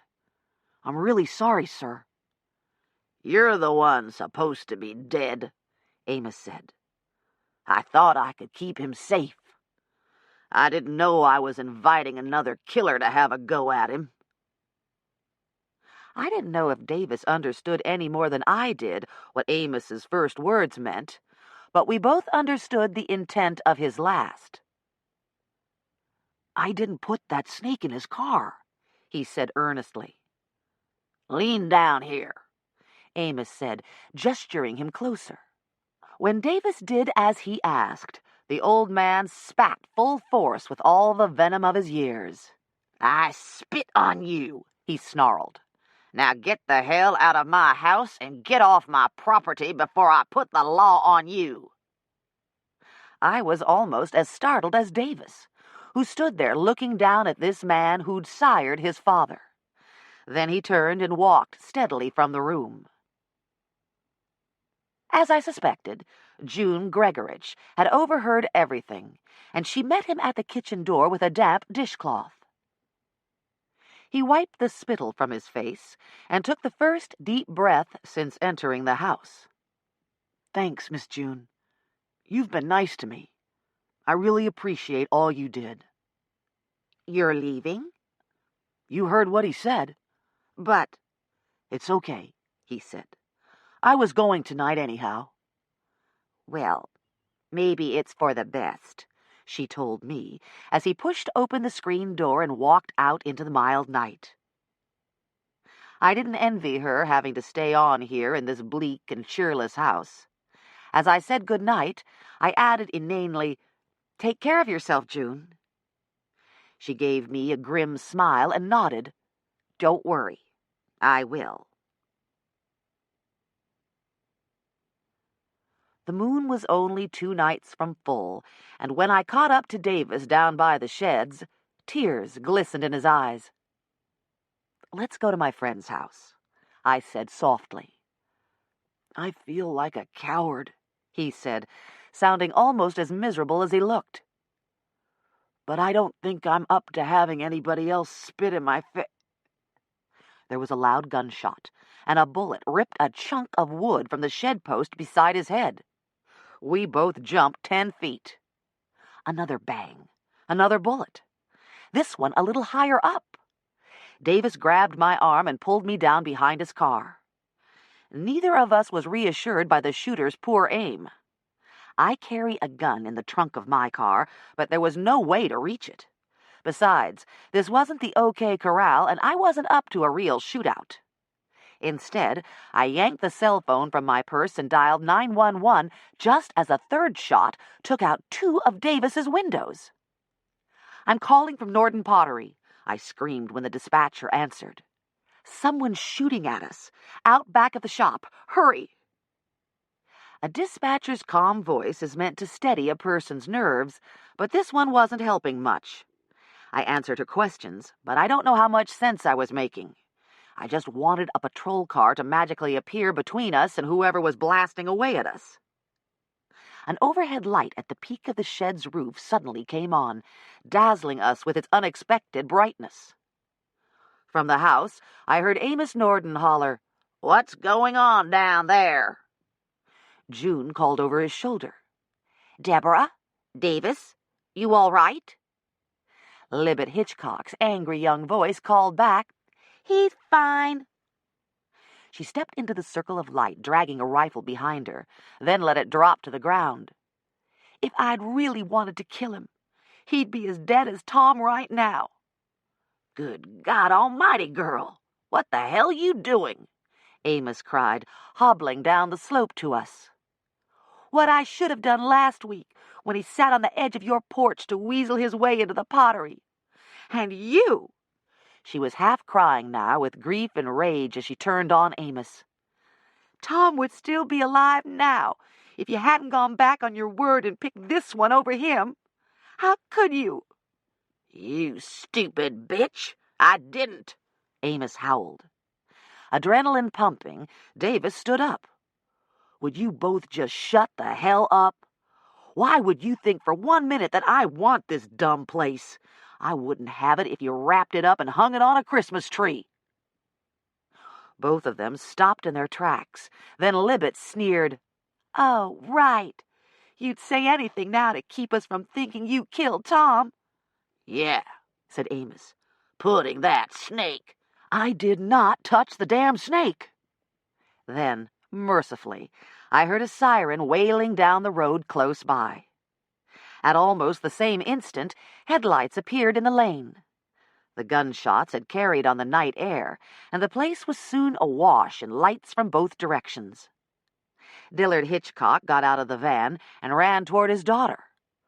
"Oh, Lord, Libet, what have you done? What's your mother going to think of this?" "Who's the shooter?" asked the sheriff's deputy, who strode forward with his hand on his open holster. Hitchcock picked up the rifle and Libet collapsed in tears on his shoulder. Amos Nordan sank down on the bench in front of the shed, while June hovered over him. A wide-eyed Jeffy, barefooted and in pajamas, stared at everything in bewilderment. "Mama?" "It's okay, son," she kept telling him. As the deputy tried to sort it all out, Davis walked over to his grandfather. "What did you mean when you said I was supposed to be dead? That you thought you could keep Tom safe by having me here?" Amos glared back at him. "Somebody's killing my boys, and I ain't supposed to try and stop him any way I can." I saw shocked realization wash over Dillard Hitchcock's face the same time it hit me. "You were using Davis for bait?" I was appalled. "I was going to watch out for him," Amos said belligerently. "Yeah, Like you watched out for him this afternoon? I was too indignant to sugarcoat my words. 2 white Toyotas sitting side by side. Maybe the killer thought he was putting the snake in Davis's car, just like you planned. It could be Davis lying dead at the morgue tonight. But it ain't him, is it, lady? It's my real grandson. His words were almost strangled by his rusty sobs. It's Tom. Chapter 25. Laura Teague believes, if you trim, you leave a lot of thickness at the bottom of a pot while turning it. Then it's hard to get enough of the shape so you know what the whole shape is going to be like. You need to get the shape while it's plastic, rather than carving it away. Trimming does something to it. I see shapes not coming out spontaneously, not true, if they have been cut later. Raised in Clay, Nancy Sweezy.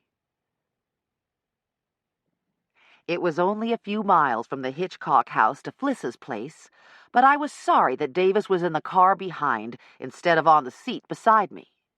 He'd been hit with a lot of heavy stuff tonight, more than any 19-year-old ought to have to handle alone. It probably helped that he was still shaking with anger when we left. With all the shattered glass in his car, I tried to get him to come with me, but he'd stubbornly taken a broom and swept out the worst from around the driver's seat. "I'm not leaving my car here," he'd said, "or what's left of it." "Let me know how much the windows are," Dillard said stiffly. It wasn't clear whether or not he still thought Davis had anything to do with Tom's death, but at that point, Davis didn't care. "I certainly will," he'd snapped back. The deputy, a local man, had placed Libet in his cruiser. He said it was a shame he had to write all this up for official action, considering how much the Hitchcock family was going through right now. But he got no sympathy from either of us. Far as we'd known at the time, she was shooting to kill when we crouched behind Davis's car. Even so, I had a feeling that once everything sank in, Davis's anger was going to be battling with deep, deep hurt, and maybe even a little guilt for ever coming to Seagrove in the first place. I used my cell phone to let Fliss know I was finally on my way. She hadn't heard about Tom Hitchcock's death and was totally shocked. God, poor Betty. Both brothers, and now her son? Those people are snake-bit, aren't they? An ironic comment, considering how the wreck occurred. When I told her that I was bringing Davis Richmond with me and why, she was instantly sympathetic. "I'll go put fresh sheets on V's bed right now." Then, because she's no fool, Fliss said, "Deborah, you're sure he's telling the truth?" "Oh, Lord, not you too," I groaned. She wouldn't back down, though. "We both know that adolescent boys do stupid things that wind up with serious repercussions." And then swear on a stack of Bibles they didn't do it. I know. But I've been with this one all evening, and if I'm that bad a judge of character, then I'd better hang up my robe. Speaking of robes, this probably isn't the time for it, but I ran into Will Blackstone tonight, and he was very interested to hear you were back in the area. He wants you to call him." She was right. Gratifying as that information might be, this wasn't the time. In fact, it seemed almost like another lifetime that I came bopping over to Seagrove, hoping for a more interesting afternoon than hanging around my own house. "Be careful what you ask for," said the preacher. "Amen," said the pragmatist. Fliss met us at the door when we pulled into her yard a little before 11. As a mother herself, she urged Davis to pick up the phone in V's room and call Raleigh. "I don't want to tell my mom all this on the phone," he protested. "You don't have to," Fliss said. "Just give her this number and tell her you're coming home tomorrow." "She'll want to know why," he said glumly. Tell her you're having car trouble, I suggested. That got me a half smile, and we left him to it. Back in Fliss's study, I was happy to sink down on her comfortable chaise, kick off my shoes, and let myself relax for the first time in hours. She poured us both a glass of wine, and I finished sketching in the highlights of my afternoon and evening that I had skipped over during our phone call. She listened raptly, and was as appalled as I'd been to hear of Amos Nordan's plan to trip up James Lucas's killer by using Davis as a decoy. Decoy? She snorted. Staked goat is more like it. When Davis rejoined us, he still looked sad and shaken. The stitches in his lip weren't helping either, and he took another pain pill. "What's going to happen to Libet?" he asked. "Juvenile court. Most likely, she'll be charged with misdemeanor assault and damage to personal property," I said.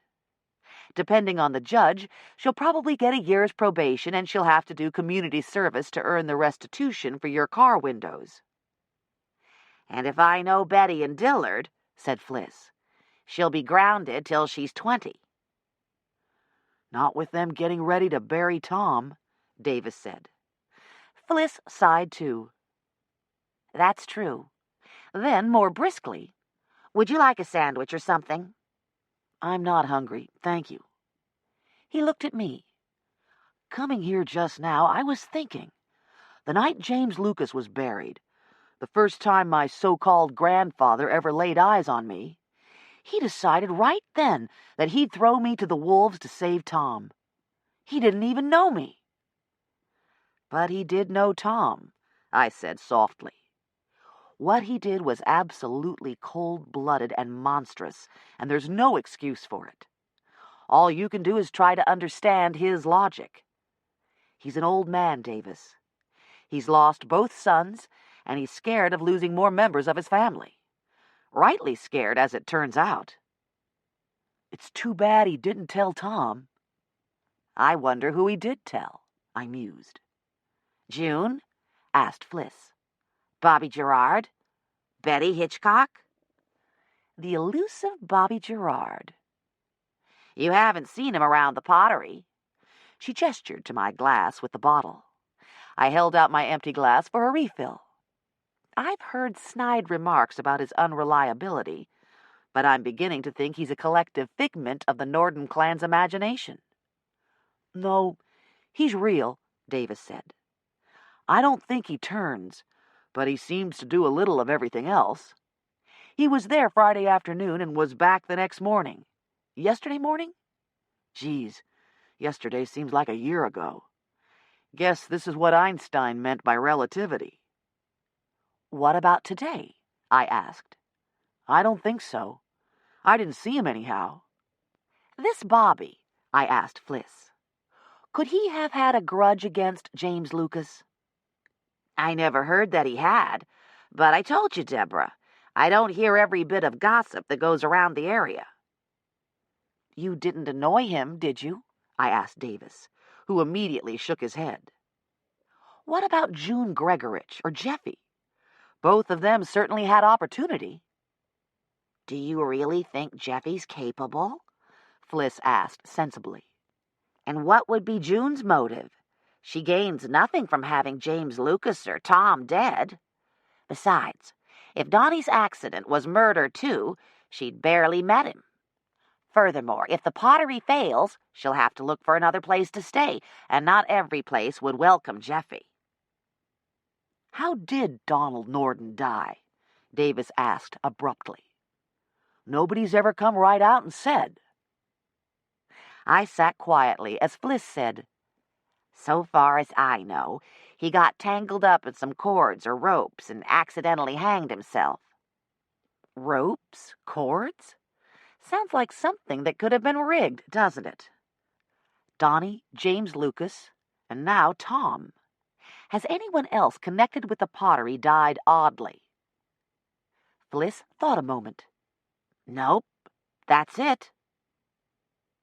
We had struck out on motive, but I kept wondering about opportunity. If the person who killed James Lucas is the same one who put the snake in Tom's car, then when did he do it? Tourists and customers don't roam around the workshops on Sunday, so who could besides the family, or someone who works there? Maybe it was sheer coincidence, Fliss suggested. If his car window was down, maybe the snake crawled in all by itself.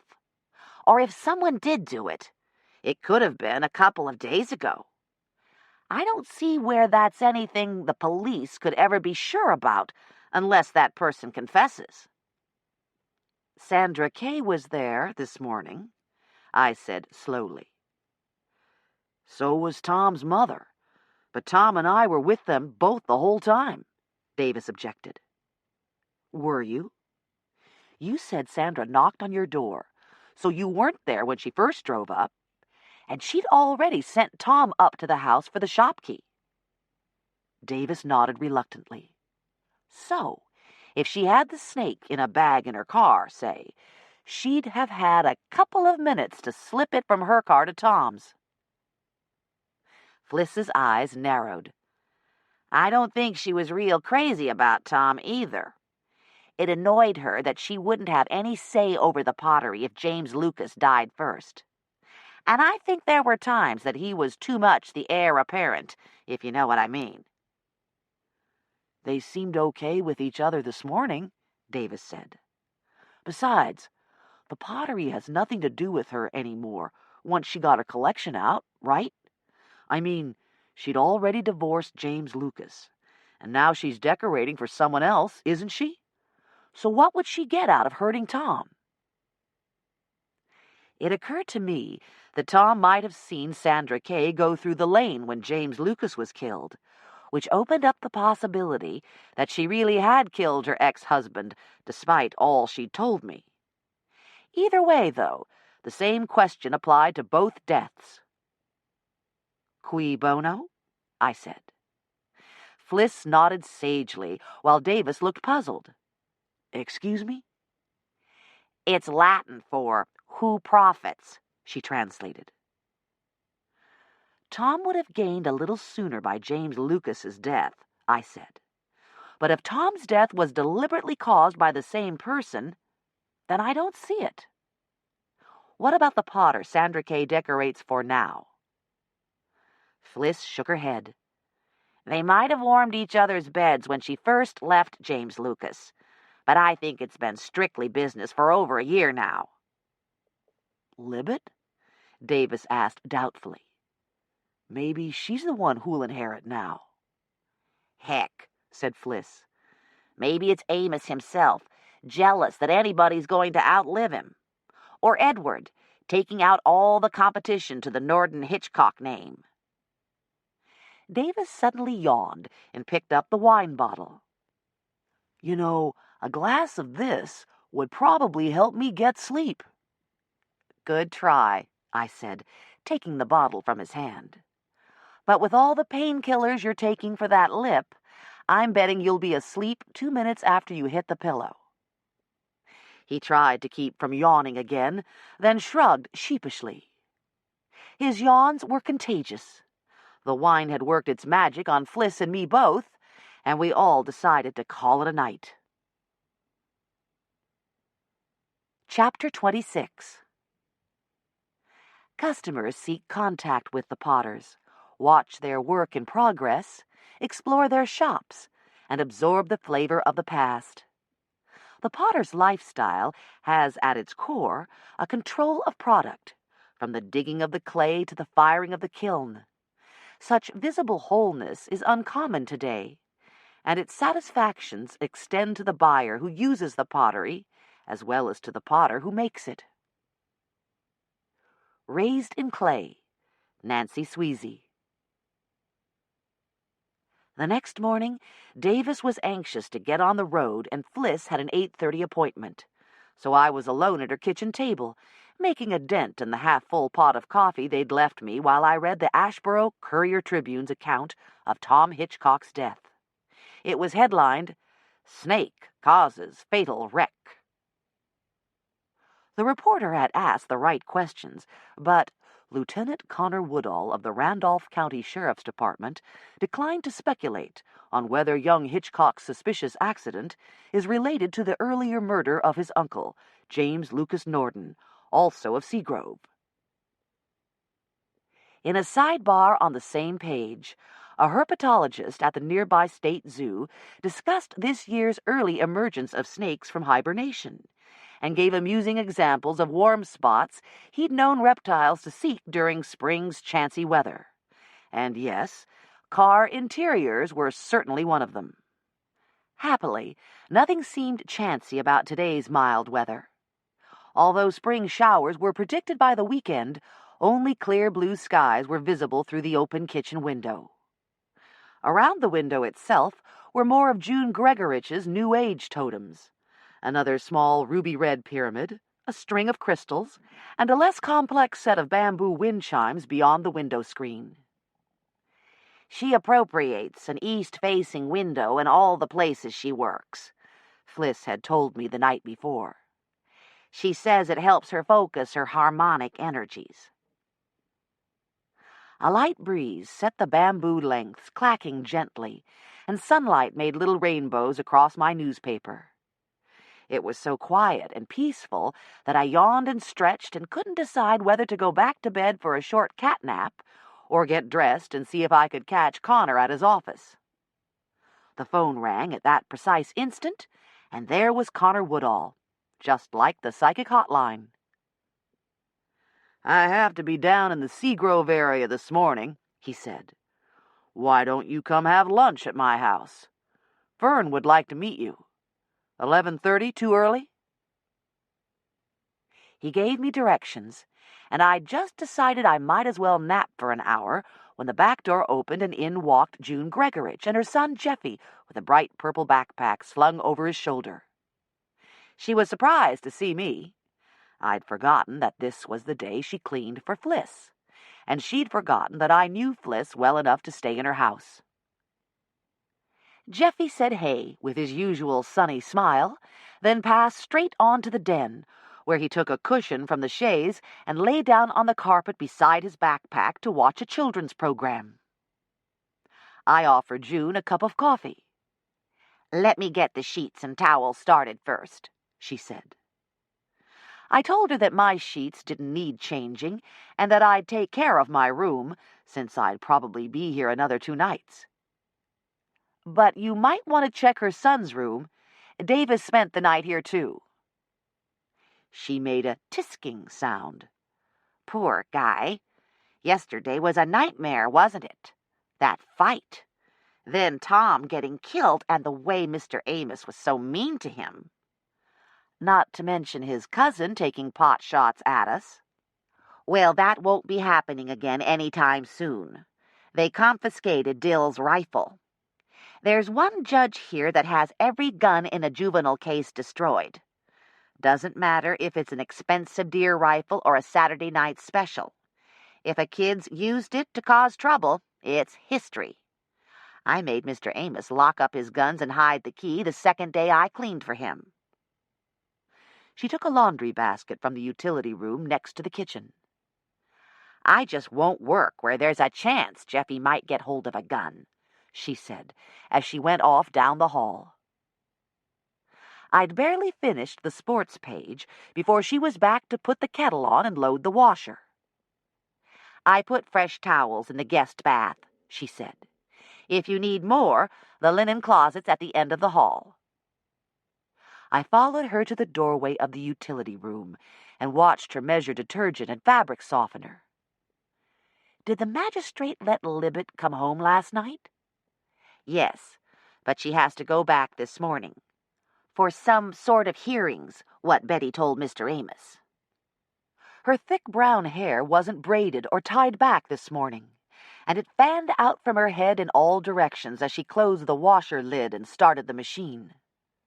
How are they doing? I thought of the grief the Hitchcocks must be feeling. They'd probably spend the morning in court with their daughter, and the afternoon picking out a casket for their son. And as much as Betty might be hurting, I had a feeling that her husband would be hurting doubly, since he would feel her pain as well as his own.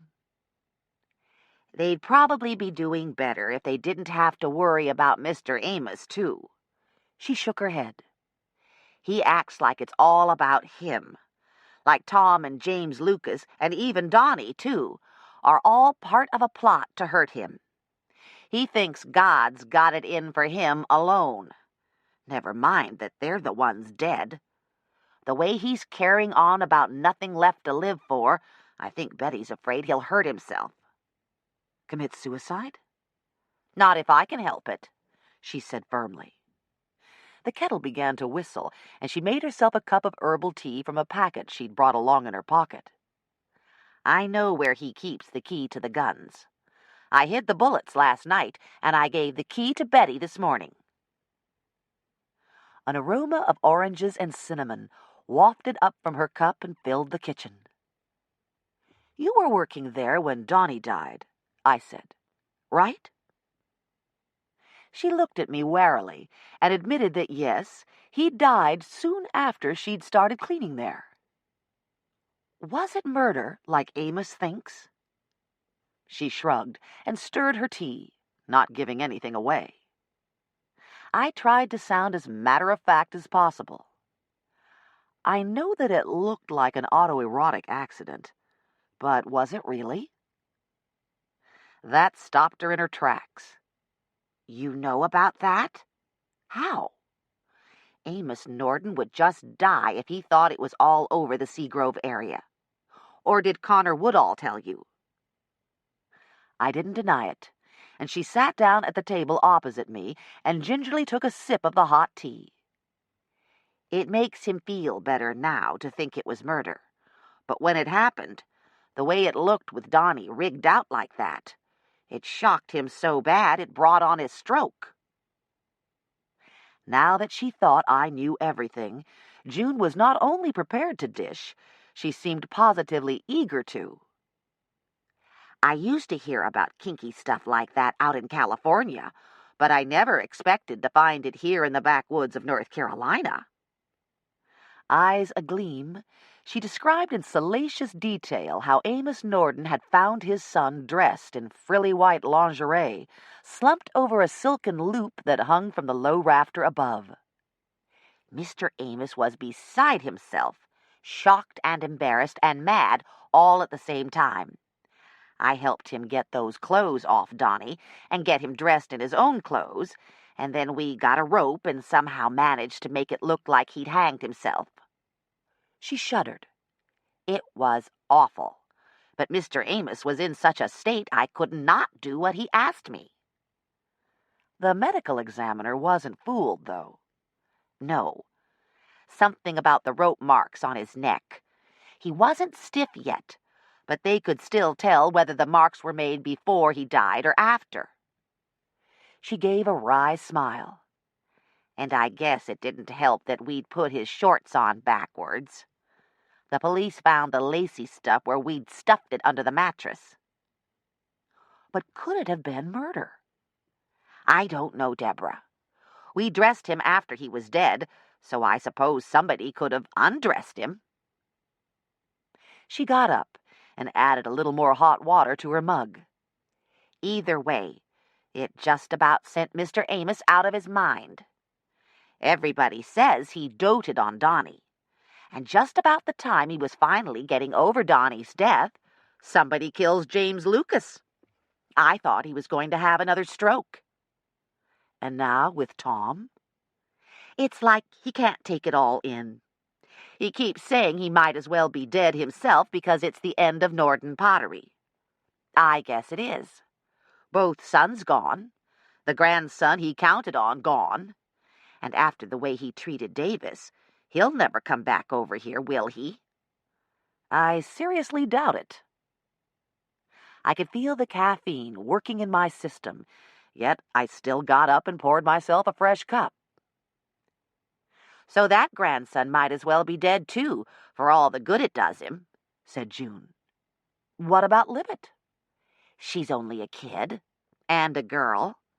They say she's going to be another Nell Cole Graves, but that doesn't cut it with Mr. Amos. One of the reasons he's so bitter about Sandra Kay is that she and James Lucas never had a son. This Bobby Gerard, June. I haven't met him yet. Was he working here when Donnie died? If you could call it that. He didn't come in that morning, but when I went looking for Jeffy after lunch, he was back working in one of the sheds. What about him, then? She shrugged. He's unreliable when he's drinking, but I never heard of him being violent. The only thing he cares about is where his next drink's coming from.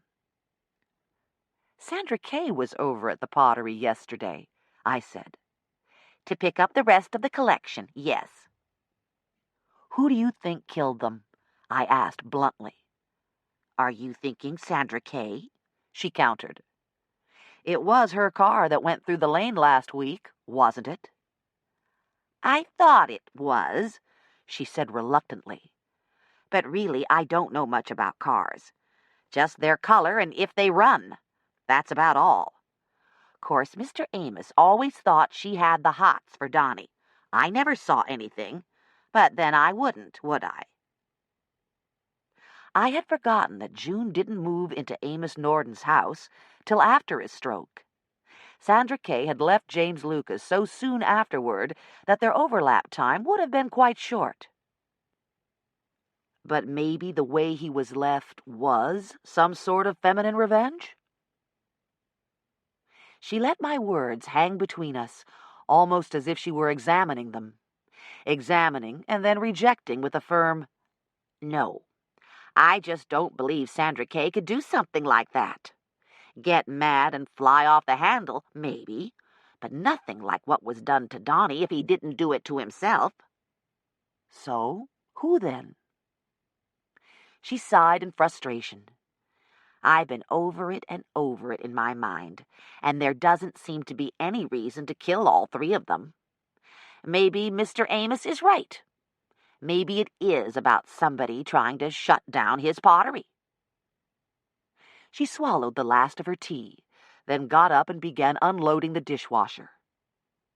Have they set a time for the funeral? I asked. Probably Wednesday morning. The sink was full of dirty plates and glasses, and as soon as the dishwasher was empty, she started reloading it. You through with your cup? From the den came the sound of Jiminy Cricket's song. I guess that Jeffy had brought a Pinocchio tape in his backpack.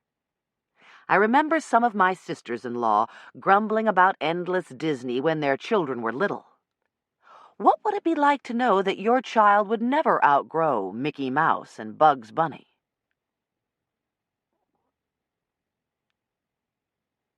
Fernwood Pottery reminded me a little of Katie Clay Works, another relatively new pottery with a modern sales shop attached to the front of the work area.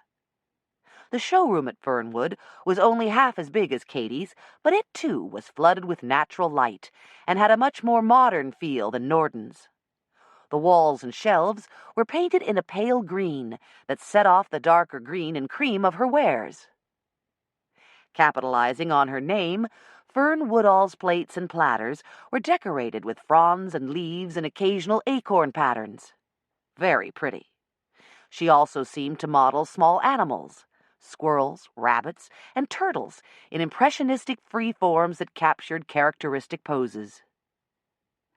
"Oh, they're darling, just darling," cooed the expensively dressed woman darting around the little shop when I entered.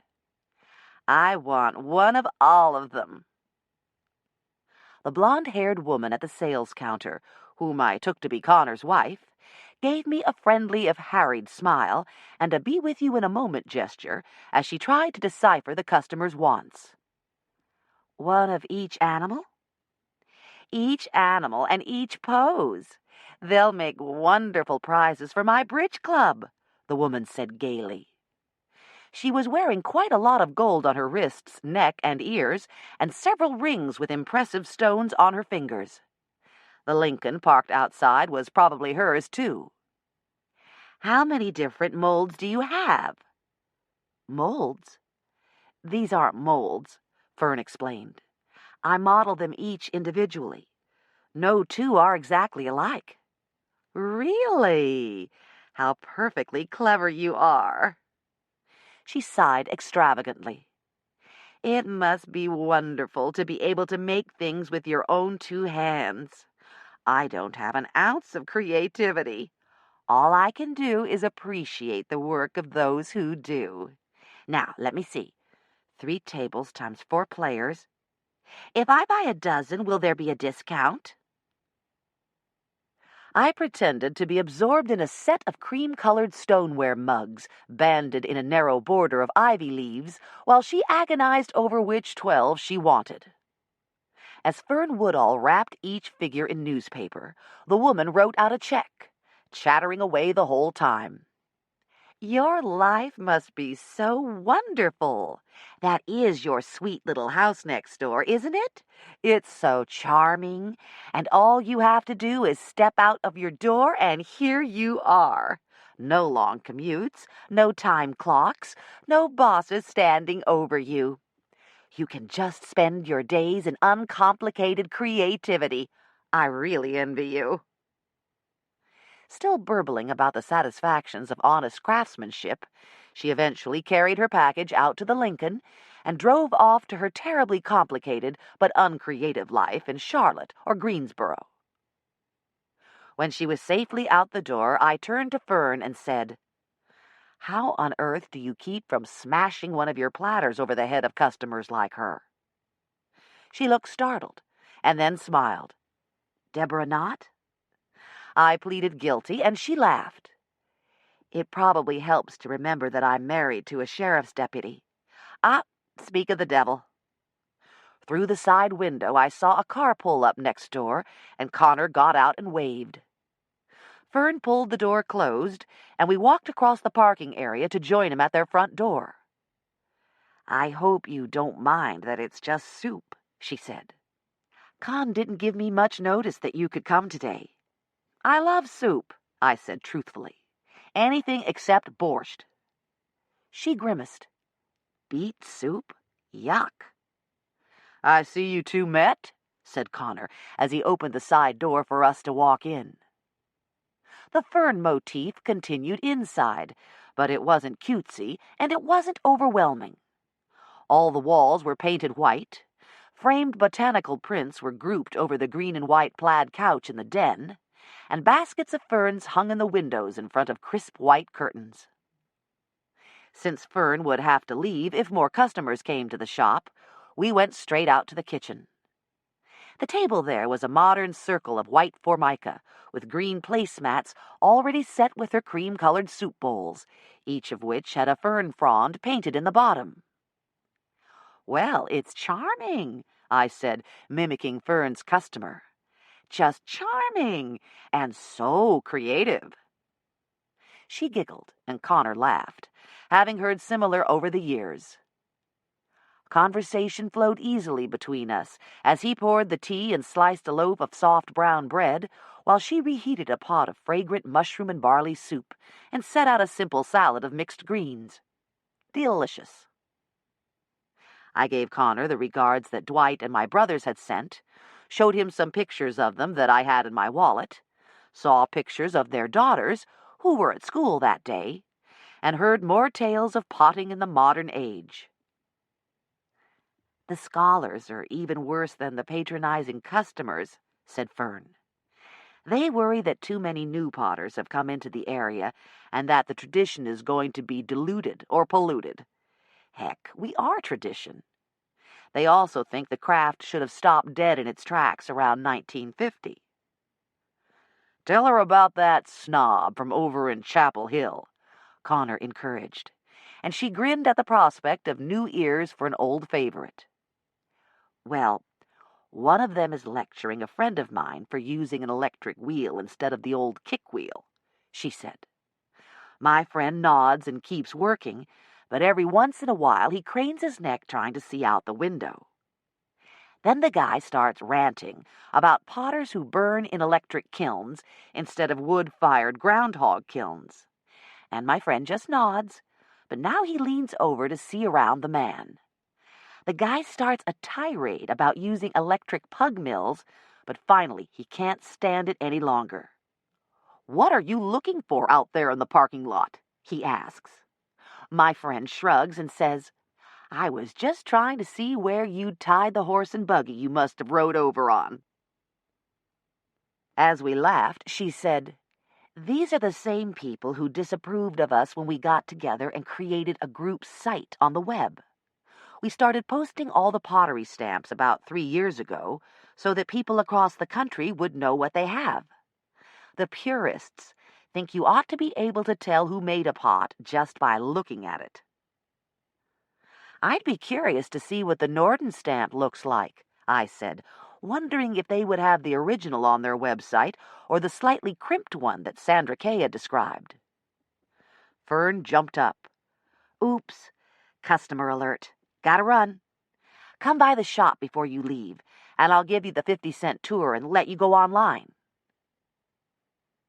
Left alone, I told Connor that Davis had gone back to Raleigh, and he nodded.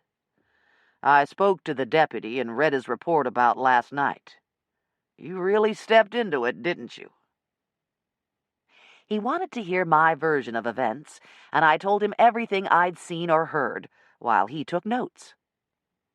"And it was nice of you to try and spare Davis about Amos Nordan's motives for inviting him over to Seagrove, but Amos blew it last night after Libet shot at us." Connor turned red from my compliment. "Are you completely convinced that he was telling the truth? Because he did walk from Rooster Clay back to Nordan's through that lane. He could have found a snake there and decided to up the ante on Tom a little." "Sandra Kay was through there, too," I reminded him. "And so was Betty." "I'm trying to keep an open mind about all these people," he said. "But I have a real hard time picturing Betty Hitchcock sticking a snake in her own son's car. Sandra Kay, now—" Even though she'd asked me to, I felt a little like a traitor as I told him about my visit with Sandra Kay, and how she'd admitted driving through the lane and past the kiln around the time someone pushed James Lucas into it. He wasn't as surprised as I'd expected. "I sort of thought she might be lying to me about that." "She's scared you'll think she did it." "Well, she sure has a habit of being around when things happen. She was there when Donnie and James Lucas died." "Then you do think Donnie was murdered?" "I didn't say that. And neither did the M.E. He had sustained a blow on the side of his head shortly before he died, but he might have banged into something himself. It was enough to daze him, the M.E. says, and maybe even enough to knock him out, which could have contributed to hanging himself." "Or made it easier for someone else to do it," I said. "Sandra Kay?" "Well, she was certainly there Sunday morning when the snake got in the car." I still wonder if that snake might not have been meant for Davis. Amos Nordan was telling anybody who'd listen what a great potter he was, and what a happy day it was to have him in the family. Didn't you think he was setting Davis up as his heir? Connor nodded. "That's what I was hearing all week." If the killer was aiming for Davis and accidentally got Tom instead, then it really would be about the pottery, wouldn't it? There's no other reason for anyone over here to kill Davis.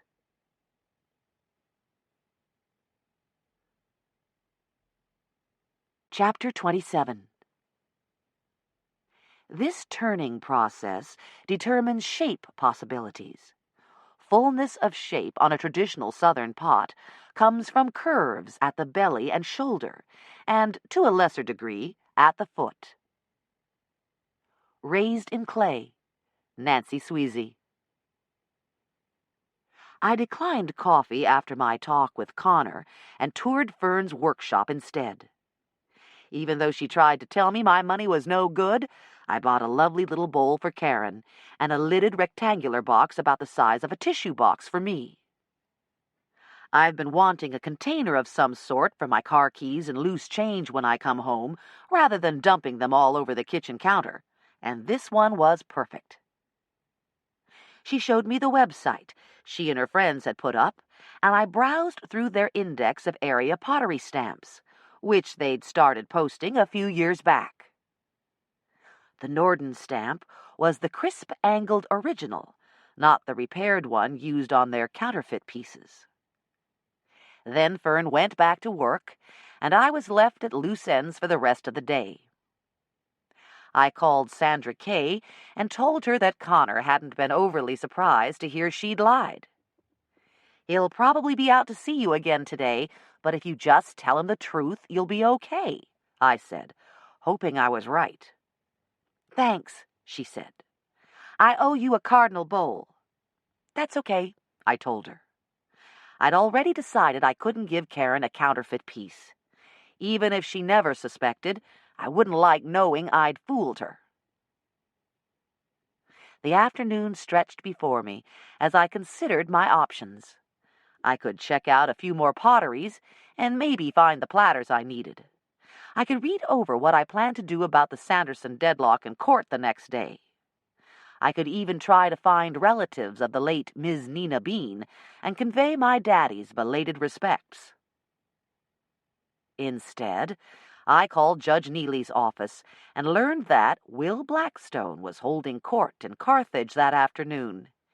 And yes, Carthage is twice as far from Seagrove as Ashboro, but hey, if things worked out, I expected to have twice as much fun.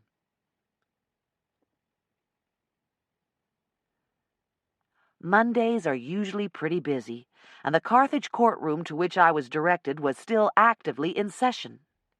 It was a little before 4 when I got there, having dallied briefly on the way at an irresistible antique store. Judge Blackstone was in a low-voice conference with the DA and defense counsel, and I slipped in unobserved and sat down on an empty back bench. He eventually spotted me, of course, and I was gratified by the sudden widening of his eyes and an involuntary smile that he immediately sequestered. I sat demurely and listened with professional interest, but it seemed to me that he disposed of the remaining cases in record time. When he adjourned promptly at 5, he waited for me at the side door that led to chambers. "This is a surprise," he said. "I thought perhaps you didn't get my message." With a deliberate smile, I said, "Oh, I got your message." Then, to keep him confused, added innocently, "Fliss Chadwick is very reliable." "Are you staying over tonight?" "With Fliss, you mean?" I teased. "Naturally." But I saw the spark that glinted in his deep-set brown eyes. "I have court tomorrow morning, but I was hoping perhaps we might have an early supper." We took his car. The restaurant was a few miles down the road toward Southern Pines, a comfortable old Southern inn with antique sideboards in the lobby, starched linen on the tables, and a continental chef in the kitchen. We had a couple of drinks in the lounge while we waited for a table, and we talked about the violent deaths stalking the Nordan family. The area grapevine was as efficient here as it was in Colleton County, but I was able to add some details he hadn't heard.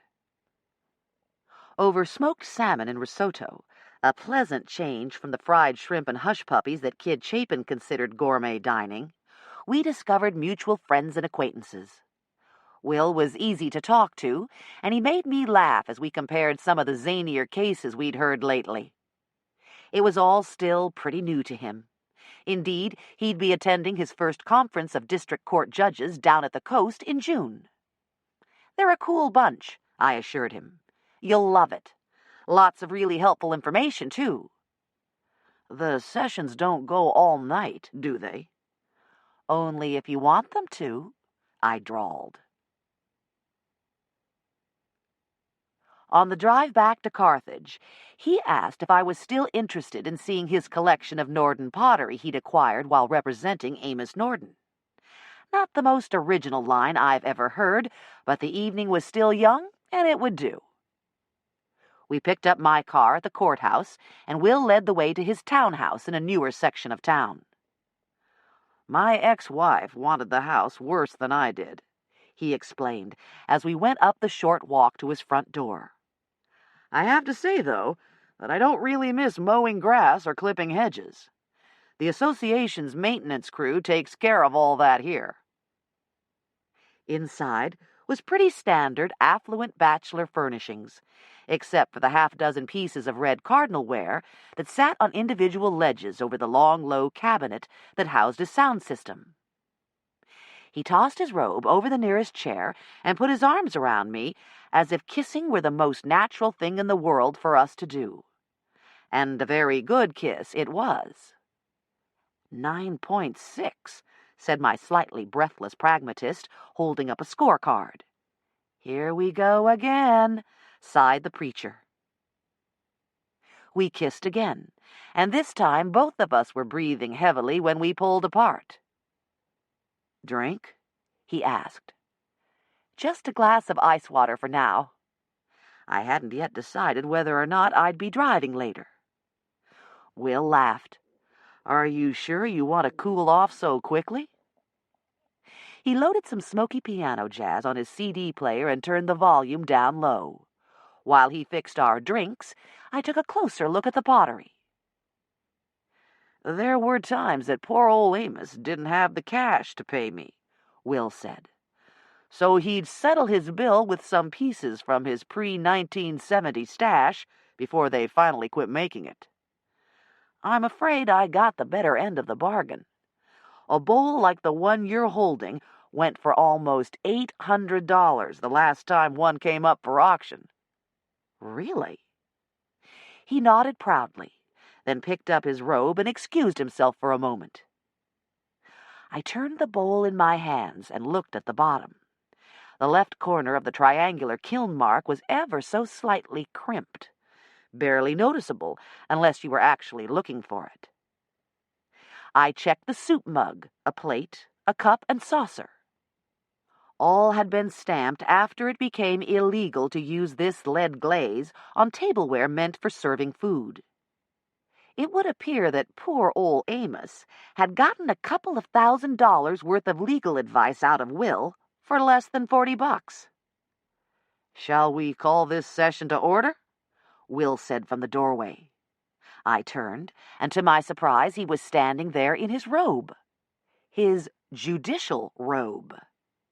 As he walked toward me, I could see that the only thing he wore underneath was a bronze-colored condom. "What's going on?" I asked, as he took me in his arms again and pressed his body to mine. "I love playing judge," he murmured, nibbling on my ear. "Really?" I purred. I let him nibble for another moment, then said, "You know something? My robe's in my car. Why don't I go get it?" "Oh, God, would you?" He was holding me so tightly I could feel his need become even more urgent. Judge to judge would be such an incredible turn-on. I reached for my purse, where my car keys were, and slipped out of his arms. "Why don't you pour me a gin and tonic while you're waiting?" He gave a happy smile and headed for his wet bar. I went out, got in my car, and headed back to Seagrove. "I knew he was too good to be true," said the preacher. "Here we go again," sighed the pragmatist. Fliss was surprised to see me back so early, and she thought the whole account of my abortive evening with Will Blackstone was hilarious. "But I almost wish you hadn't told me. How am I going to keep a straight face next time I have to argue a case before him?" she asked. "Your problem, not mine," I said heartlessly and went to bed. In the darkness of her guest bedroom, though, with only the full moon as my witness, I took a vow of chastity. Worse than being alone, I decided, was making a fool of myself again. I convened court promptly at 10 the next morning. Again, there were only 5 of us in the courtroom. Nick Sanderson, his ex-wife Kelly, the clerk, the bailiff, and me. "Have you reached a compromise on the disposition of your office?" I asked. To my complete lack of surprise, they informed me that they had not. Once more, I tried to establish a reason to award the Lawyers' Row property to one over the other, but it just wasn't there. Both were from the Ashboro area. Both intended to stay in practice here. Both had contributed equally to the purchase of the property. I strongly advise you to sell, split the proceeds, and relocate, I told them. Your Honor, I was the one who first heard about the property when it came up for sale, said Nick Sanderson. I was the one who rushed right over and made an offer that she thought was crazy when she heard about it. An offer made from our joint account, Mrs. Sanderson responded coolly. Your Honor, our oldest daughter is 15, and she's already expressed an interest in a law career. It's her dream to have her office in this house on Lawyers' Row and eventually become a partner there. This is her heritage. Please don't force us to sell it. I looked at Mr. Sanderson. Is it also your desire that it be awarded to one of you in preference to selling? Yes, Your Honor. He said the words, but somehow he sounded less certain than his ex-wife. Very well, I said. I am going to recess court until 12:30. At that time, I will ask that you each give me a sealed bid for the property. The highest bid, even if it's by only a penny, will get title. In effect, one of you will be buying out the other by making a distributive award. Even though the property will be valued as of the date of separation, the highest bid will become a distributive factor that will affect the ED. This is not going to be an auction. You will have one chance and one chance only to submit a bid. Is that clear? Perfectly, Your Honor, said Mrs. Sanderson. Mr. Sanderson? Yes, Your Honor. Court's adjourned till 12:30, I said. The courtroom clerk, Mrs. Cagle, offered to bring me a salad, and I spent the break in chambers with my laptop hooked into LexisNexis as I researched case law for a matter I'd have to rule on next week. Promptly at 12:30, I reconvened. Do you each have your bids? I asked. Your Honor, Mr. Sanderson began. Yes, Your Honor, Mrs. Sanderson interrupted smoothly. He turned in surprise. What? She never looked at him, just asked if she could approach the bench to give me her bid. I took it. You lying bitch, he said angrily. The bailiff stood up, almost as startled as I was. Mr. Sanderson, I don't tolerate that sort of language in my courtroom. May I have your bid, please? He was white with suppressed rage. I apologize, Your Honor, but she came to my office during the break and said she'd changed her mind, that we should just go ahead and sell. She said I could draw up the document and she would go along with it. I spent most of the break working on it. Is this true? I asked Mrs. Sanderson. Unlike her cousin, Connor, Kelly Sanderson didn't flush hot and red when confronted with pointed questions. I would suggest that the matter is irrelevant, Your Honor, she answered coolly. You said you would award the property to the highest bidder. I have submitted my bid in accordance with your ruling. What I did or said to my ex-husband should have no bearing on your decision. Nick Sanderson looked as if he'd been kneed in the groin, which, figuratively speaking, I suppose he had. I felt sorry for him, but hell, he'd been married to this woman for 16 years. Surely he must know how her mind worked. Mr. Sanderson, I will recess for 10 minutes. At that time, I will accept your bid. Mrs. Sanderson objected to the delay, but I overruled her and she backed down. I had the bailiff escort Mr. Sanderson to an empty conference room so he could gather his thoughts. It was going to be hard for him. If he lowballed, he'd lose the property. If he bid too high, he might never recoup his investment. I had a feeling Mrs. Sanderson knew to the penny what his bid would be. In that, I was wrong, though. I opened his bid first and saw that it was well above the appraised valuation. Then I opened hers and saw that she had misjudged his desire to win by $8,000, bringing her bid to just under $20,000 over and above the property's worth. She looked a little green around the mouth as it sank in that she could have won for a lot less, but she'd probably done a cost-benefit analysis and decided it was worth it to her before she ever wrote down her bid.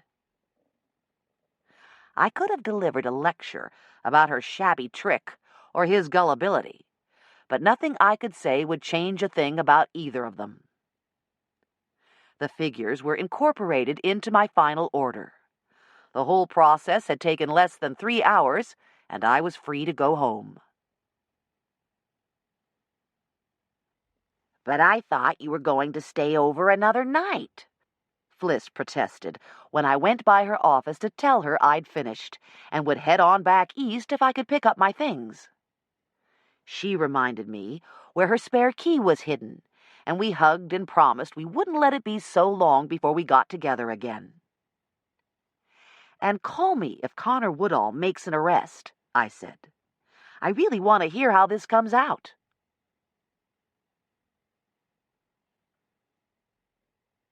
Chapter 28. Glaze goes into the kiln as a powder adhering to pots. At the height of the fire, it is a thick, viscous melt, which hardens to a glass on cooling. A potter can only see the glaze in this state by looking through a peephole into the white heat of the kiln interior. To see glaze in its melt is so ephemeral and exhilarating an experience that its absence is a loss to potters who burn only unglazed ware. Raised in clay, Nancy Sweezy. At Fliss's house, I stripped the bed and put the sheets on top of her washer, packed up my few belongings, and carried them out to the car. As I set my bag on the floor behind my seat, I saw the bright red soup mug that I'd co-opted for ice on Sunday night when I'd taken Davis to get his lips stitched. I'd totally forgotten about it. Well, Nordan Pottery was on my way home, so I could easily drop it off. Almost automatically, I glanced at the triangular stamp on the bottom. To my amazement, all 3 sides were perfectly straight. I looked again, closer. No crimping of the left angle. It would appear that I had helped myself to one of the original pieces of cardinal ware, an object worth at least a few $100s, if I could believe what Sandra Kay and Will had told me. It was a wonder a warrant hadn't been put out for my arrest. Of course, with all that had happened lately, Amos Nordan probably hadn't had time to miss it. I wedged the mug very carefully between the 2 front seats, so that there was no danger of it rolling and chipping, although if it had survived my sudden departure from Will's last night, it could probably survive anything. After locking the house and putting the key back in its hiding place, I pulled onto the highway and headed toward Seagrove. Odd about the mug, though. Only 2 days ago, Sandra Kay had told me that Amos Nordan was such a money-grubbing old man that he'd sold every single piece of his original cardinal ware. Somehow he seemed to have missed this one. As I drove, I found myself trying again to make sense of all that had happened. If there was a pattern, I couldn't see it. And if the pottery was the reason for all the attacks, why hadn't Amos been killed? Was it because all his potential heirs had to be killed first, so that the way would be cleared for the killer to inherit? Unless he'd made a will, that would seem to be Betty. But why would Betty want her father's pottery to go out of business? Or what if James Lucas really hadn't died intestate? A lot of men forget to change their wills when they get divorced. But no, that wouldn't work because the pottery wasn't James Lucas's to will to his wife, ex-wife. And besides, in North Carolina, divorce automatically revokes all provisions in a will that favor a former wife. Libet? Dillard? I glanced down at the cup beside me, almost wishing I had Matey here to read the tea leaves for me. Not that I'd ever drink hot tea out of it.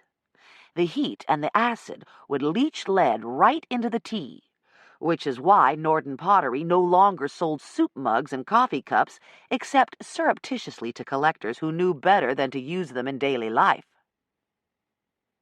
When I'd toured Fern's place yesterday, she'd told me that she wouldn't use any of the heavy metals. Yeah, the colors were great, she agreed. But I couldn't live with myself if I thought anyone could be harmed by what I made. I tried to remember what I knew about lead poisoning, but all I kept seeing in my mind's eye was a drunken old man that my daddy used to hire to paint the exterior of our house when he was sober enough. Mother accused Daddy of hooking him on moonshine, but Daddy said no. It was a known fact that most painters drank too much because the lead in the old white paints drove them to drink. Never knew a single sober house painter, he'd told her. So 30 years ago, several years after the dangers of lead glazes were known to most potters, Nordan Pottery had been forced to quit making and selling tableware. Yet Amos had stubbornly, arrogantly, continued to make his cardinal red vases, each with a little warning label on the bottom where he scratched his initials. 30 years ago, I was just a little kid. Sandra Kay and James Lucas had been courting then, but not yet married. Same with Betty and Dillard. And Bobby Gerard had long since taken his first drink. Okay, bring it closer to the present. 2 years ago, Donnie was killed. Maybe. If indeed he hadn't killed himself accidentally, something that sounded increasingly improbable. So, what else happened 2 years ago?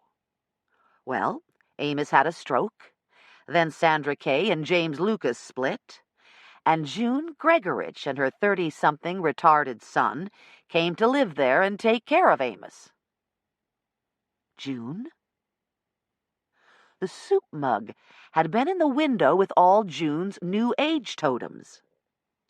She appropriates an east-facing window in all the places she works. She says it helps focus her harmonic energies. That money-grubbing old man sold off every single one of the real pieces years ago. But she'd barely met Donnie before he died. Surely she wouldn't have killed a stranger on the off chance of being offered a live-in job. She didn't need a place to live that badly. We started posting all the pottery stamps 3 or 4 years ago so that people across the country could know what they have. The stamps are posted on the web, and within a year, June Gregorich arrives from California. Sheer coincidence or cause and effect? I turned onto the road where Nordan Pottery lay, and a few minutes later, I was parking my car outside the sales shop. The open sign was in the window. The door was unlocked, but no one was inside. I helped myself to their phone and called over to Fernwood Pottery with muddled thoughts of Portland and Avery and champagne tumbling through my brain. When Fern answered, I asked her a single question, and her reply confirmed my guesses. I told her where I was and what I suspected, and asked her to send Connor. With the mug in my hands, I walked over to the Nordan house and tapped on the kitchen door, but no one answered. The door was open beyond the screen, and I stepped inside. June didn't answer even though her car was here. Music came from the den, and I looked around the corner. The television was tuned to a children's program, and at first glance I thought Jeffy was asleep under the Afghan on the couch. But when I went over to him, I saw it was only the way the Afghan was bunched up over the cushions and pillow. Back outside, I started down the slope to the pottery. As I approached the one where Davis had stayed, I smelled wood smoke and the pungent fumes of kerosene. June's voice came shrilly through the open door. Amos's voice was raised, too. "But I never took the damn mug," he cried angrily. As I crept closer, I realized it wasn't anger in his voice, but fear. Not ordinary fear, either. June's back was to the door. She held a gun in one hand, and the smell of kerosene was even stronger. The smoke came from a pile of cardboard boxes beneath the open steps, and I saw flames leap up and around the dry wooden treads. "They'll say you finally snapped," June taunted the old man. "That you set fire to the pottery and then shot yourself." Amos was facing the door, but he seemed so traumatized by those leaping flames and what she was saying that he never noticed me. "I was good to y'all, too," he howled. "What did I ever do to you that you'd kill my boys?" "Why do you think my boy's like he is? I did all the healthy things when I was carrying him. Homemade soups, juice from our own orange trees, no pesticides, no artificial additives, and all served in your pretty red hand-thrown mugs. You knew lead was dangerous. Other potters around here quit using it as soon as the government started telling you people the dangers, but not Amos Nordan. Oh, no, not Nordan Pottery. Did you know what lead does to unborn babies? Did you care? You and your precious glaze made my son what he is, and I swore I'd find you if it took the rest of my life. Find you and pay you back for what you did to me. To me, you wicked old man. To me." The fire was racing up the scaffolding of the stairs and spreading to the walls behind the blazing boxes. "My only fear was that you'd die or go senile before I could make you suffer a tenth what I've suffered." As she spoke, I'd been looking around for something to hit her with, but the yard was bare of convenient rocks or sturdy sticks. All I had was the soup mug, and I could hardly get close enough to brain her with that. Amos whimpered in protest as the gun came up. "No!" I cried. Startled, she whirled and saw the mug in my hands. "You?" she cried. "You're the one who took it?" She fired wildly as black smoke swirled through the shed. A second shot rang out as I bolted in panic, racing around the corner of the building, anything to get out of her range. Another bullet zinged past me. As she swung around the corner and saw me, she fired again, and a slug slammed into the wall beside my head. I tried to run, but my foot slipped on the pine straw and I went sprawling. "Mama, Mama, Mama!" From the open window directly above us came smoke and panicked wails. "Jeffy?" she screamed. "Oh, God, no!" Instantly forgetting me, she raced back around the shed. Jeffy had heard her voice, though, and came to the open window, which was already leaking smoke. "Push the screen out, Jeffy," I cried, making pushing motions with my hands. The window was small, but so was he. "Come on, Jeffy, push the screen away. You can do it. Push!" Wailing even louder, he pushed, and I had to dodge as the screen fell to the ground. "Jump, Jeffy!" "Don't be afraid. Come on and jump," I yelled. "I'll catch you." I wasn't sure how much he understood or even heard over his panicky cries, and I knew that all I could hope to do was break his fall.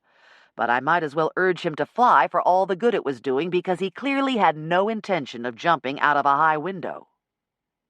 Smoke billowed out around him now so thickly that I could barely see him. But I heard him cough and choke, and I was terrified that the flames would reach him any second. I turned to search for something, anything, that would let me help him, and almost collided with a small, wiry man who reeked of alcohol. He carried a rickety homemade ladder that he set against the side of the building and immediately started to climb toward the thick black smoke. "Bobby," Jeffy sobbed. "I want my mama." "I know, dearie," the man crooned.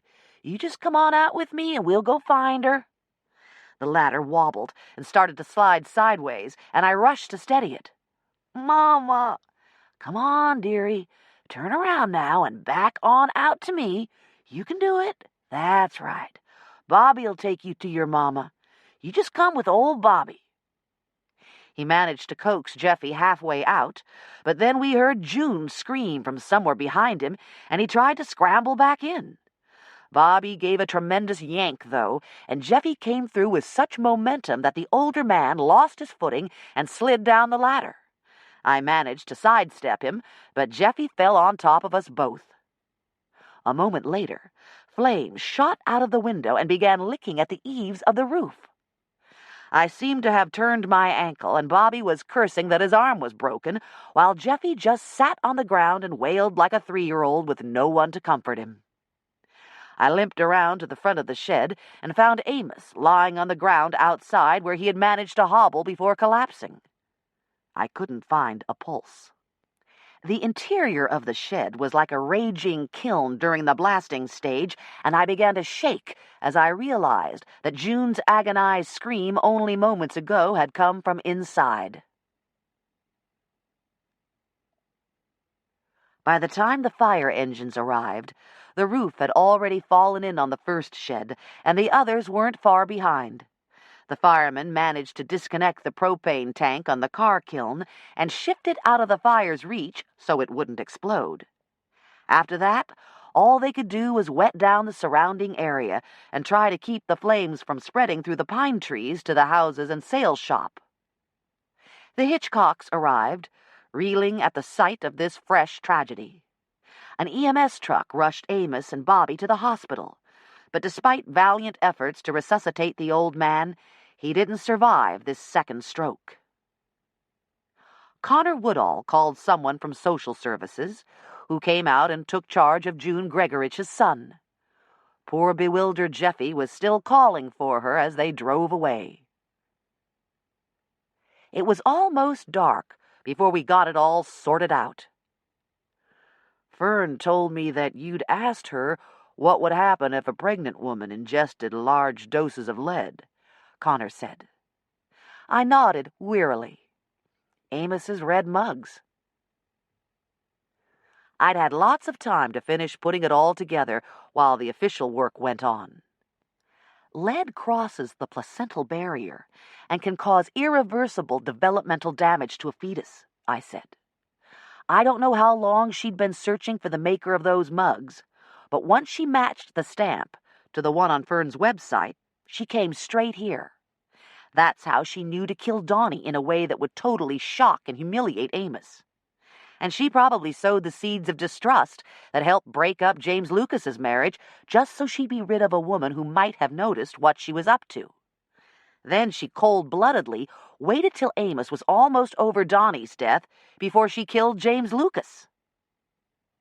Remembering how closely she'd questioned me about the likelihood of Davis coming back, I had a feeling that he had been her intended victim with the snake, but that she'd muddled the cars.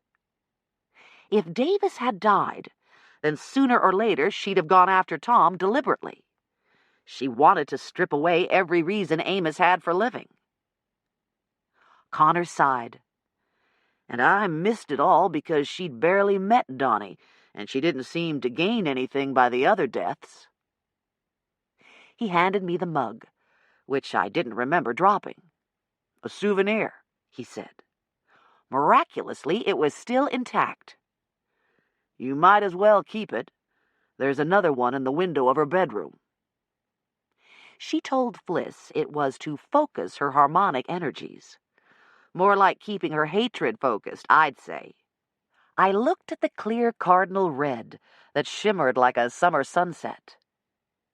A summer sunset, or a mother's heart burning for retribution? I hope Karen will appreciate what it cost. The end.